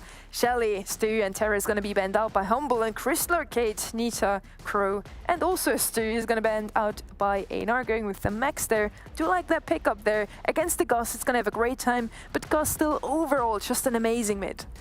There she is again. Ims showing up on the board, being paired with Gus, Crystal Arcade. It makes a lot of sense. Ims a very versatile brawler, of course. And I think Gus, somebody, we don't need an introduction for him, right? He's very powerful. He's very good in a professional player's hands, and he's going to add to each of his teammates. I love Gus. I think he can play a mid on this map, and I think Ims, of course, can play either the left or right-hand lane pretty well. And I think allowing that pick to get through, pairing an Ims with a Max, that's a little bit of a blocker as well. Again, I talk about it a lot, but Ims not necessarily the hardest to pilot, but really strong. So I think Ims is just kind of that consistent bread and butter that we're going to see in Crystal Arcade. I do have to agree with you on that one. I do like the Ims pick, but I also like the squeaking coming out from the side of EUR. Really good brawler here just because of control. You can quite easily win your lane with the single gacha coming out at the start already. They do need something with a bit more, how to say it, rooms, I don't know, a bit more tankiness from the side of EUR. I would like to see that into an Ems. It's not going to be an easy task, but there are tanks that you can go against this brawler. And one of those brawlers is Sam. Yeah, I mean, again, that's a good one to take off the board because I think it would have really overwhelmed somebody like Squeak. You know, he's a little bit on the squishier side. I think he's great in those mid-range engagements, and I kind of anticipate him being a pretty good matchup into somebody like Ims, right? But if he had been going against a tankier brawler, it would have been tough. I mean, this is kind of a spot where Daryl, I feel like coming in would make some sense here to kind of mess with the Sam a little bit, also does well into Squeak. So I'm curious if we respond with something really aggressive, and it looks like they are. They're going to go with Buzz, which I also think is a very great choice. Yes. I do think Buzz is going to be a good pickup here from the side of Humble. I like both comps. I don't really see any of those comps really trumping over the other one. So this is going to be another close matchup. This is really going to show us which of those two teams might be at the top today. EUR 3-0 so far, of course, looking a bit better than Humble, but they are proving themselves to be a really strong competitor in this season. I agree. I mean, this one is shaping up to go either way. Beforehand, I thought 3-1 EUR, but right now, certainly doubting myself here a little bit just to show the strength of Humble. They kick things off, left-hand side duel going down. It's going to be Buzz trying to deal with everyone right now. Supercharged up already. Nob, low HP as well, 450. On the other side too, each end battling for mid control, and now the supers flying across the map. Tomzy surviving with 54 HP, but the gem count falls with EUR. Mebius already with 4 gems here, picking up the 5th one already. Although we did have a bit of a troublesome moment there in the left-hand side. Nob and Filippo both falling. EUR just took the opportunity to stay in mid and collect those gems, whereas Tomzy was more concerned with his teammate winning his lane. Filippo now finally takes down Nob here, gets another super off, sneaks the gems away out of the hands of EUR there. With that, we have an 8-0 gem lead all of the sudden for the side of Humble. And immediately being rescued by the teammate as well. A little extra firepower coming his way, and a gym carrier for Buzz. Not ideal for them because he's typically their aggro brawler. He wants to be in on the action. He doesn't want to hold those gyms in his pockets. He wants to hit the attack button constantly, but now they're gonna have to be a little more cautious about how they approach it. Rama, right-hand side. Sam, left. Each looking for an angle again. One pickup here. Quite crucial, but Cyclone now on full defensive mode. 14 seconds to go. Cyclone's gonna take over the aggressive moment now as Filippo is the gem carrier. He has to be the one that pushes back the enemies. Rama already given up here as 5 seconds are not gonna be enough for him to cross the map, to get the takedown onto either the Buzz or the Guz. And with that, we have Humble taking this first game, continuing what they started in the previous set. Buzz popped off. I mean, it is what it is, right? And I think, again, this new member is really showcasing what he can do, clearly adding some value here and stepping in with no problem. But that's the kind of X-Factor brawler that they need here. Shots going down on the left-hand end. Cyclone able to play some big old defense right there. Again, early contention for this left-hand lane. This time it's won by the blue roster. Phase shift away outside of Cyclone's range, and another early gym count here, but they have to hold on to it. With Filippo and Tomzy both falling, Cyclone is getting pushed back into spawn as well. Great start here incoming from EUR. They're playing it a lot more aggressive now. They need to, otherwise Humble is maybe going to take away this set already. Tomzy now going in aggressive as he does have his shield. Maybe it's falling low, down to 95 HP, still surviving. And Humble now with mid control, picking up some more gems as well. The lead is shrinking. Max energy going down left-hand side. Super being held on to by Buzz, always watching out for it. The flash goes down, movement to the left-hand side, a little bounce off him too. Tomzy getting on the action as well. A lot of utility available now for Humble. They've taken the lead in the gym count, and it just doesn't seem like EUR having the easiest time getting their way back to the mine, especially after a stun and another pickup as well. Humble overwhelming EUR. Overwhelming is the perfect word for this. They're just running into their faces, pushing the back into spawn, playing it so aggressively, paying off. Tomzy now with 8 gems is falling low, shielding off his teammate instead of himself there. Going down all of a sudden with Ems as gem carrier. Humble really just switching around. Not a huge deal for him either, I don't think. I mean, I think Ems is perfectly fine to hold on to these gems as well. But, you know, all things considered, they don't get the gems, but EUR get mid-control, and that is huge. And now they're getting the spawn trap as well. Shots being fired. Max blasting her way up the mid now. 7th gem being picked up, 1 away. But anytime you see Buzz with a super, things can change hands. And all of a sudden, Humble, instead of being overwhelming, they're being overwhelmed. Filippo getting hit by a Rama super there, is shielded off, gets the takedown onto Nob eventually. Mebius still pushing up there, though they are pushing Tomzy quite far back. Humble does have the opportunity to equalize here. 2 gems are going to spawn in time, but Filippo doesn't care about that. He decides to sneak away some gems from the opponents. Another countdown here for EUR, but even more time in their hands to equalize. They now have 9 gems. Next gem is going to spawn off the side of EUR, however. Can they pick it up is the question. It's a duel at sunset. Both sides want the gems, and it's clear the red roster wants it a little more. The dive away from Buzz. Lifeguard getting out of harm's way, but all of a sudden, all the gems being spilled out. Cyclone now standing alone, trying to run away and missed all the action. The shots go through. Max survives. The stun on return, though. No way. Dive in as well. Ross shielding for his teammate. 111 HP, dodges the shot narrowly. Another reset inbound. What just happened there on the left-hand side lane? 12 to 12 gems now, 13 on the side of EUR. All of a sudden, Humble needs to pick up some more to get another countdown. Nope, very low there. So falls Filippo low though as well. Tomzy tries to pick up the gems there. Rama and Mebis both in the opponent's side lane here. Rama falling, Mebis is as well. There's the pickup from the gems for Humble. 15 seconds, the countdown is here. More than enough gems in this game now, and a nice takedown there as well. Amidst all the chaos, red roster holding on to the majority here, and the lifeguard of Velociraptors certainly saving this Humble squad. If we're gonna have a single highlight from all over the matches so far, this has to be it. That's gem grab at its finest. Both teams just taking away some gems each. At the end, we have no winner. All the gems just lying there. Amazing. And I hope we get to see it again. Unfortunately, the only loser out of that situation was EUR. I mean, that was quite the highlight reel for all of us here at home. Insane plays. I mean, look at this interaction here. Back and forth. Kills going down for each side. Cyclone so close to getting away. 460 HP. And then the gadget goes through as well. The bubble being dished out. So many amazing moments, all in about 10 seconds. And, well, the numbers are showing kind of the same here. 87 gems being picked up by Humble in total. 57 dropped and 56 dropped from each side. Those are crazy numbers from Gem Grab, and they just show again what a highlight reel we just had. And Filippo really proved to be a really good boss and a very valuable key for Humble's success today.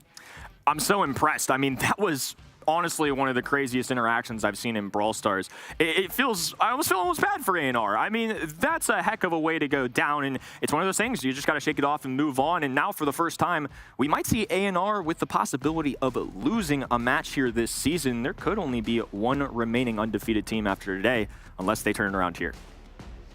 That would be actually crazy. Humble with the potential here to make a match point, make it a 3-1 in their favor now. We did have that moment with Mr. Dosa as well. It didn't went too well for them. I don't want to jinx anything. Squeak is going to be the first pickup here on Canal Grande, with Carl being banned out, Eve as well from the other side. We don't really have any brawler to pick up the blue gem, the blue star in mid as first pickup. I do like Squeak. He's quite squishy though. I do then like the answer from EUR. With the Bonnie, they're going to have an easy task against this brawler. Yeah, I think that is a good answer as well. I mean, Bonnie is somebody that can be really aggressive, fulfills that role into Squeak, but also has enough health points to where in that kind of mid to long range interaction that the two of them could have, I mean, Bonnie's going to do just fine. Enough damage to get the job done, and it's going to take a lot of Squeak shots or a perfect super there to get a takedown. Curious to see what else they round this out with. I mean, they could go for some higher health point brawlers too. Squeak not the easiest to deal with in our current meta. Jean going to be their selection, so we could get some magic hands going down, some long range pulls. Always an exciting one to watch. It's gonna be, I hope, for an exciting one, because this could potentially already be the last match of the day. So I hope for an exciting one. We have two tanks from the side of Humble banned out, so not really a great last pickup here from EUR, a great option anymore. Maybe a Sam gonna come in later on again, or a boss. We're gonna find out if Humble doesn't shut down those attempts. So far they only have the Squeak, which is quite squishy with the Barley now as well. A tank would still come in clutch here. Let's see if Humble's gonna pick up one themselves. Yeah, Barley a little dicey for me, right? There's no real way he can block the pull from Jean. Bonnie, of course, when she kind of exits the cannon, gets really aggressive, can dive onto Barley too, and he does not do well in up-close interactions. That's not really his specialty. So I think they're going to have to pick something with their third that kind of helps him out here, because otherwise Squeak and Barley can have kind of the same vulnerabilities, right? Tara makes a lot of sense. Big super, game-changing super, of course, and always a momentum swinger. I think that's going to help against the Bonnie for sure, and if they go with the Tara pets, can help, you know, kind of defend against the super that Jean provides. Definitely. Well, Tara is going to shut down any aggression incoming from EUR. The Bonnie certainly. But then she doesn't really have the range to go up against the Bonnie, Jean, or a Sprout. The last pick here incoming for EUR. Sprout is also going to do a great job into the Barley. I do like that thrower matchup we have there. And then just looking at the other brawlers, I kind of feel like it's a bit one-sided towards EUR. The Bonnie is going to have a great time into the Squeak. The Jean is going to be able to get a pull eventually against the Squeak and the Barley. And then, yeah, if Tara gets a great pull there, Humble will take it, but that first has to happen. Yeah, I think there's a lot of scenarios here where Humble will kind of have to battle it out. I think Tara, at least a decent way to maybe go against Bonnie with the dive in, but I think you bring up a great point. Range is something certainly not to their advantage, and I think the ability to travel across the map, or Rama to remove somebody from the other side of the map and bring them across, is a very big part of this composition. Low HP for each side on Humble there. The right-hand end, they do have that blue star though, but now Sprout the one actually getting really aggressive here, charging up that wall as well. Little cutoff, castle going down there, but more importantly, it's going to allow for them to not have as easy access to shots for the red side, and they disrupt some of the bushes. Exactly, so Tara is going to have even more trouble pushing up if she doesn't have any bushes to hide in. Filippo trying to hold off their opponents. Humble did a very good job at just picking up the blue star at the start. They full well know that they don't really have the range to go up against this comp, so might as well pick up blue star at the start to make the opponents come to you. Mebius now with super already. Ramat still looking to get his. Nob switching sides here, trying to put even more pressure onto Humble's side. Another wall coming down. The bushes are completely destroyed. Humble has to fall back here into spawn. Gacha coming out here from Terra. Is it going to help them survive? It's not going to help for long as they're all pushed back into a single corner right now. Scary situation here, and now the wall making things tougher, make it a double as well. The castle expands. It's going to be Barley, Squeak, and Tara, top right-hand side, fighting for their lives here, holding on to that blue star, but Bonnie is inbound, has a super too. They may be waiting for the right moment as well. A&R, all the pressure in the world with 30 seconds to go. They only need to grab a couple kills and dip, and well, that's a couple kills right there. 4-1, and now they're the ones backing it up. It's going to be left to Humble to respond. As our And it's only 20 seconds left as well. Sorry, Kenny.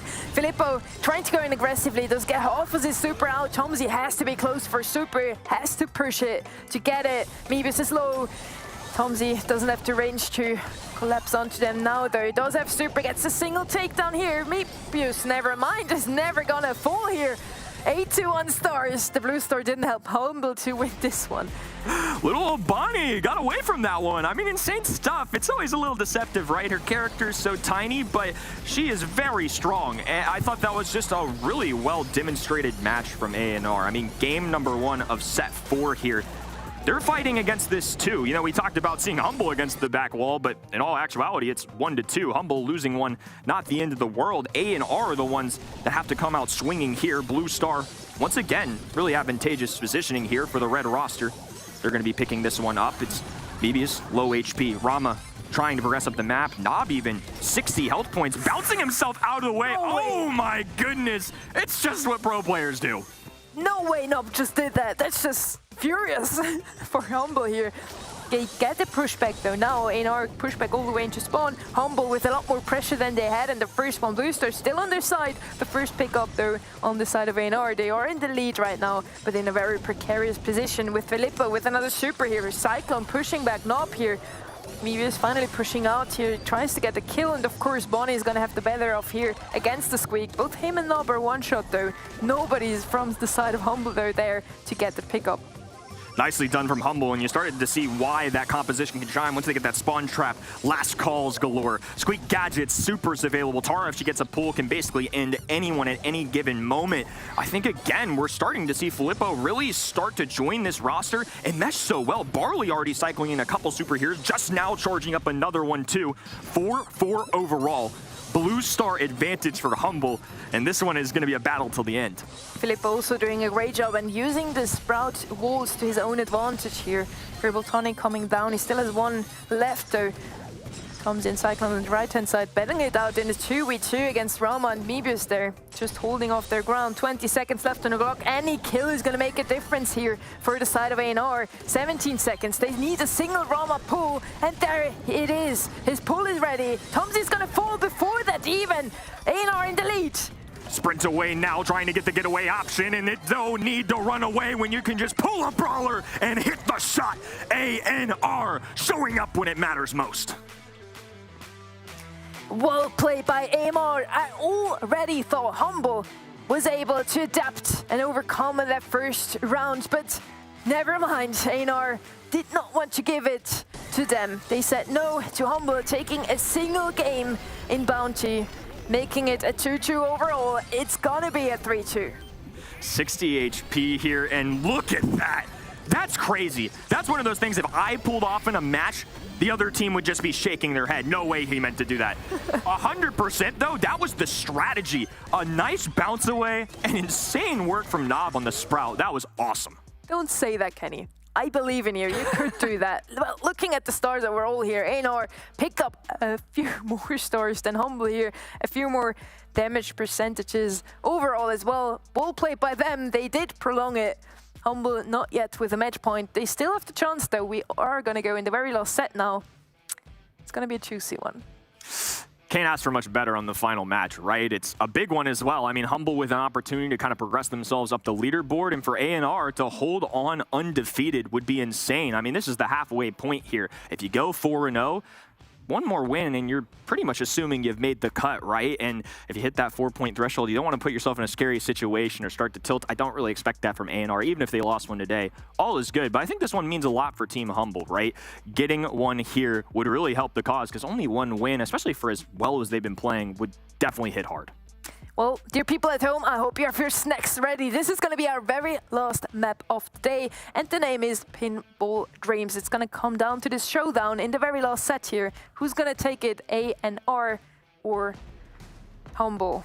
Both of those very deserving teams here. Both of those with the Nita ban. Barley and Dynamite being banned here by Humble as well. Probably EUR with the first pick here. Two throwers right off the get-go out of the way. Shelly and Crow, though, banned by EUR. Well, I think Humble is the first pick, actually. Well, we're going to see. Pinball Dreams, quite a new map into the competitive map pool. Let's see if those two teams already adapted to it. Willow's on my mind. I see Dynamite and Barley banned, and throwers are often played here. And I think Willow's somebody that can really put a hex down on the enemy team, force them to score goals in themselves, force them to do damage to their own teammates as well. So I think that's something I'm looking out for. It's something played a lot, especially in Brawl Ball as a mode in general. Bonnie is a first overall choice, though, also does not surprise me. Bonnie's good in pretty much every game mode, doesn't have too many counter matchups, safe and solid. I think Bonnie has been picked up now by either Humble or EUR almost every single round as first pick, so it's probably going to be a good pick then. Well, let's see if it's going to work out for Humble here. They have already their mid-brawler. Stu is going to come out here from EUR. They do like to play this brawler, and it's going to do well on this map, either on lane with the breakthrough or on mid. Let's see what's their second pickup going to be. Anything good against the Bonnie would be advised here. Maybe an Ota is going to come out, maybe some more aggression. We did see some Sam come out here from EUR before. Let's see. Interesting stuff. El Primo going to be the selection. Spike's on my mind now. I see a Stu come out and I see an El Primo, right? Life Plant really solid in the Stu. Spike often picked in a game mode like this, can be a pretty solid goalkeeper with the needles that he's got with his super too. That's something that at least crosses my mind, but they definitely have to address the El Primo, and they don't also want to go too squishy either, right? Because Stu typically a brawler that can do well in that circumstance. El Primo, a dynamic playmaker. That's a guy that can travel across the map, can get up in your face, and obviously the way he charges his super makes him so valuable here. Well, I kind of hope, yeah, I was itching to say Ems to come out here. Very good against those brawlers.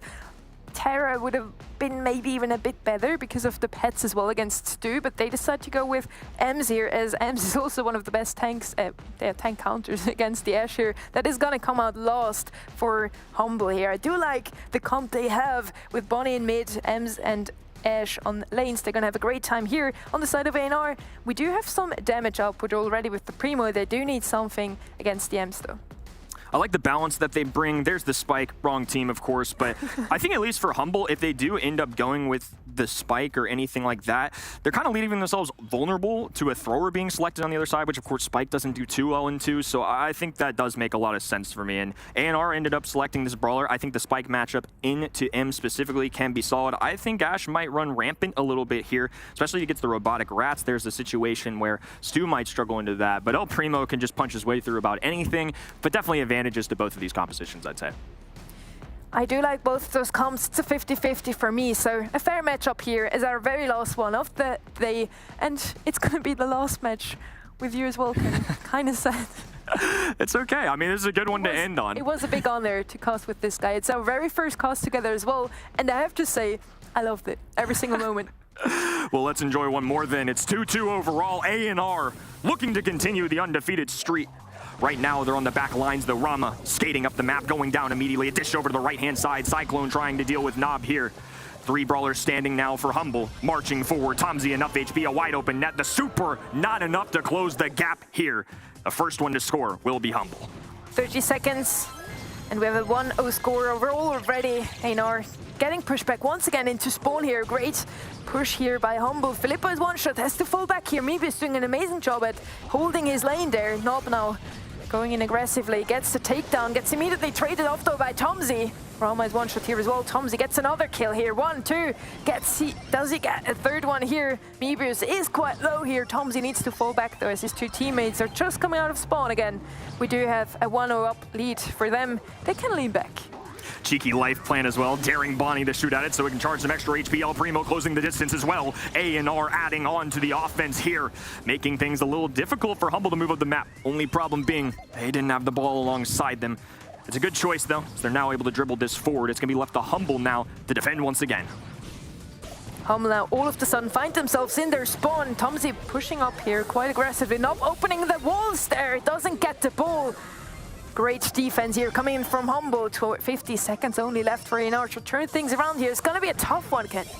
That wasn't an easy goal to go for the conversion, but still, you feel for him here. Trade out going down there now. El Primo trying to dictate some pacing here, gain some positioning. Robotic Rats, though, going to be attacking the right-hand side. Those sweet treats certainly hurting them now. Ball in blue control. The big pickup there as well. The 2 brawlers on the other end. What just happened? They dished the ball out to that side. They need to be careful here. Almost throwing into Im's hands definitely makes me nervous if you're on the side of EUR, but at the end of the day, all's good. They play a successful defense, but a little scary there. Thought they might have an opportunity, but it looks like blue roster gonna have one of their own. 10 seconds left on the clock. Can EUR make it before overtime? Great shotting coming from Mama. It's not gonna be enough though. Filippo with the catch, the goalkeeper of the year for him, but it's still not going to be enough as EUR scores it 1 second before overtime hits. Oh my goodness, a final countdown there, a dive in from El Primo, the flying hook inbound, and it's attacking the opponents well. A kick forward, survival from Spike, 2 brawlers standing in the net now, Life Plant standing in the way, shots being fired, no super available. They're gonna back off for now, reset, and bring it up with El Primo. Roma and Cyclone trading each other out. 2v2 situation now. Tomzy trying to go in aggressive. Nob gets cleaned up by Filippo there in the end. But so is Filippo himself. Mebius doing a fantastic job on the spike. Ball is cornered. EUR's not going to even pick it up for now. Will they just play it for a draw? We'll figure it out in the next 18 seconds. All the time that is left on this match. Filippo doesn't have another gadget. Nob just walking it in. EUR with the match point. No need to play it for a redo when you've got the momentum like that. That was a tough one too. I think there were very decisive moments there that could have changed the outcome of that. This is an instance right here. They survive on defense, but this is where the goal comes in early. Later down the line, a dive in from El Primo, a later goal. I was nervous for both of these teams. I thought there were moments where the other side was going to make some crazy play happen, and obviously going to overtime, we certainly got that. For now though, match point for the current undefeated team. I love to see this as our very last match of the day. EUR and Humble make it so close, make it an interesting match for us. 2 minutes left on the clock. So far, no score this time around. EUR gets prevented from scoring a 30-second one. Reset here, Bonnie. Now with Clyde again. Super available for Rama. A dive in as well from El Primo. No pickup yet though. Cyclone actually surviving. El Primo wants more smoke though. Going in on his own. It's going to be a trade here. Red roster. 2 brawlers still standing tall. Cyclone now powering himself back up with some extra health points. A speed zone going down. It's going to have to be a swift defense here. They can't allow Humble to step on their toes. EUR having many possibilities here, but not quite bring the ball with them. Let's see if the next one is going to hit, if it's going to be a 1-0 up already. Humble pushed up now in mid, trying to get some control, even more against Rama, and Nob just waiting for the moment to hit here. Mebius with a super, so is Nob getting the takedown onto Filippo. Mebius is falling himself, but so is Tomzy. 1v2 situation now for Cyclone. He still can't push up, he still can't score. Just trying to get a super here eventually to have a better hand against Rama on that Stu. Humble pushed up here, have the ball control, 1 minute, not a single score so far. What a different story from the first game. Even Ash's presence made a difference there, and of course the speed gear in the bushes made him even that much more threatening, but Tomzy dive in.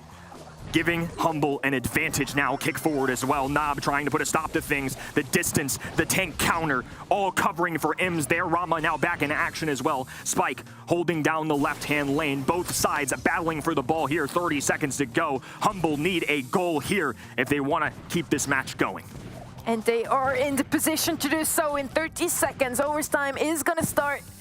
Rama, Mebius, Nob all in great position as well to defend, but as long as Humble has the ball there right in front of them, has the super of Filippo in their hands, it's looking difficult for EUR to turn this one around still.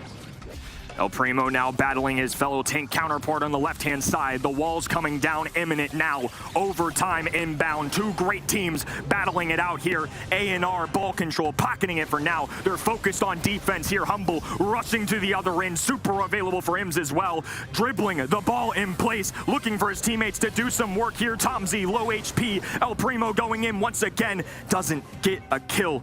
It's going to be a continued defensive effort now for EUR as they're looking to battle the clock and the fierce Humble brawlers. And Humble just keeps putting on pressure onto their opponents. EUR can't really be standing much longer.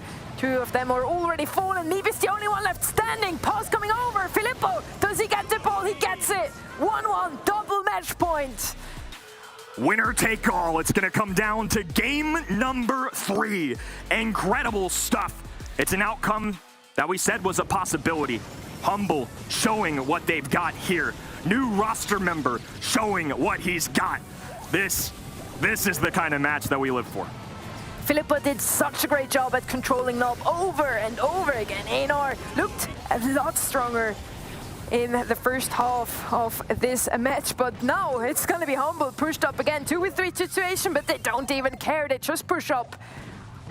Whoa. We're gonna have another reset here, but that already looked dangerous here for EUR. Nice takedown into Rama as well. A jump in from Tomzy. Nob now kicking over the right-hand side. They need to dish this out quickly. It's going to be pocketed here. 3 red roster brawlers still standing, though. Cyclone moving for the ball. Now it's 3 brawlers in the open net. Humble take advantage here in game number 3. 30 seconds is all it took EUR to score in the first game. 35 seconds now for Humble. Still a good record here. Good job. And EUR now looking into getting this one turned around. The game couldn't be much closer here. We did go all the way into the 5th and last set. We're now going all the way into the last game of Brawl Ball here. 1-1 and 1-0 up is Humble. Huge opportunity now for EUR. A toss over his shoulder. Tomzy eliminated immediately. Nob needs the health points, though. Can't do it alone, especially with a super from the side of in. Spike shuts it down quickly, but it costs him his own life. A lot of health points now as Tomzy dives in. Gets the ball through in the nick of time, though. Nob with the score. 1-1 overall. Next goal decides it. Didn't even need to use the suplex. He was just walking it in. 1-1 now. Well, now I can say it definitely couldn't get any closer in this matchup. EUR trying to push up here. Cyclone doing a great job at the left-hand side. Getting shot down there by Rama as the fullback as he's low. Nob with a super trying to go in aggressive now. Gets the ball. Is that the score already? There it is! EUR are the winners over this one. 3-2. And I have to say, Humble was looking strong today, but EUR take it in the end. What a way to win. Insane performance there from El Primo. That is a big moment there, one that might dictate the rest of the season arc. I don't know about the viewers at home, but I am still in recovery mode from that gem grab set. As if that wasn't high octane enough, then we had Brawl Ball, and my word. I mean, that just came down to the absolute wire. Look at the stats. There are some huge figures there all around. It just goes to show just how long, that one just went the distance from start to finish.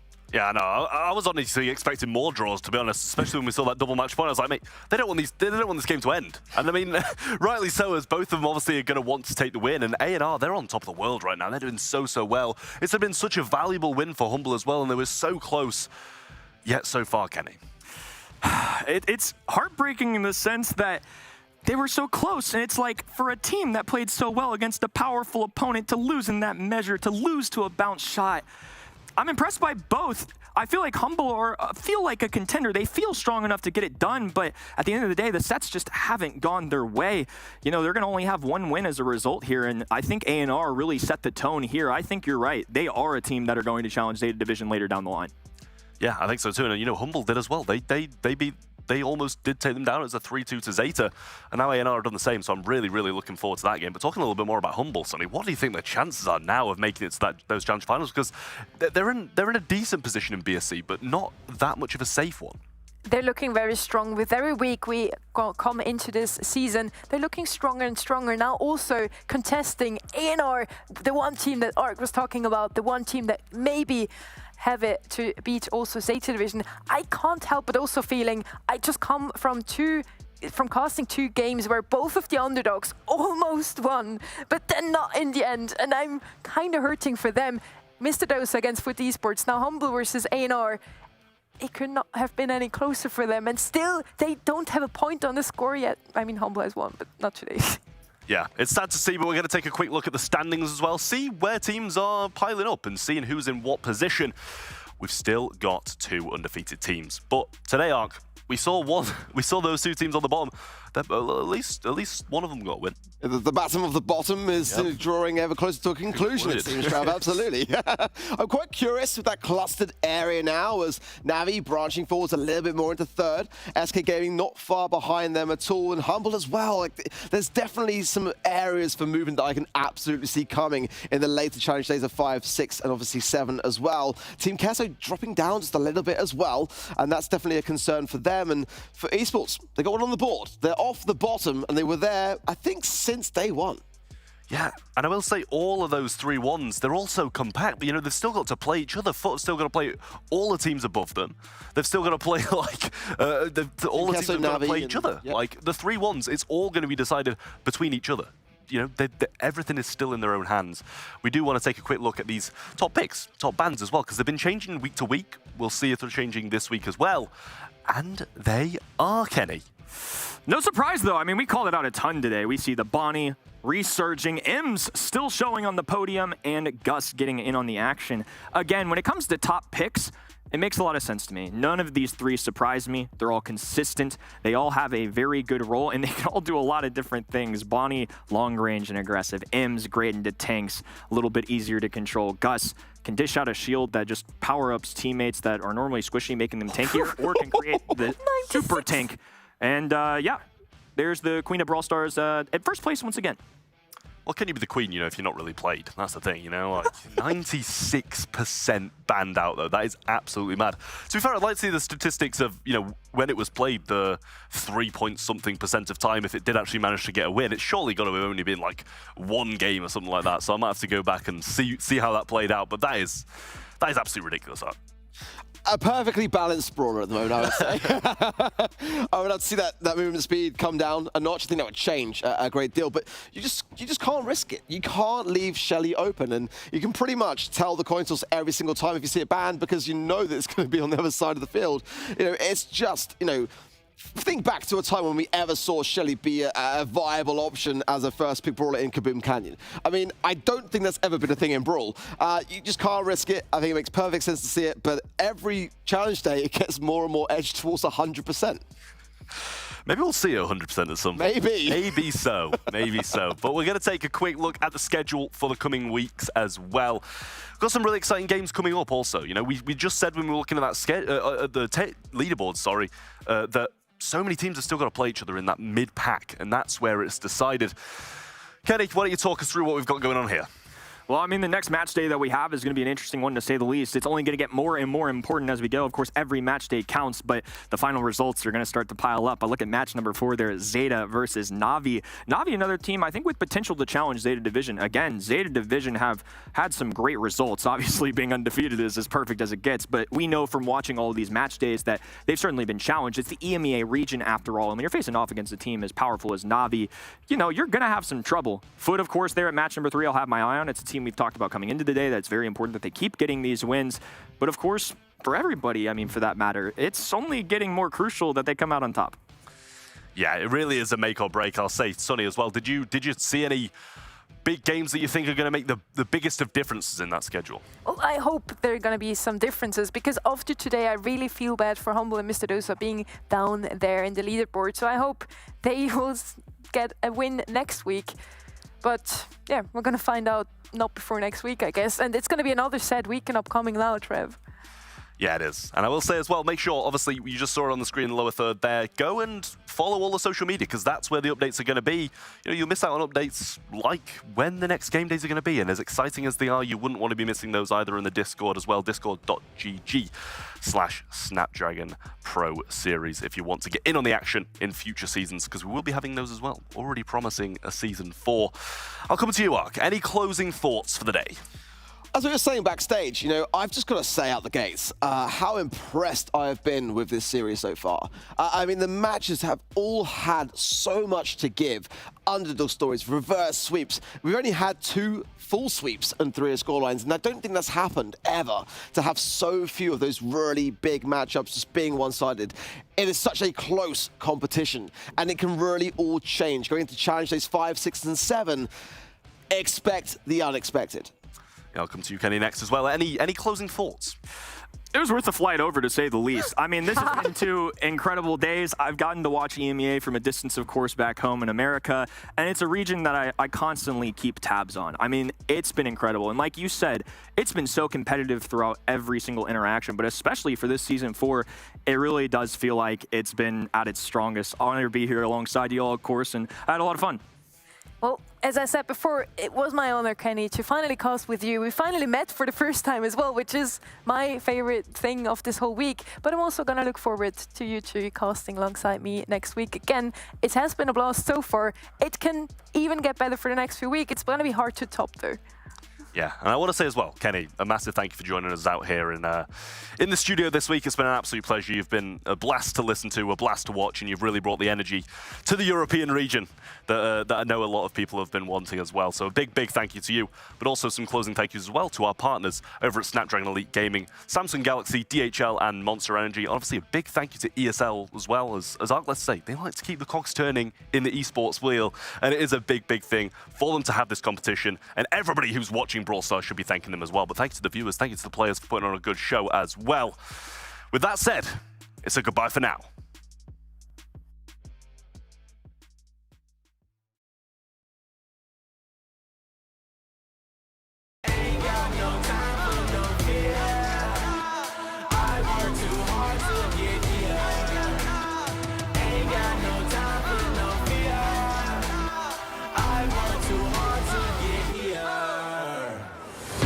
Got the time, put me in, coach. I've been going hard, time to let it show. Everything raw, give it to me now. Let me have the spot, man, it's going down. Gotta get it here, I don't wanna wait. Take what I want, then I go train. Gotta get a win, I won't lose the game. This is my year, I ain't gonna break. Strap in, cause it's gonna be a long ride. Working on me every single day and night. There comes a time when your worlds will collide. If it's holding you back, push it right to the side. On another level, I will never settle. Mind over matter, get the gold medal. On another level, I will never settle. Mind over matter, get the gold medal. Ain't got no time for no fear. I work too hard to get here. Ain't got no time for no fear. I work too hard to get here. On another level, I will never settle. Mind over matter, get the gold medal. On another level, I will never settle. Mind over matter, get the gold medal. On another level, I will never settle. Mind over matter, get the gold medal. On another level, I will never settle. Mind over matter, get the gold medal.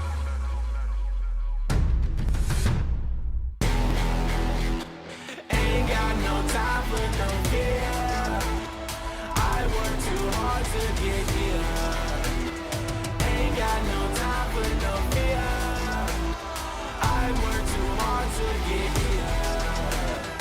Ain't got no time for no fear. I work too hard to get here. Ain't got no time for no fear. I work too hard to get here. The Snapdragon Pro Series powered by Samsung Galaxy is brought to you by Snapdragon Elite Gaming, Samsung Galaxy S23 Ultra, Monster Energy, and DHL.